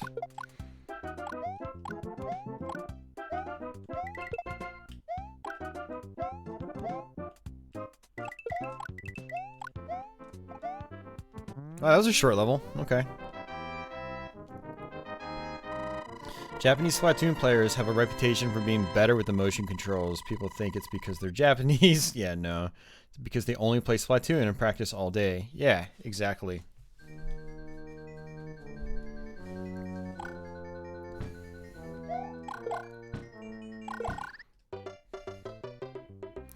Okay. Yeah, and it's not even like, it doesn't matter like where you come from. If you put the time in and you dedicate all your time to it, like you're going to get really good at it.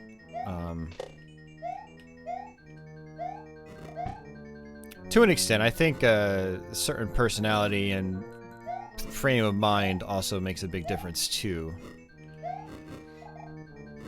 But if you've got what it takes and you spend that time dedicated to your craft, then you will become an expert at it and be better than most.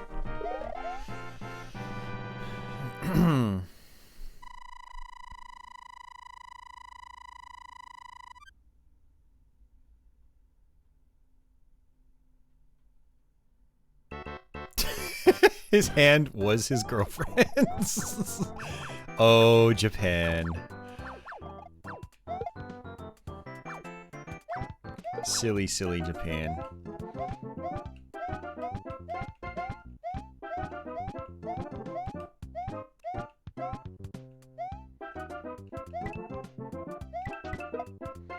World 3-1. Not too bad so far. But I know it gets a lot worse. Just trying to take it slow. I'm still getting used to these Luigi physics. Ugh.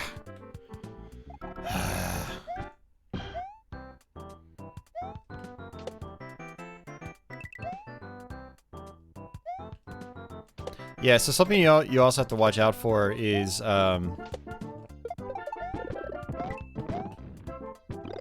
jeez, whoa. Yeah, so it's like, that's a new mechanic where you can apparently jump after you've collected an item and you're in midair. But yeah, something you have to watch out for is, you know, going over to flagpoles and also finding warp zones. Warp zones can actually send you back in this game. So, yeah. Do keep in mind the Famicom Disk System version original, I believe, saved your progress. So I think that's why the warp zones were the way they were. That's my guess anyway.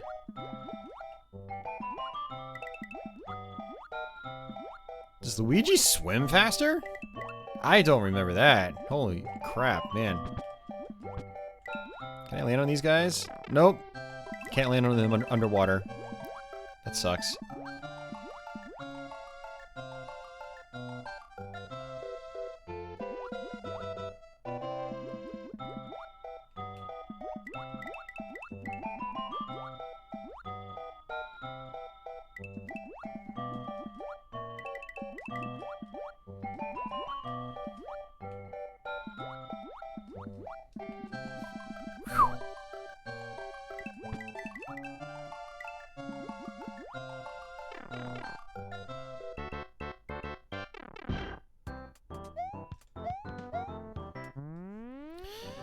.3.1 LL is already harder than 7.1 Super Mario Brothers.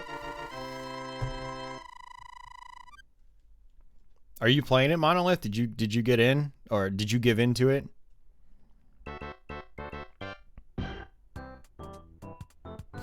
But then they broke up because he was caught cheating with his other hands.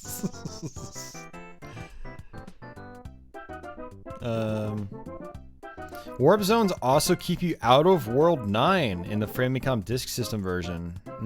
Interesting. Okay.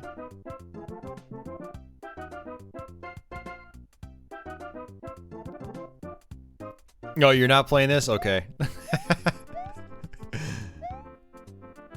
But this would be the perfect opportunity to practice at it, man. Come on, I suck at this game too.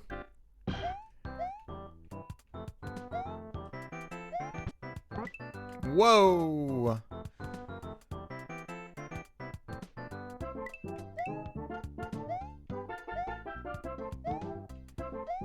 You actually have to use those crazy springs later on.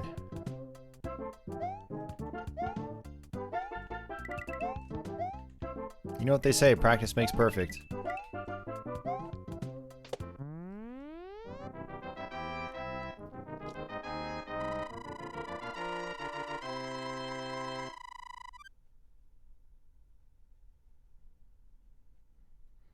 Yep, exactly. When you're underwater, you can't stomp on anything.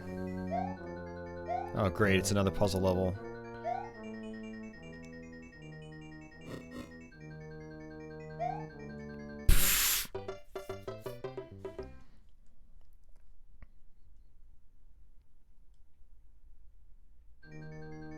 Hey, Dasan, welcome back, dude.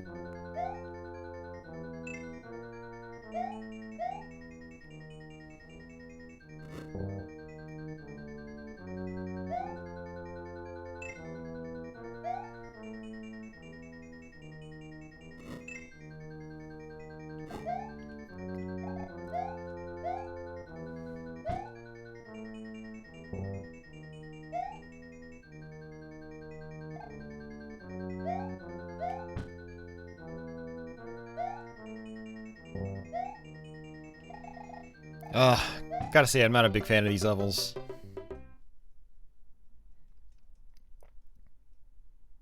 No, I have not. I want to try it. I want to try it sometime. I actually have access to it here. I just haven't messed around with it yet.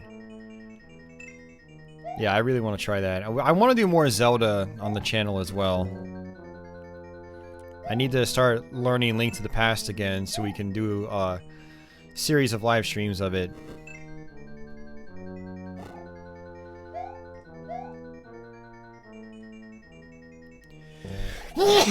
Man, excuse me.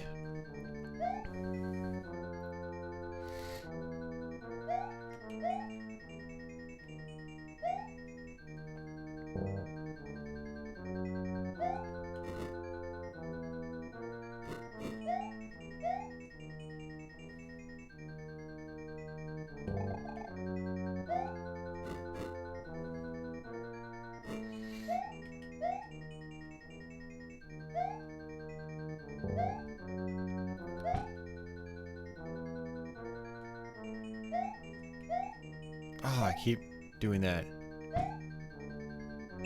Look at that. They want you to do that really tight jump.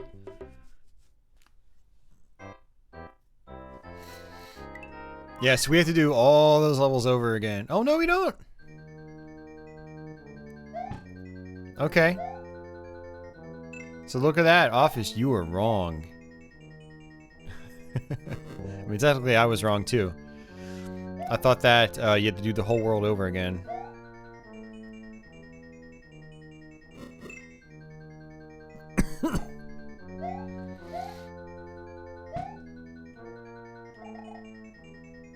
Thank you, guns.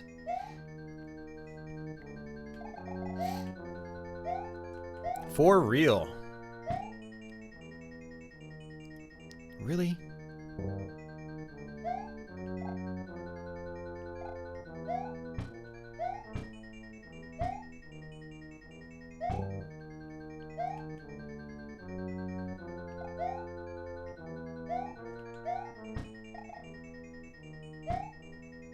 I'm struggling with this jump. But it's mandatory. I have to do it.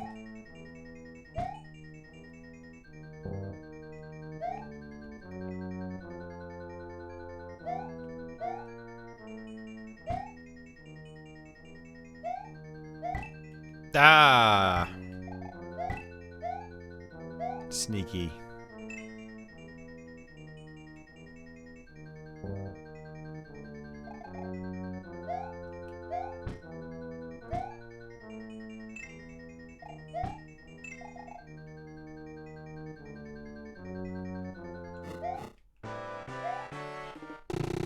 good.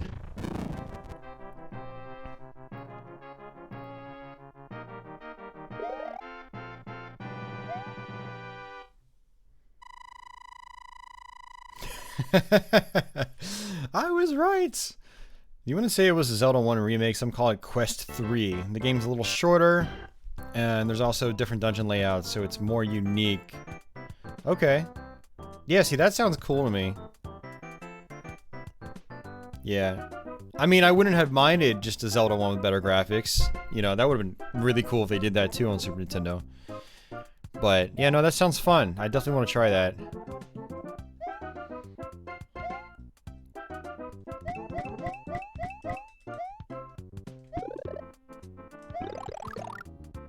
Hey, hey, DJ. Yes, sir.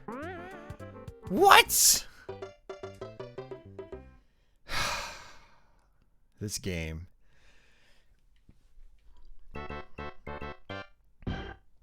The 8th dungeon is tricky. Yeah. It is tricky. No, get over there, Luigi.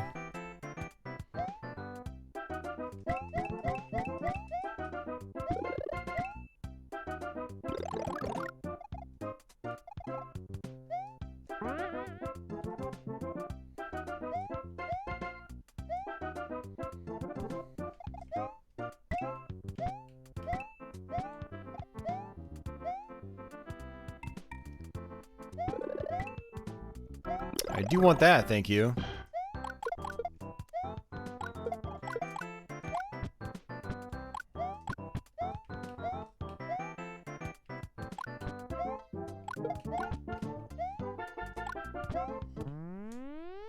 Yeah. Yeah, Luigi. Yeah, that's one thing that's really cool about this though is, and if you're playing this for the first time, I do recommend playing as Luigi. It makes the game, I think, a good bit easier. A lot of these jumps are much harder with Mario. Like, look at how I just jumped straight over that with Luigi. I would have had to jump on a bunch of those platforms to get over those bullet bills with Mario. So I did beat this back in the day, but I'm pretty sure I beat it with Luigi, not Mario.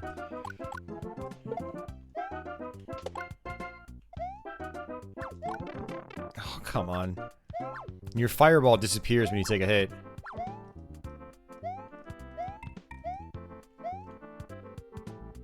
Eh.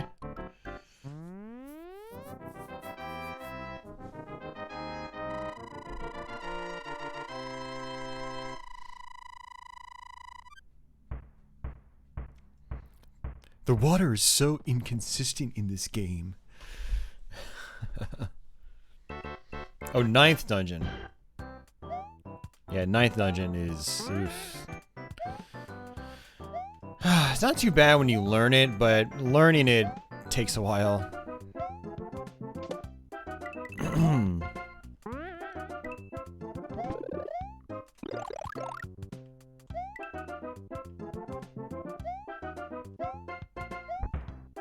Ah.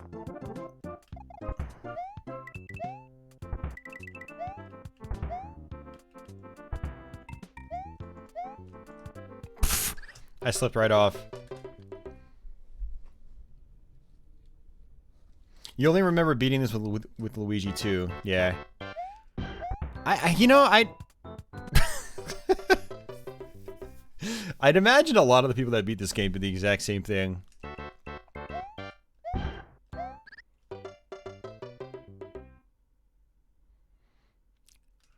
Alright. Seriously, man, come on. Killing me here, Bullet Bill. Go a little bit higher. No, I'm gonna do this. I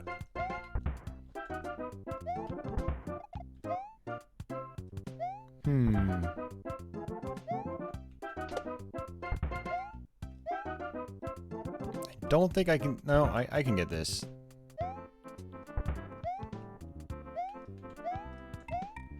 That's the whole... Okay. They definitely checkpoint you in this version.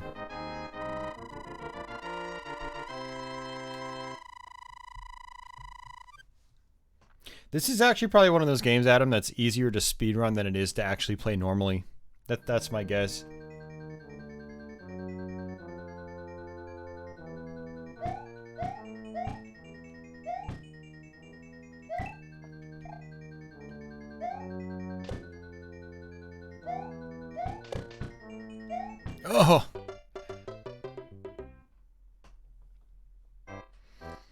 ever collaborated with anyone before?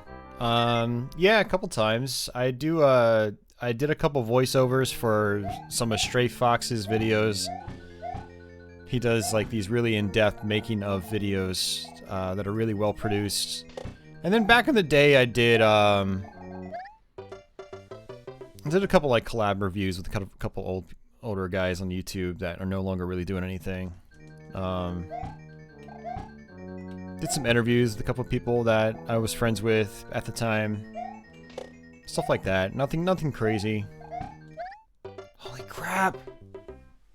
So the Star Fox one. What was the other one? The other one was Donkey Kong Country, Leo.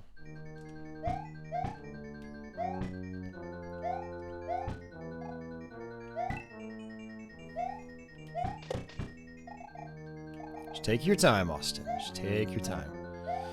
You're rushing like a newbie. Just take your time. They're gonna fall off. Green ones fall off.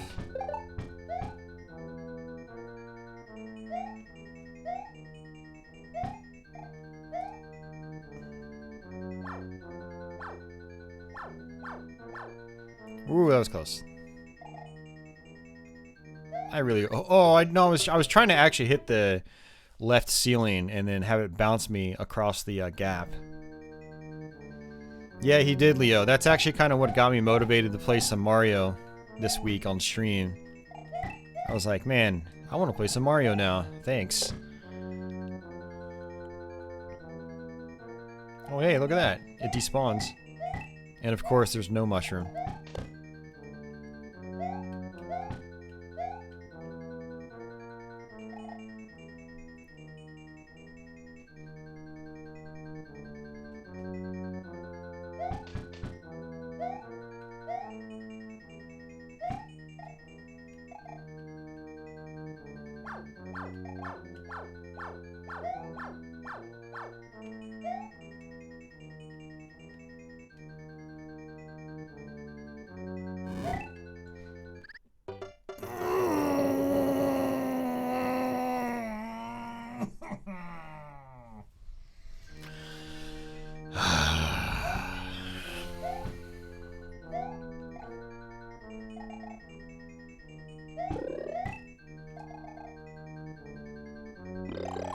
That's tight.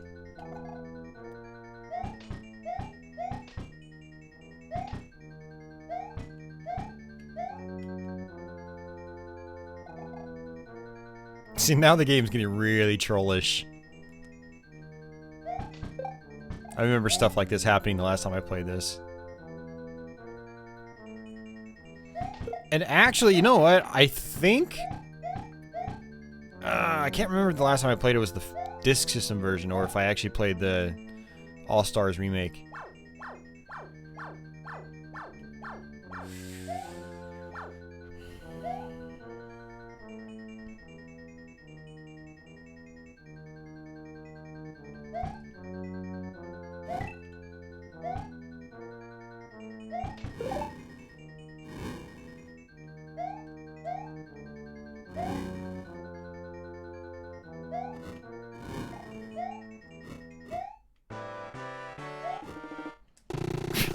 Look at that big wall right in front of him.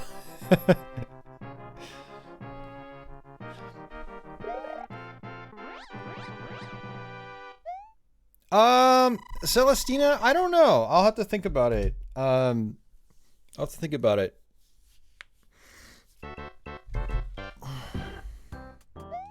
Yeah, I've never collaborated with anybody on an actual, you know, playthrough. Not entirely sure, like, I have done a couple of collabs in that way, but they've all been local. Like, Ronnie has come over, my brother's come over as well. Basically, people will be in the same room with me, recording with me. I've never done any other kind of Let's Play collab, though, so... yeah, I'll think about it. I'm open to the idea, but I'm also busy, too. That's the thing. That's another big issue, because I've got a lot of stuff on my plate right now, so... Yep. Well, Edon hasn't come over for a Let's Play, but yeah, no, he's done live streams with me, for sure. Get the full kick in the nuts experience. Oh, I remember this part. Uh-oh.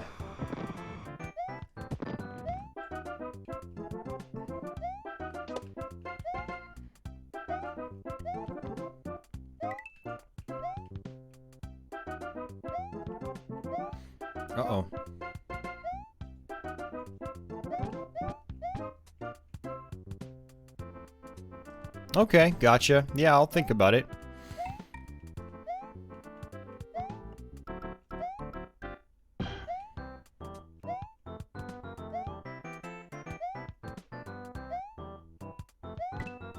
There we go.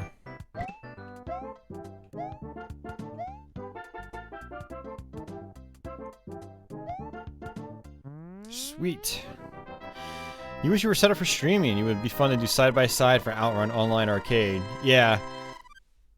Well, I mean, again, Leo, like what we'll end up doing is once we both sign back up for Xbox Live Gold, we'll just get some voice chat going, and well, yeah, for Outrun it's not going to be perfect because you're going to either be ahead of me or behind me, and so people aren't going to usually see you for the most part either way. But with voice chat, they'll at least be able to hear you, so that'll be fun.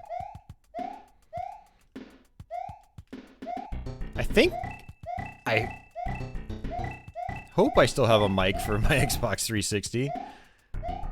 I might. It might actually be in my 360 system box. I'm gonna have to refigure out how to use the damn thing. I haven't done a party chat on Xbox Live in so long. Yeah, no, I still talk to Chris, yeah.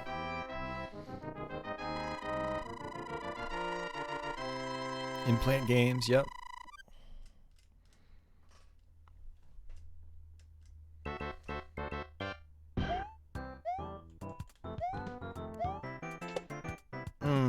Oh, the platform keeps going.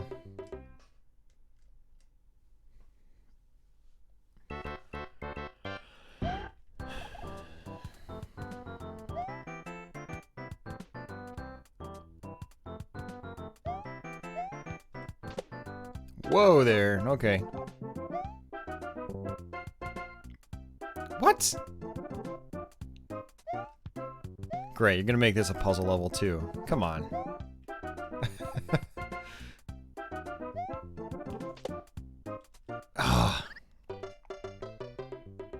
Collab with Modern Vintage Gamer? I don't... I mean, he's got his own thing going on, man. He's a huge channel now. I don't... Like, aside from, like, someone like me helping him out with some extra footage or something, I don't see why he would, have a need or want to collaborate with someone like me. We do totally different types of content, so there's not really... Yeah, you know? And that's one of the issues on my channel is that, you know, I do mostly gameplay, so a lot of the people, you know, a lot of the bigger channels are like, it's, you know, all retrospectives and analysis videos and, you know, stuff like that, you know, so it's not really fitting. I mean, if guys like that, want to, like, have someone do a voiceover, I'd love to do that. I'd love to do more stuff like that. So this is kind of a hint for anybody out there that has channels that need voiceovers.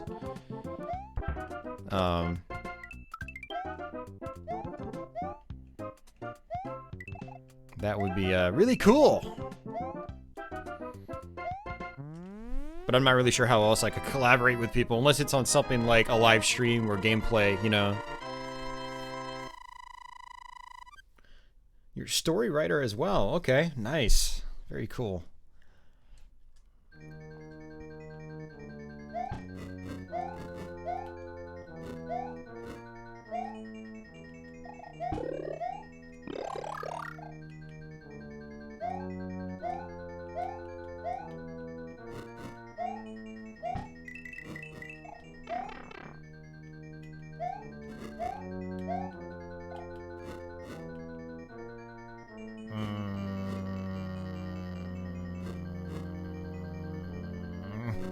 There we go.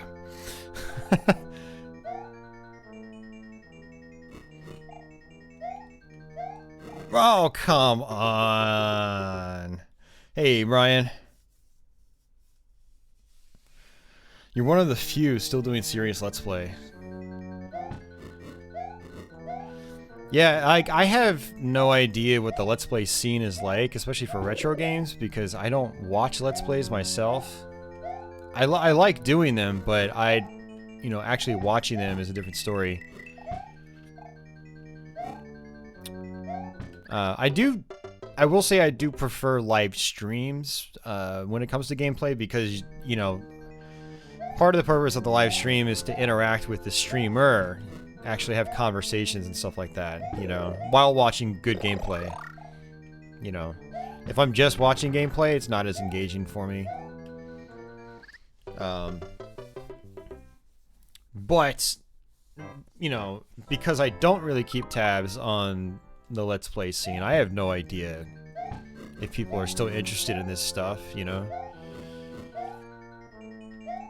But, I mean, I keep doing it just because it's what my channel is right now, and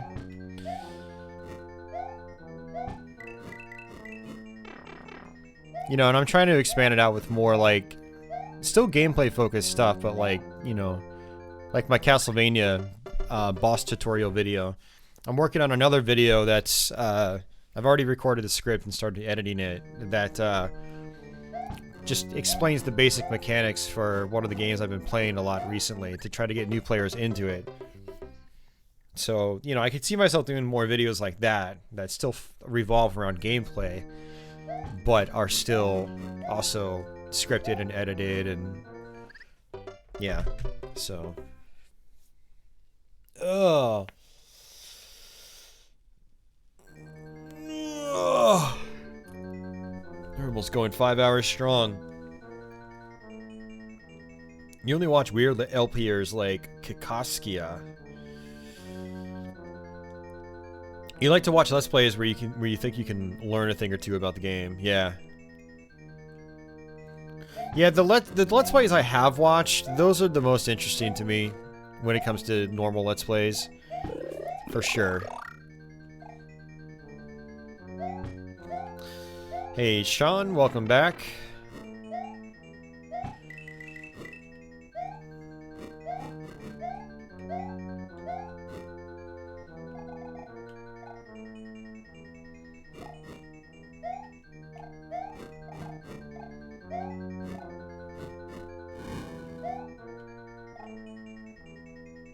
One of the benefits to being small. Good.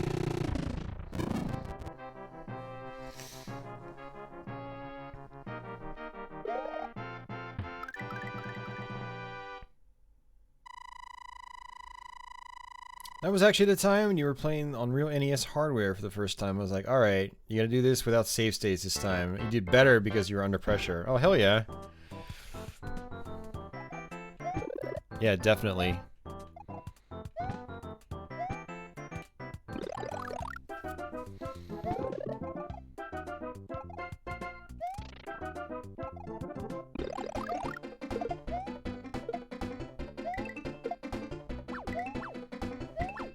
Yeah, and like the thing about that too is like once you do one game without save states, you go do another, and then you do another.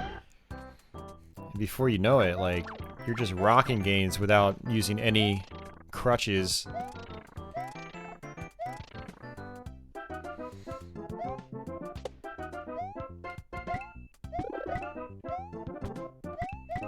I really want that fire flower. I don't want that.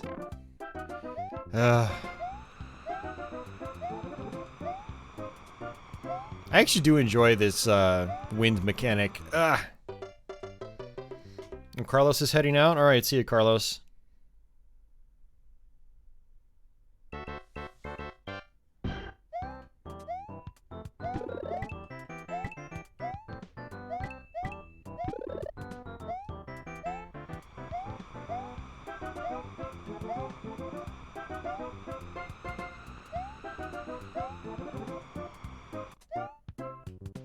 Well, Sean, it sounds like you're just, you know, these games are just too easy for you. You need a real challenge.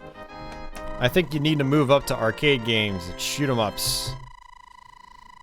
I need you to play some Dodonpachi. And then loop it twice. You need a serious challenge, my man. Oh yeah. Satoru Iwata, yeah. God, man, what a loss. You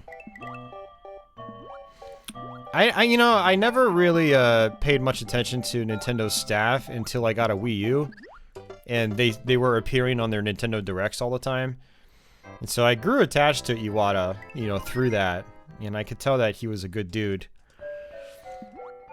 You know, it's a real shame about that. And then learning about his history, like, you know, through that I learned, like, oh wow, he's worked on a ton of games I played over the years. Going all the way back to Pinball on the NES, which he programmed. And I've played the hell out of that game. Yeah, really sad.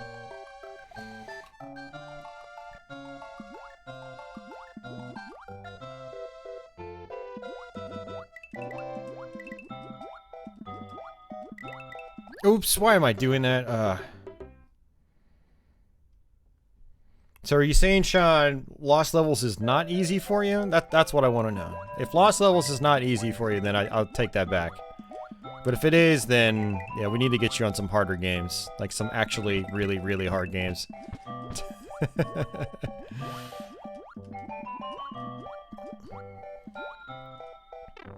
It's Choaniki. I still haven't played a Choaniki game. Even though I think I have the PS1 version on PSN. Dodonpachi, a man's game. You would only use emulators for games you couldn't save in, otherwise you would be playing it on real hardware. Gotcha. Yeah, that's a nice thing about emulators, is, you know, I did that too, especially on, like, on the Virtual Console, which is just an emulator. I would use save functionality just because I didn't feel like running through the whole game in one sitting, you know, but I wouldn't use save states to get through the game, so to say. Like, I'd be like, okay, I'm done, or it's time to eat dinner, I'm gonna power off the system, and I just log a quick save state, and then a day later I pick it back up and then finish it, you know. But there are lots of people out there that they literally just save state their way through games like these, and man, Muscle March? Only for the manest of men. You never even heard of Iwata until after he was dead. Yeah, I'm sure that's how it was for a lot of people. He programmed the swimming physics in Mario. Nice.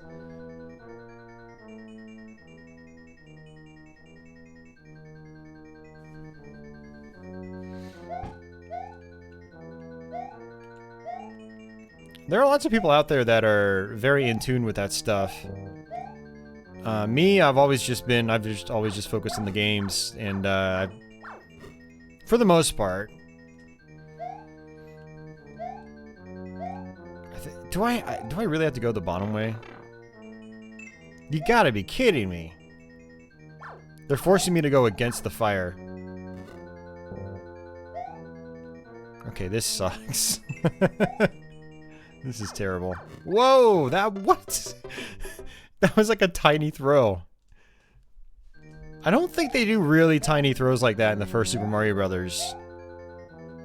The throws always go high enough to where you can just run under them easy. Even if you're a big Mario.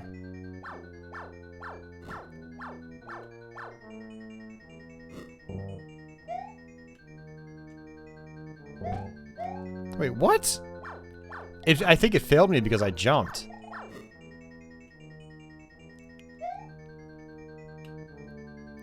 So it's not path-based, it's also, like... I don't know.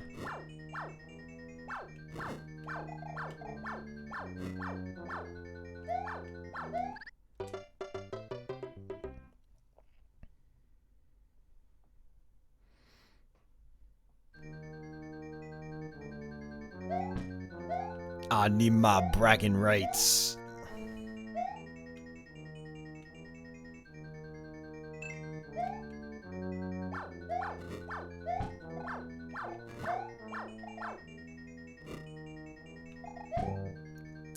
It was the wrong path. What? Alright. I mean, it's just trial and error, you know? Blah, blah, blah, blah, blah, blah, blah, blah, blah, blah.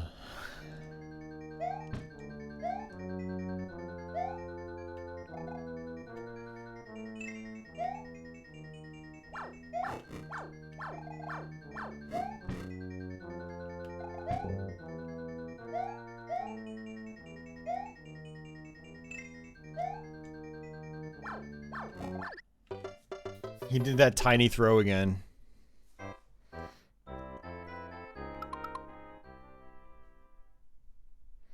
The main series Pokemon, any main series Pokemon game, what do they do with those? I've never played a Pokemon game.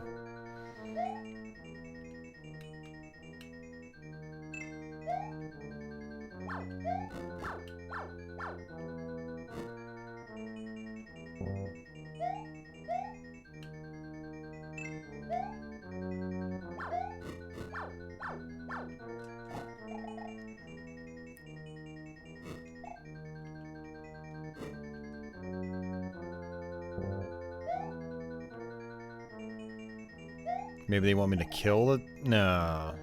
No.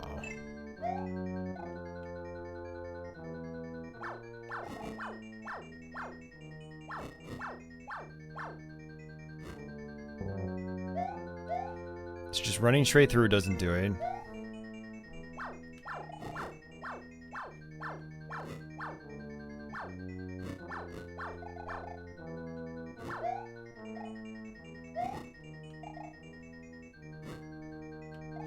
What do you want me to do? What do you want from me?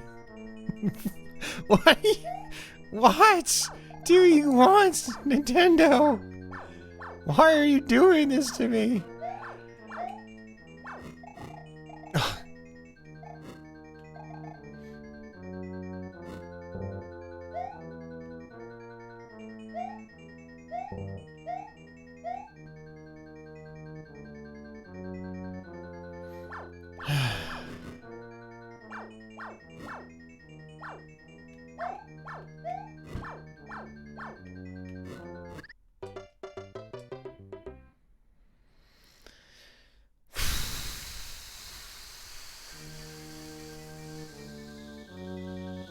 I don't know what else to do. Aside from trying to go from the top to the bottom completely. Which, you know, I don't know if that's gonna work, but I think it's the last thing we haven't tried yet. Oh, crap. Well, I should have stopped. It would have failed anyway. It doesn't matter. It doesn't matter.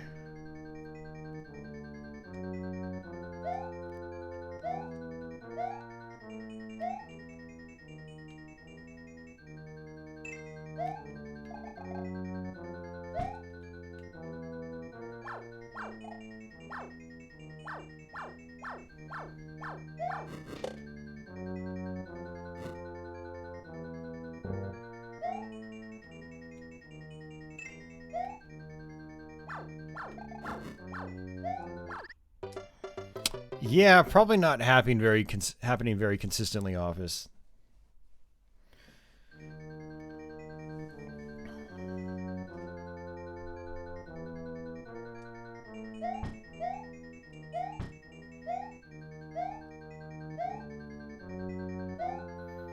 This might be our breaking point, guys, unless I look up a video.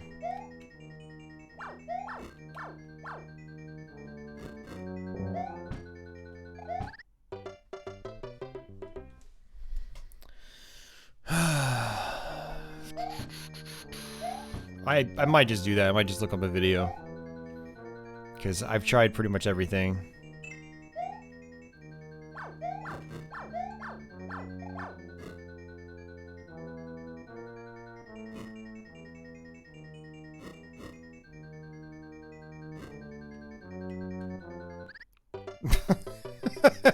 I was trying to go right, but no.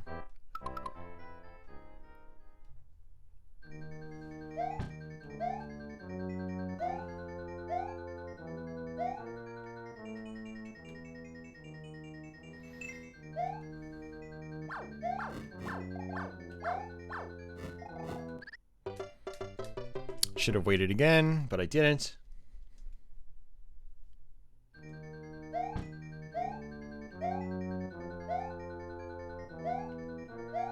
Oops, why did I do that? I'm not paying attention now.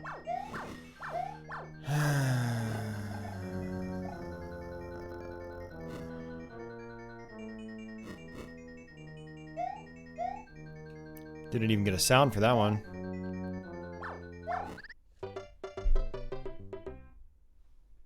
Quite a lot happens in this one. Do you know which way you're supposed to go? You can tell me.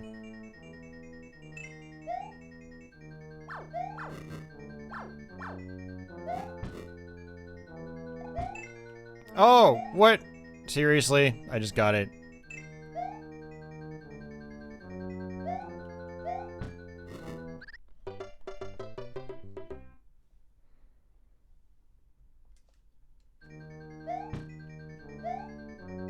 But it was weird because I had already tried that one. I am 100% sure I tried that one.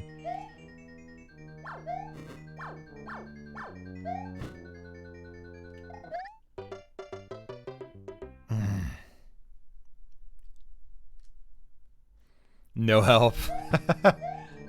Fred's like, no help allowed.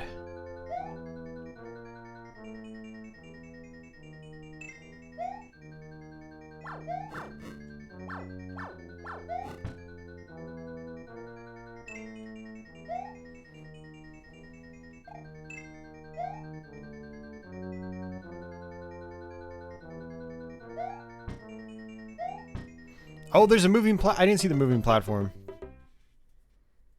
The stage is in the top, Kazuya. The World 6-4. It's on the screen at all times. But no, we're making progress now. I figured it out.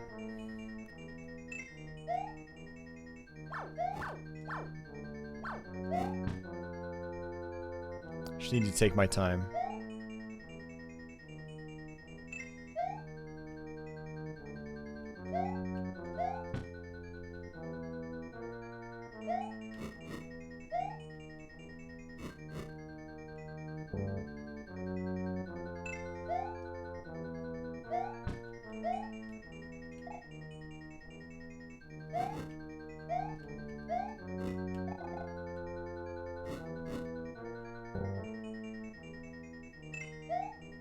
Man, this is so tedious.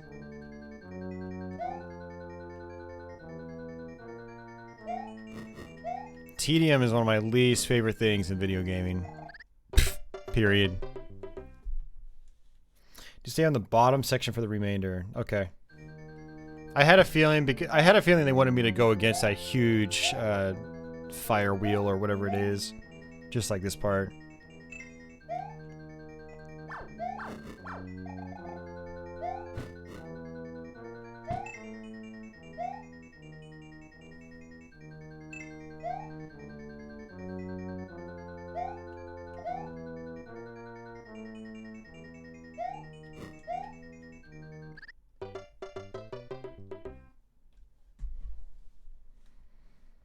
Alright, see ya, Celestina. Take care. Thanks for hanging out.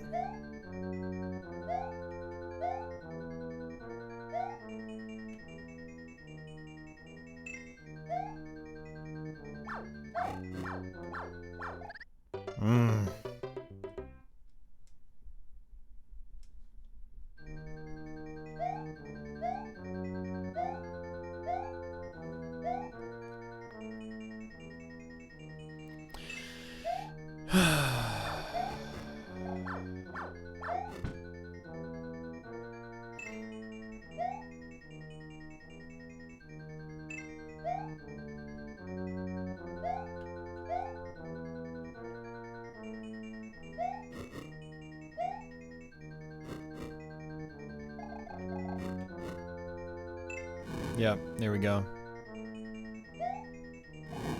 They're gonna be hammers now, too.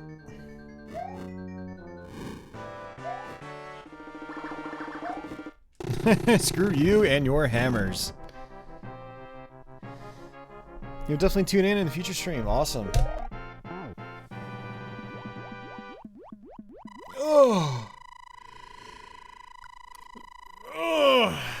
Good, we can keep the stream going. I was gonna quit. Yeah, thanks guys. Oops.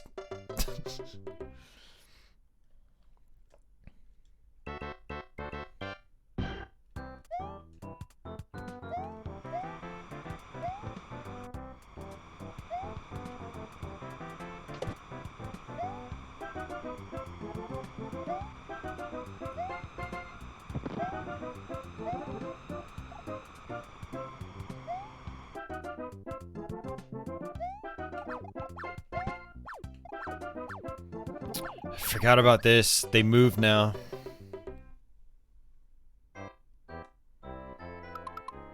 Yeah, that's what I thought, Monolith. You gotta go back to the very beginning of the world. Hey, Wayne. Damn it, man. Quit dying. I'm sorry. I'm sorry it's not Super Mario Brothers 1. I'm actually challenged here. I don't know the game very well.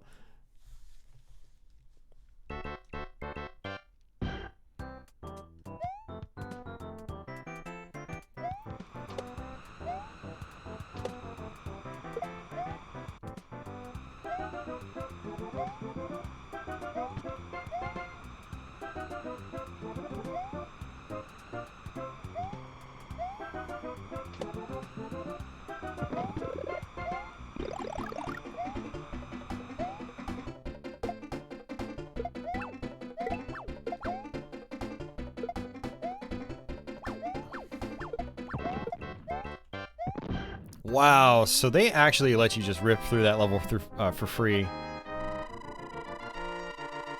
I'm glad I figured that out.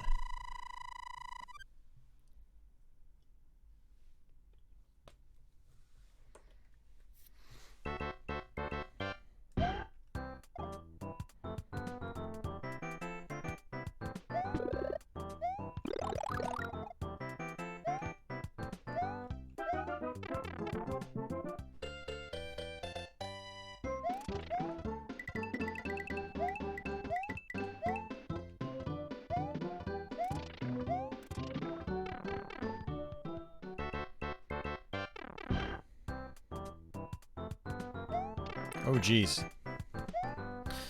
Double G's.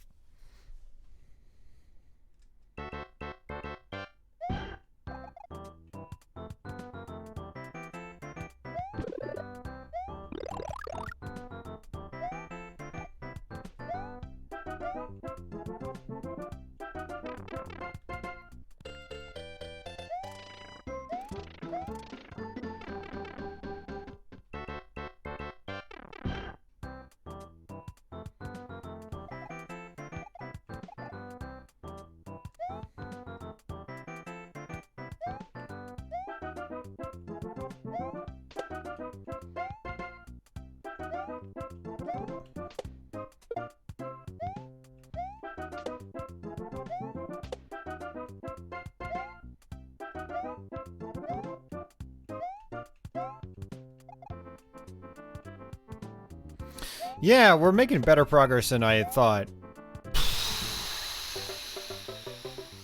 But it's also because we're playing as Luigi. You know, his high jump is just getting us out of so many sticky situations. It's really, really handy.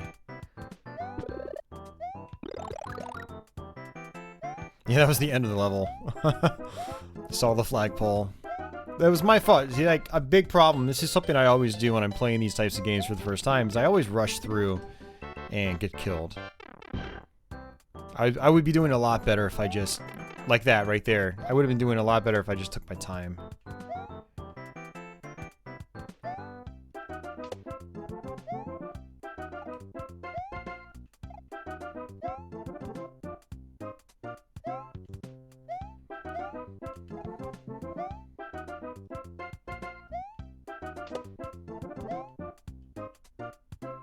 Ha.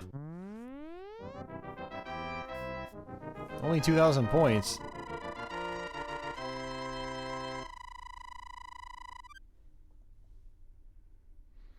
Yeah, same here. I like the nighttime scenes here. For sure. Oh yeah, this level. What? I...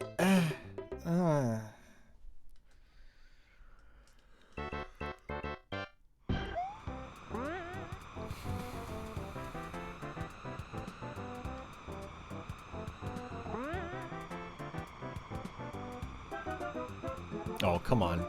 I don't know where I am.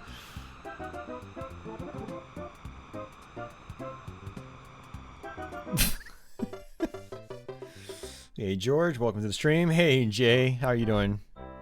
Yeah, happy late Christmas as well. It is wind. You can see the leaves, guns.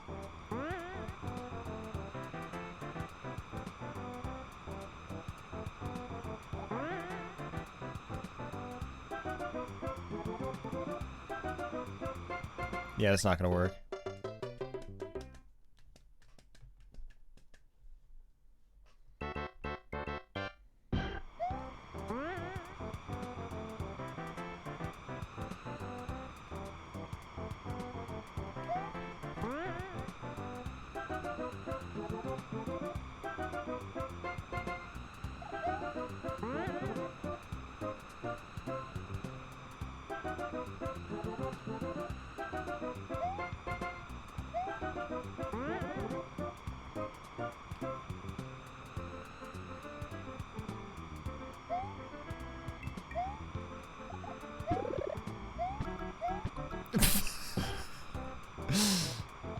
Just missing everything.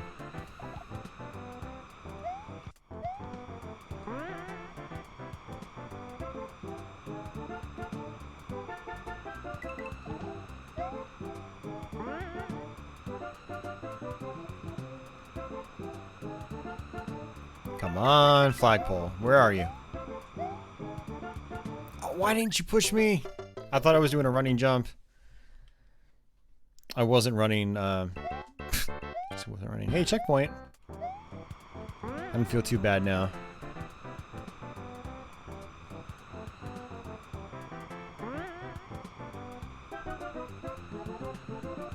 You can kind of tell where you are based on how far the screen has scrolled.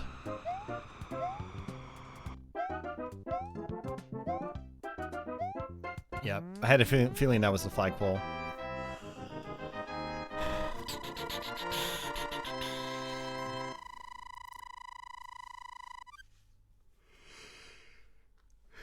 We're making very slow progress. Very, very slow progress.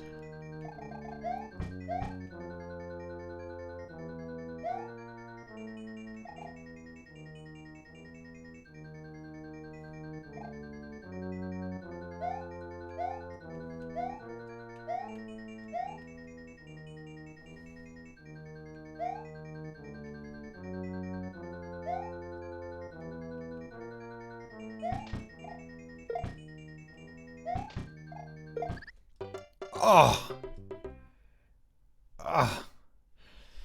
68 now, John.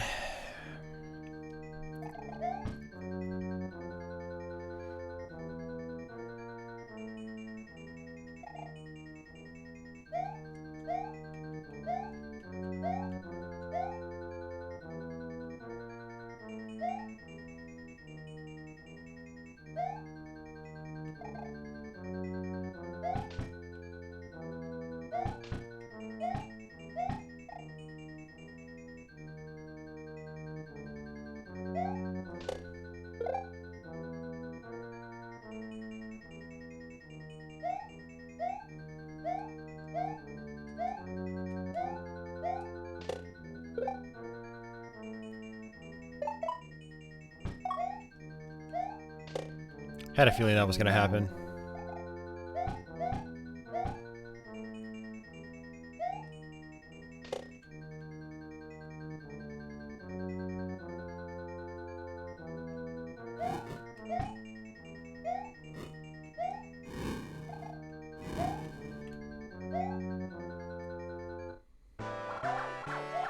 Woo!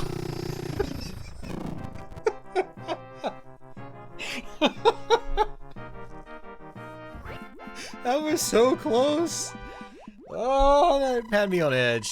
Just skimming right by those hammers. Oh, man. Man, the feeling is crazy. Oh.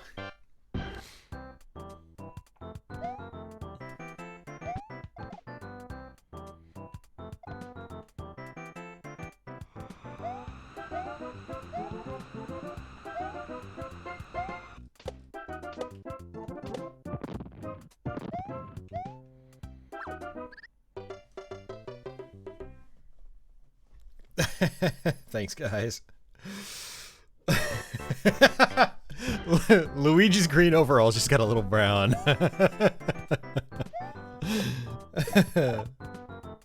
Why are you not being Mario? Because I want an easier time with the game. I haven't seriously played this game in a long time. I probably haven't been here to World 8-1 in like 25 years. No joke.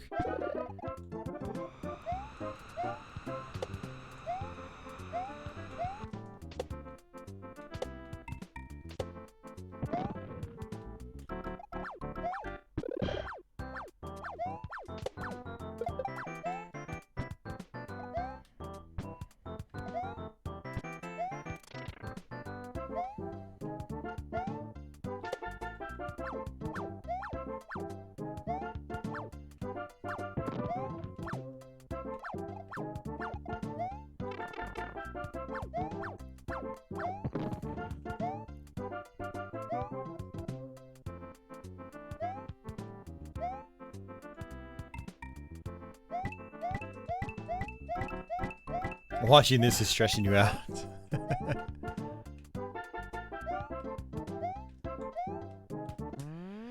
That wasn't actually too bad. That wasn't too bad.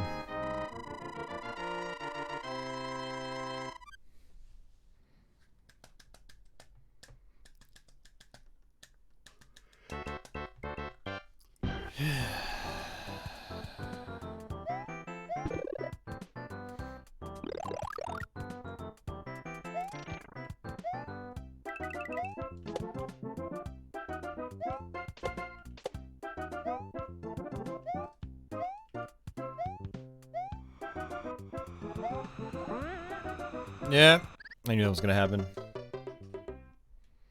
Fantasy Zone 2. Well, thank you. That was a long time ago. That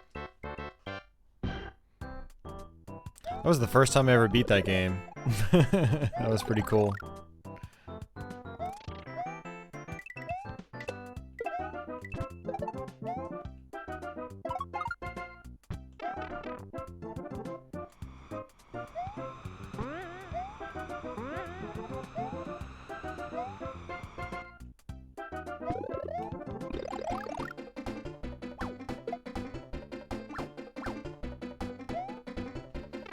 Yeah, I have to actually hit those blocks, I think.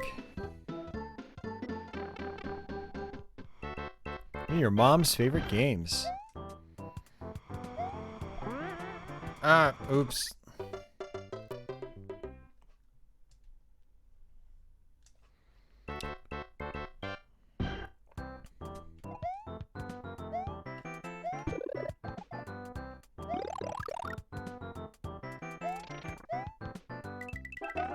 Oh, come on.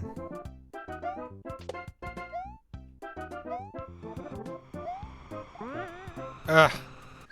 That's really tough to get. That's very strict timing. Jay, yeah, we did all of them except this one. This is our last one.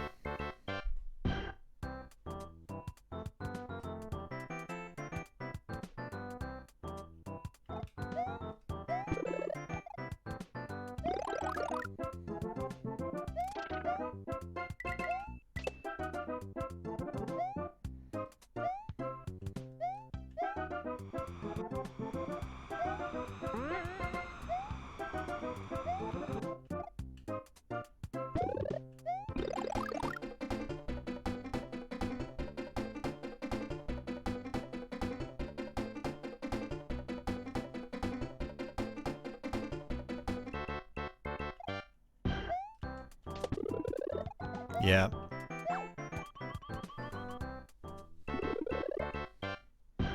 I do like Hydro Thunder, yeah.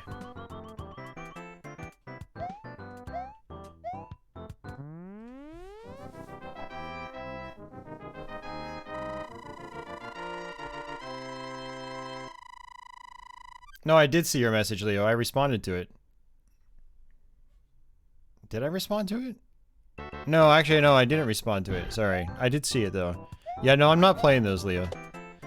I'm glad you let me know they're on there, but I think what I'm going to try to do is just do like a SNES hack stream one night or something. And then I could just do those there. So...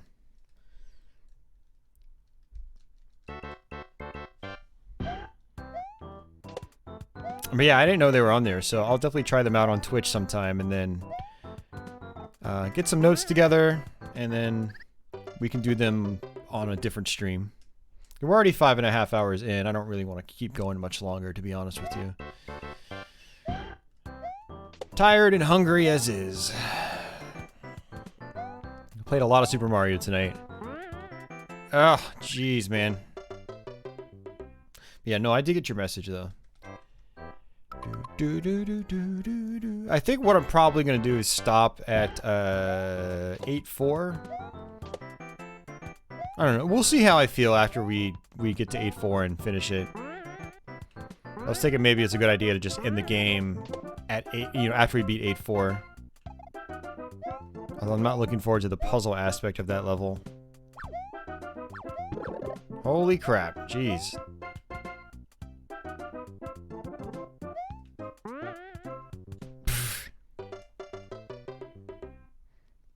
I get them on my on email, Leo. Every message you send me, I get through email too.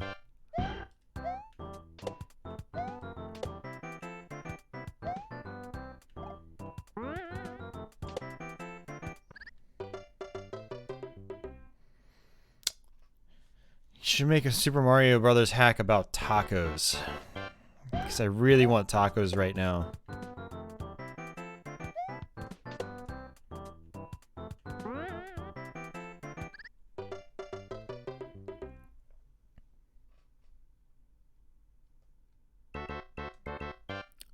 I'm good at a lot of games with a bunch of beers in me. Too many to name. My skills don't deteriorate for quite a while after I've been drinking. I have to drink a lot for them to really... Sometimes I actually start getting better because when I start getting tipsy, you know, my mind is kind of like being taken off things. So there's a little period where I might even be improved. Oh my god. Now I'm just focusing on tacos, but I can't get tacos. Well, I could go to Walmart, I could buy some ground beef, get some taco shells and cheese, and then make tacos.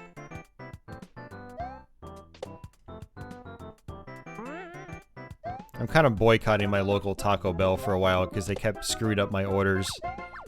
And then being dicks about it. Like, I would order one thing, they'd give me something completely different. I'd drive all the way home without realizing it. And then have to drive all the way back to get it swapped out. Oh, so aggravating. And it's happened multiple times recently. I mean, not eating Taco Bell is for the best. You know, to be fair, it's good that I'm not going to Taco Bell, but I really want some tacos right now.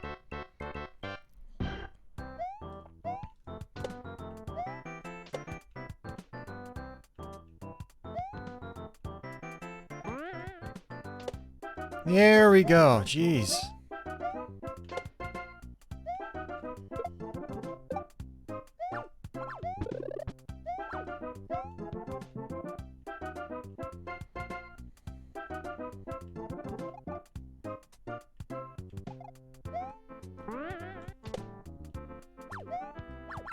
Okay, enough with the Hammer Brothers! What the hell am I supposed to do there? There's gotta be a hidden block. There's gotta be a hidden block. Hey, Sea Snake! Long time, dude. How are you doing, man?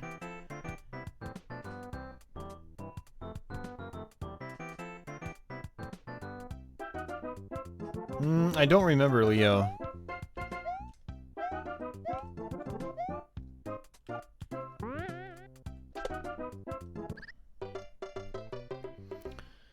Glad it's the end of the year. Yeah, me too. One day closer to tax return time.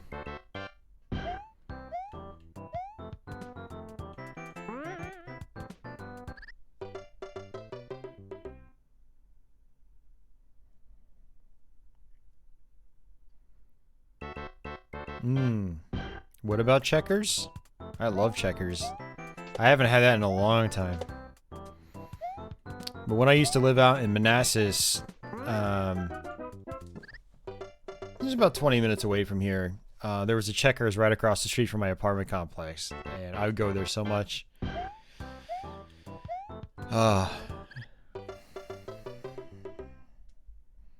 Rallies, yeah.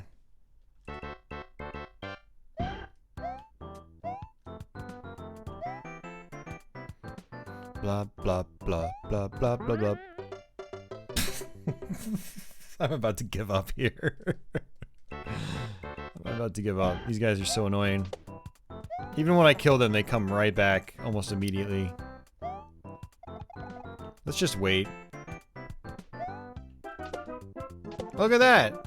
Look at what happens when you take your freaking time. Magic app.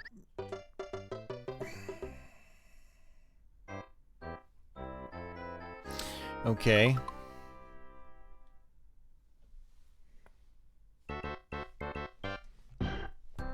Well, it's kind of like they have windows. You can walk up and get food, and then you eat outside. But yeah, they don't have, you know, you can't actually go into a Checkers. No, it's not tacos. It's, I don't even think they have tacos. It's all burgers and stuff like that. Although I haven't been there in a long time, so maybe they introduced tacos. I don't know.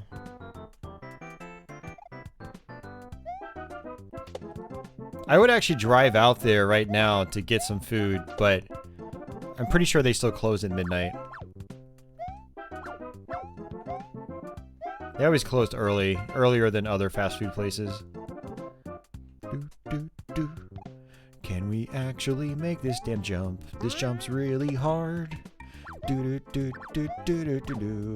Holy crap. Oh, whoa, whoa, whoa, whoa.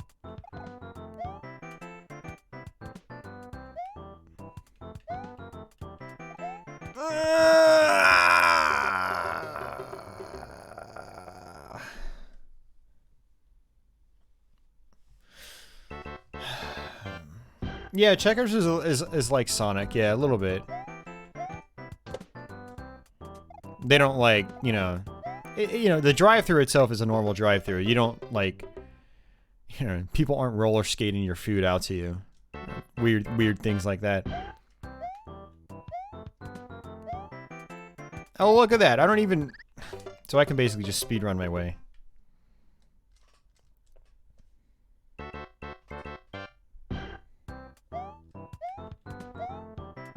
Whee!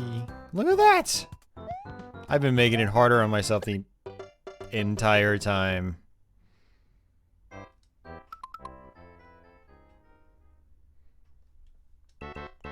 Yeah, I ate at Sonic once, and it wasn't really anything special. It was food. Yeah. Almost did it again.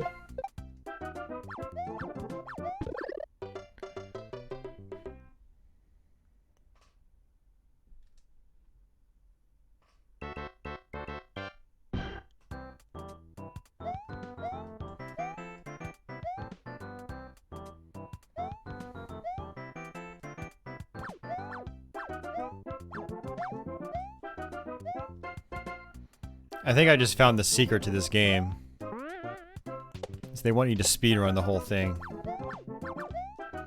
Speedrunning Super Mario Bros. Was actually a thing back in the day.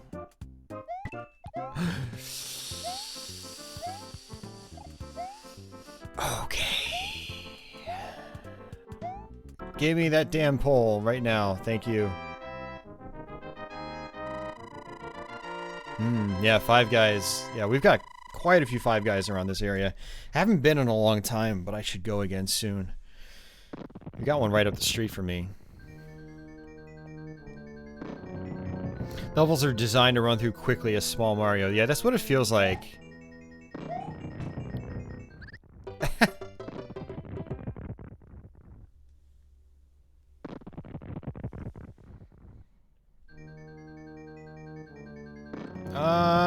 They're very oily fries, Leo. I don't think they do anything else, though.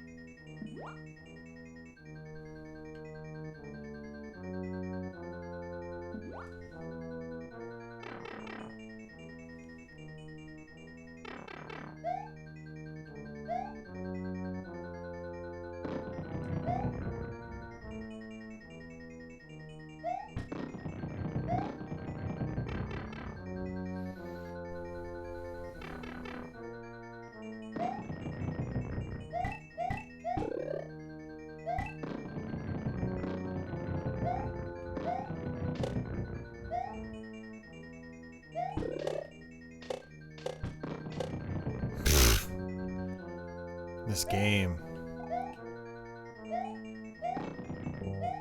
What? Are you serious?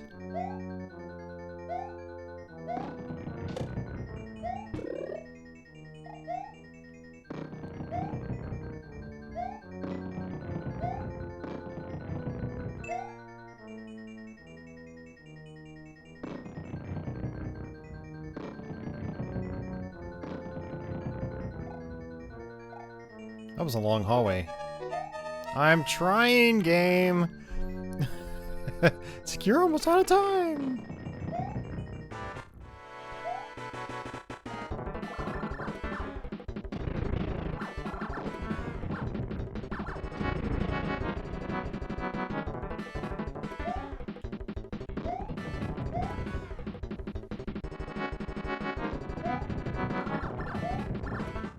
Woo!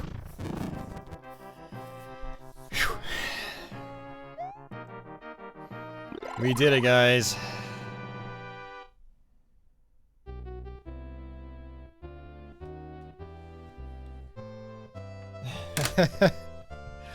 Wasn't expecting to beat the game on this stream, so that's cool. That's the first time I've done that in a very, very, very long time. RC Shaggy, yeah, this is the last one. We already did all the other games. Loogie saved Christmas.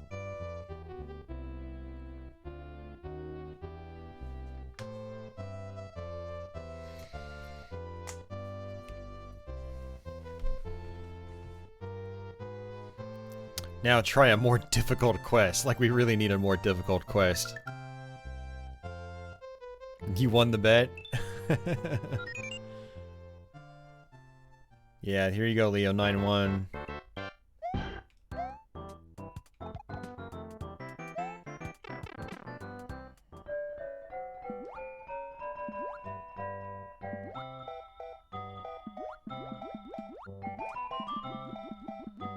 Wow, you can't even bump blocks. Okay. I'm spoiled by Mario Maker.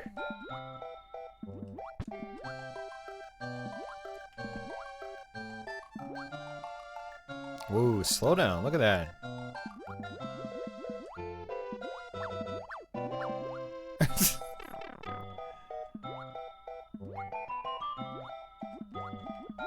Oh, that's right. The whole level's underwater. Even the pole.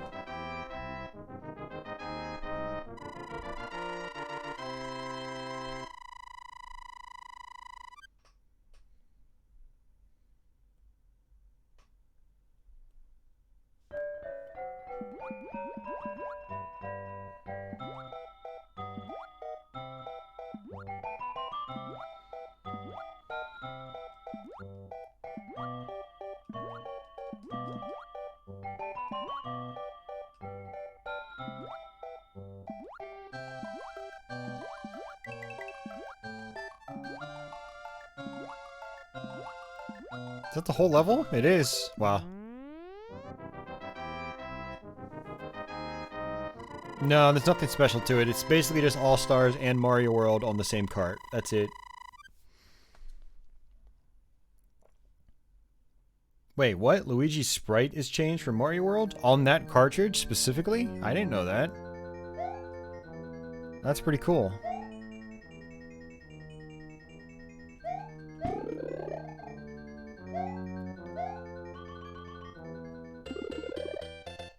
I want to see what that looks like.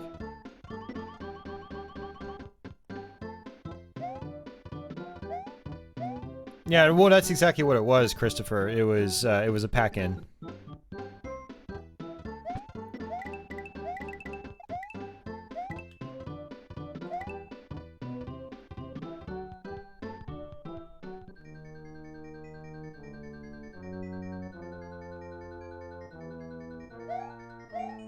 What a weird level.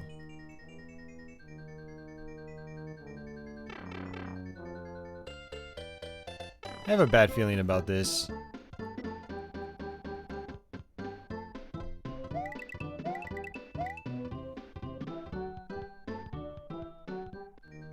Okay, I thought it was gonna spit me out into the lava. I was really expecting that.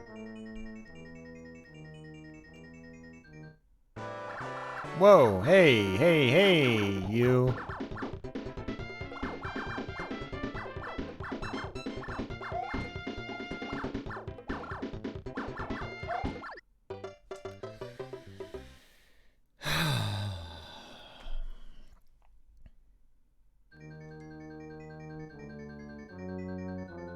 Yeah, the thing about the Mario World plus All-Stars cart is it probably costs more money.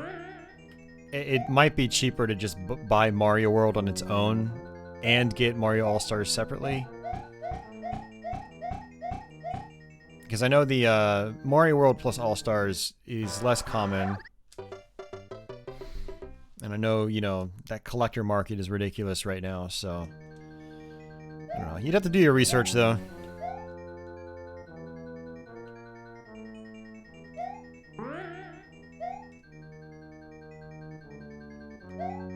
So that bonus area is completely optional, apparently.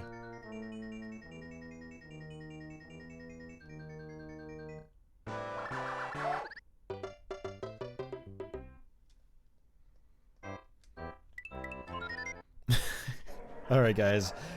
I think that's enough of that. So, yeah, perfect timing, Jules. Perfect timing.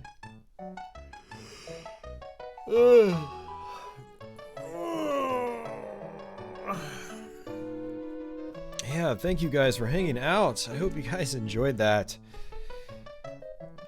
We didn't go through all the levels in Mario 3, but we went through all the levels in Mario 1 and 2, and all the levels up to 9-1, 9-3, 9-2, 9-3 in Lost levels, so that was pretty cool.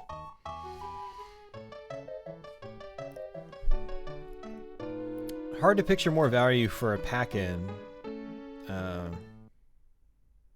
Yeah, it's a great pack-in for sure.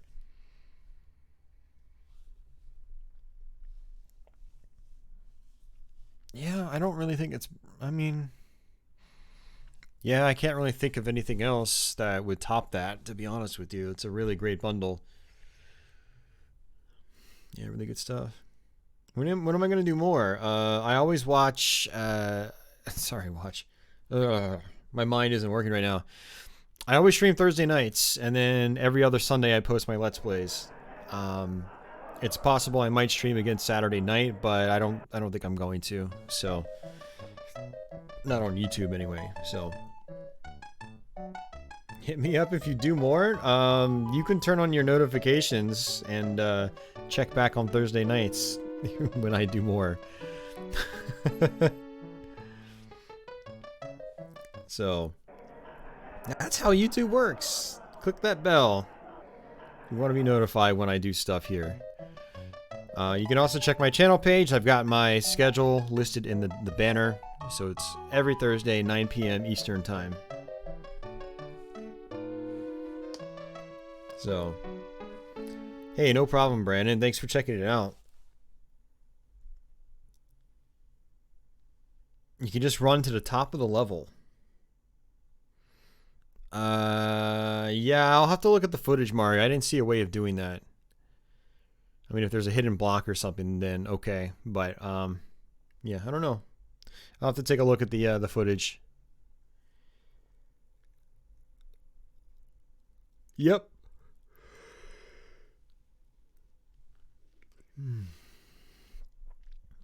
Oh man, yeah. Thanks guys for hanging out. It was a huge turnout tonight. I was surprised actually. I wasn't expecting like 80 and 90 people at one point. So yeah, thank you guys for hanging out. Thank you for your continued support. Again, there will be a new Let's Play posted this Sunday.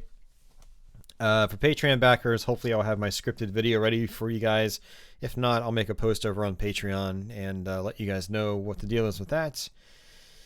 And yeah, we'll be back next Thursday at the very least with another live stream. Don't know what it is, don't know what it's going to be, but I will think about it. And should be good either way, so stay tuned. Yeah, thanks, Leo. Yeah, I'm going to go to Walmart after this, Leo. Then I'm going to come back and sign on to Twitch. So hopefully 30 minutes tops. And then I'll be back live again on Twitch. See you, Office. Take care. See you, Adam. Guns, Brandon, RC Shaggy, Mario Mania, John Evan. Take care. And Christopher, Jules, all you guys. Thank you guys for hanging out. Sea Snake, if you're around, Sea Snake, pop in over to Twitch in a little bit. I'll be over there, man. Haven't seen you in a while. So, Darren S. So, alrighty, guys, have yourselves a fantastic day or night wherever you are. And until the next one, take it easy.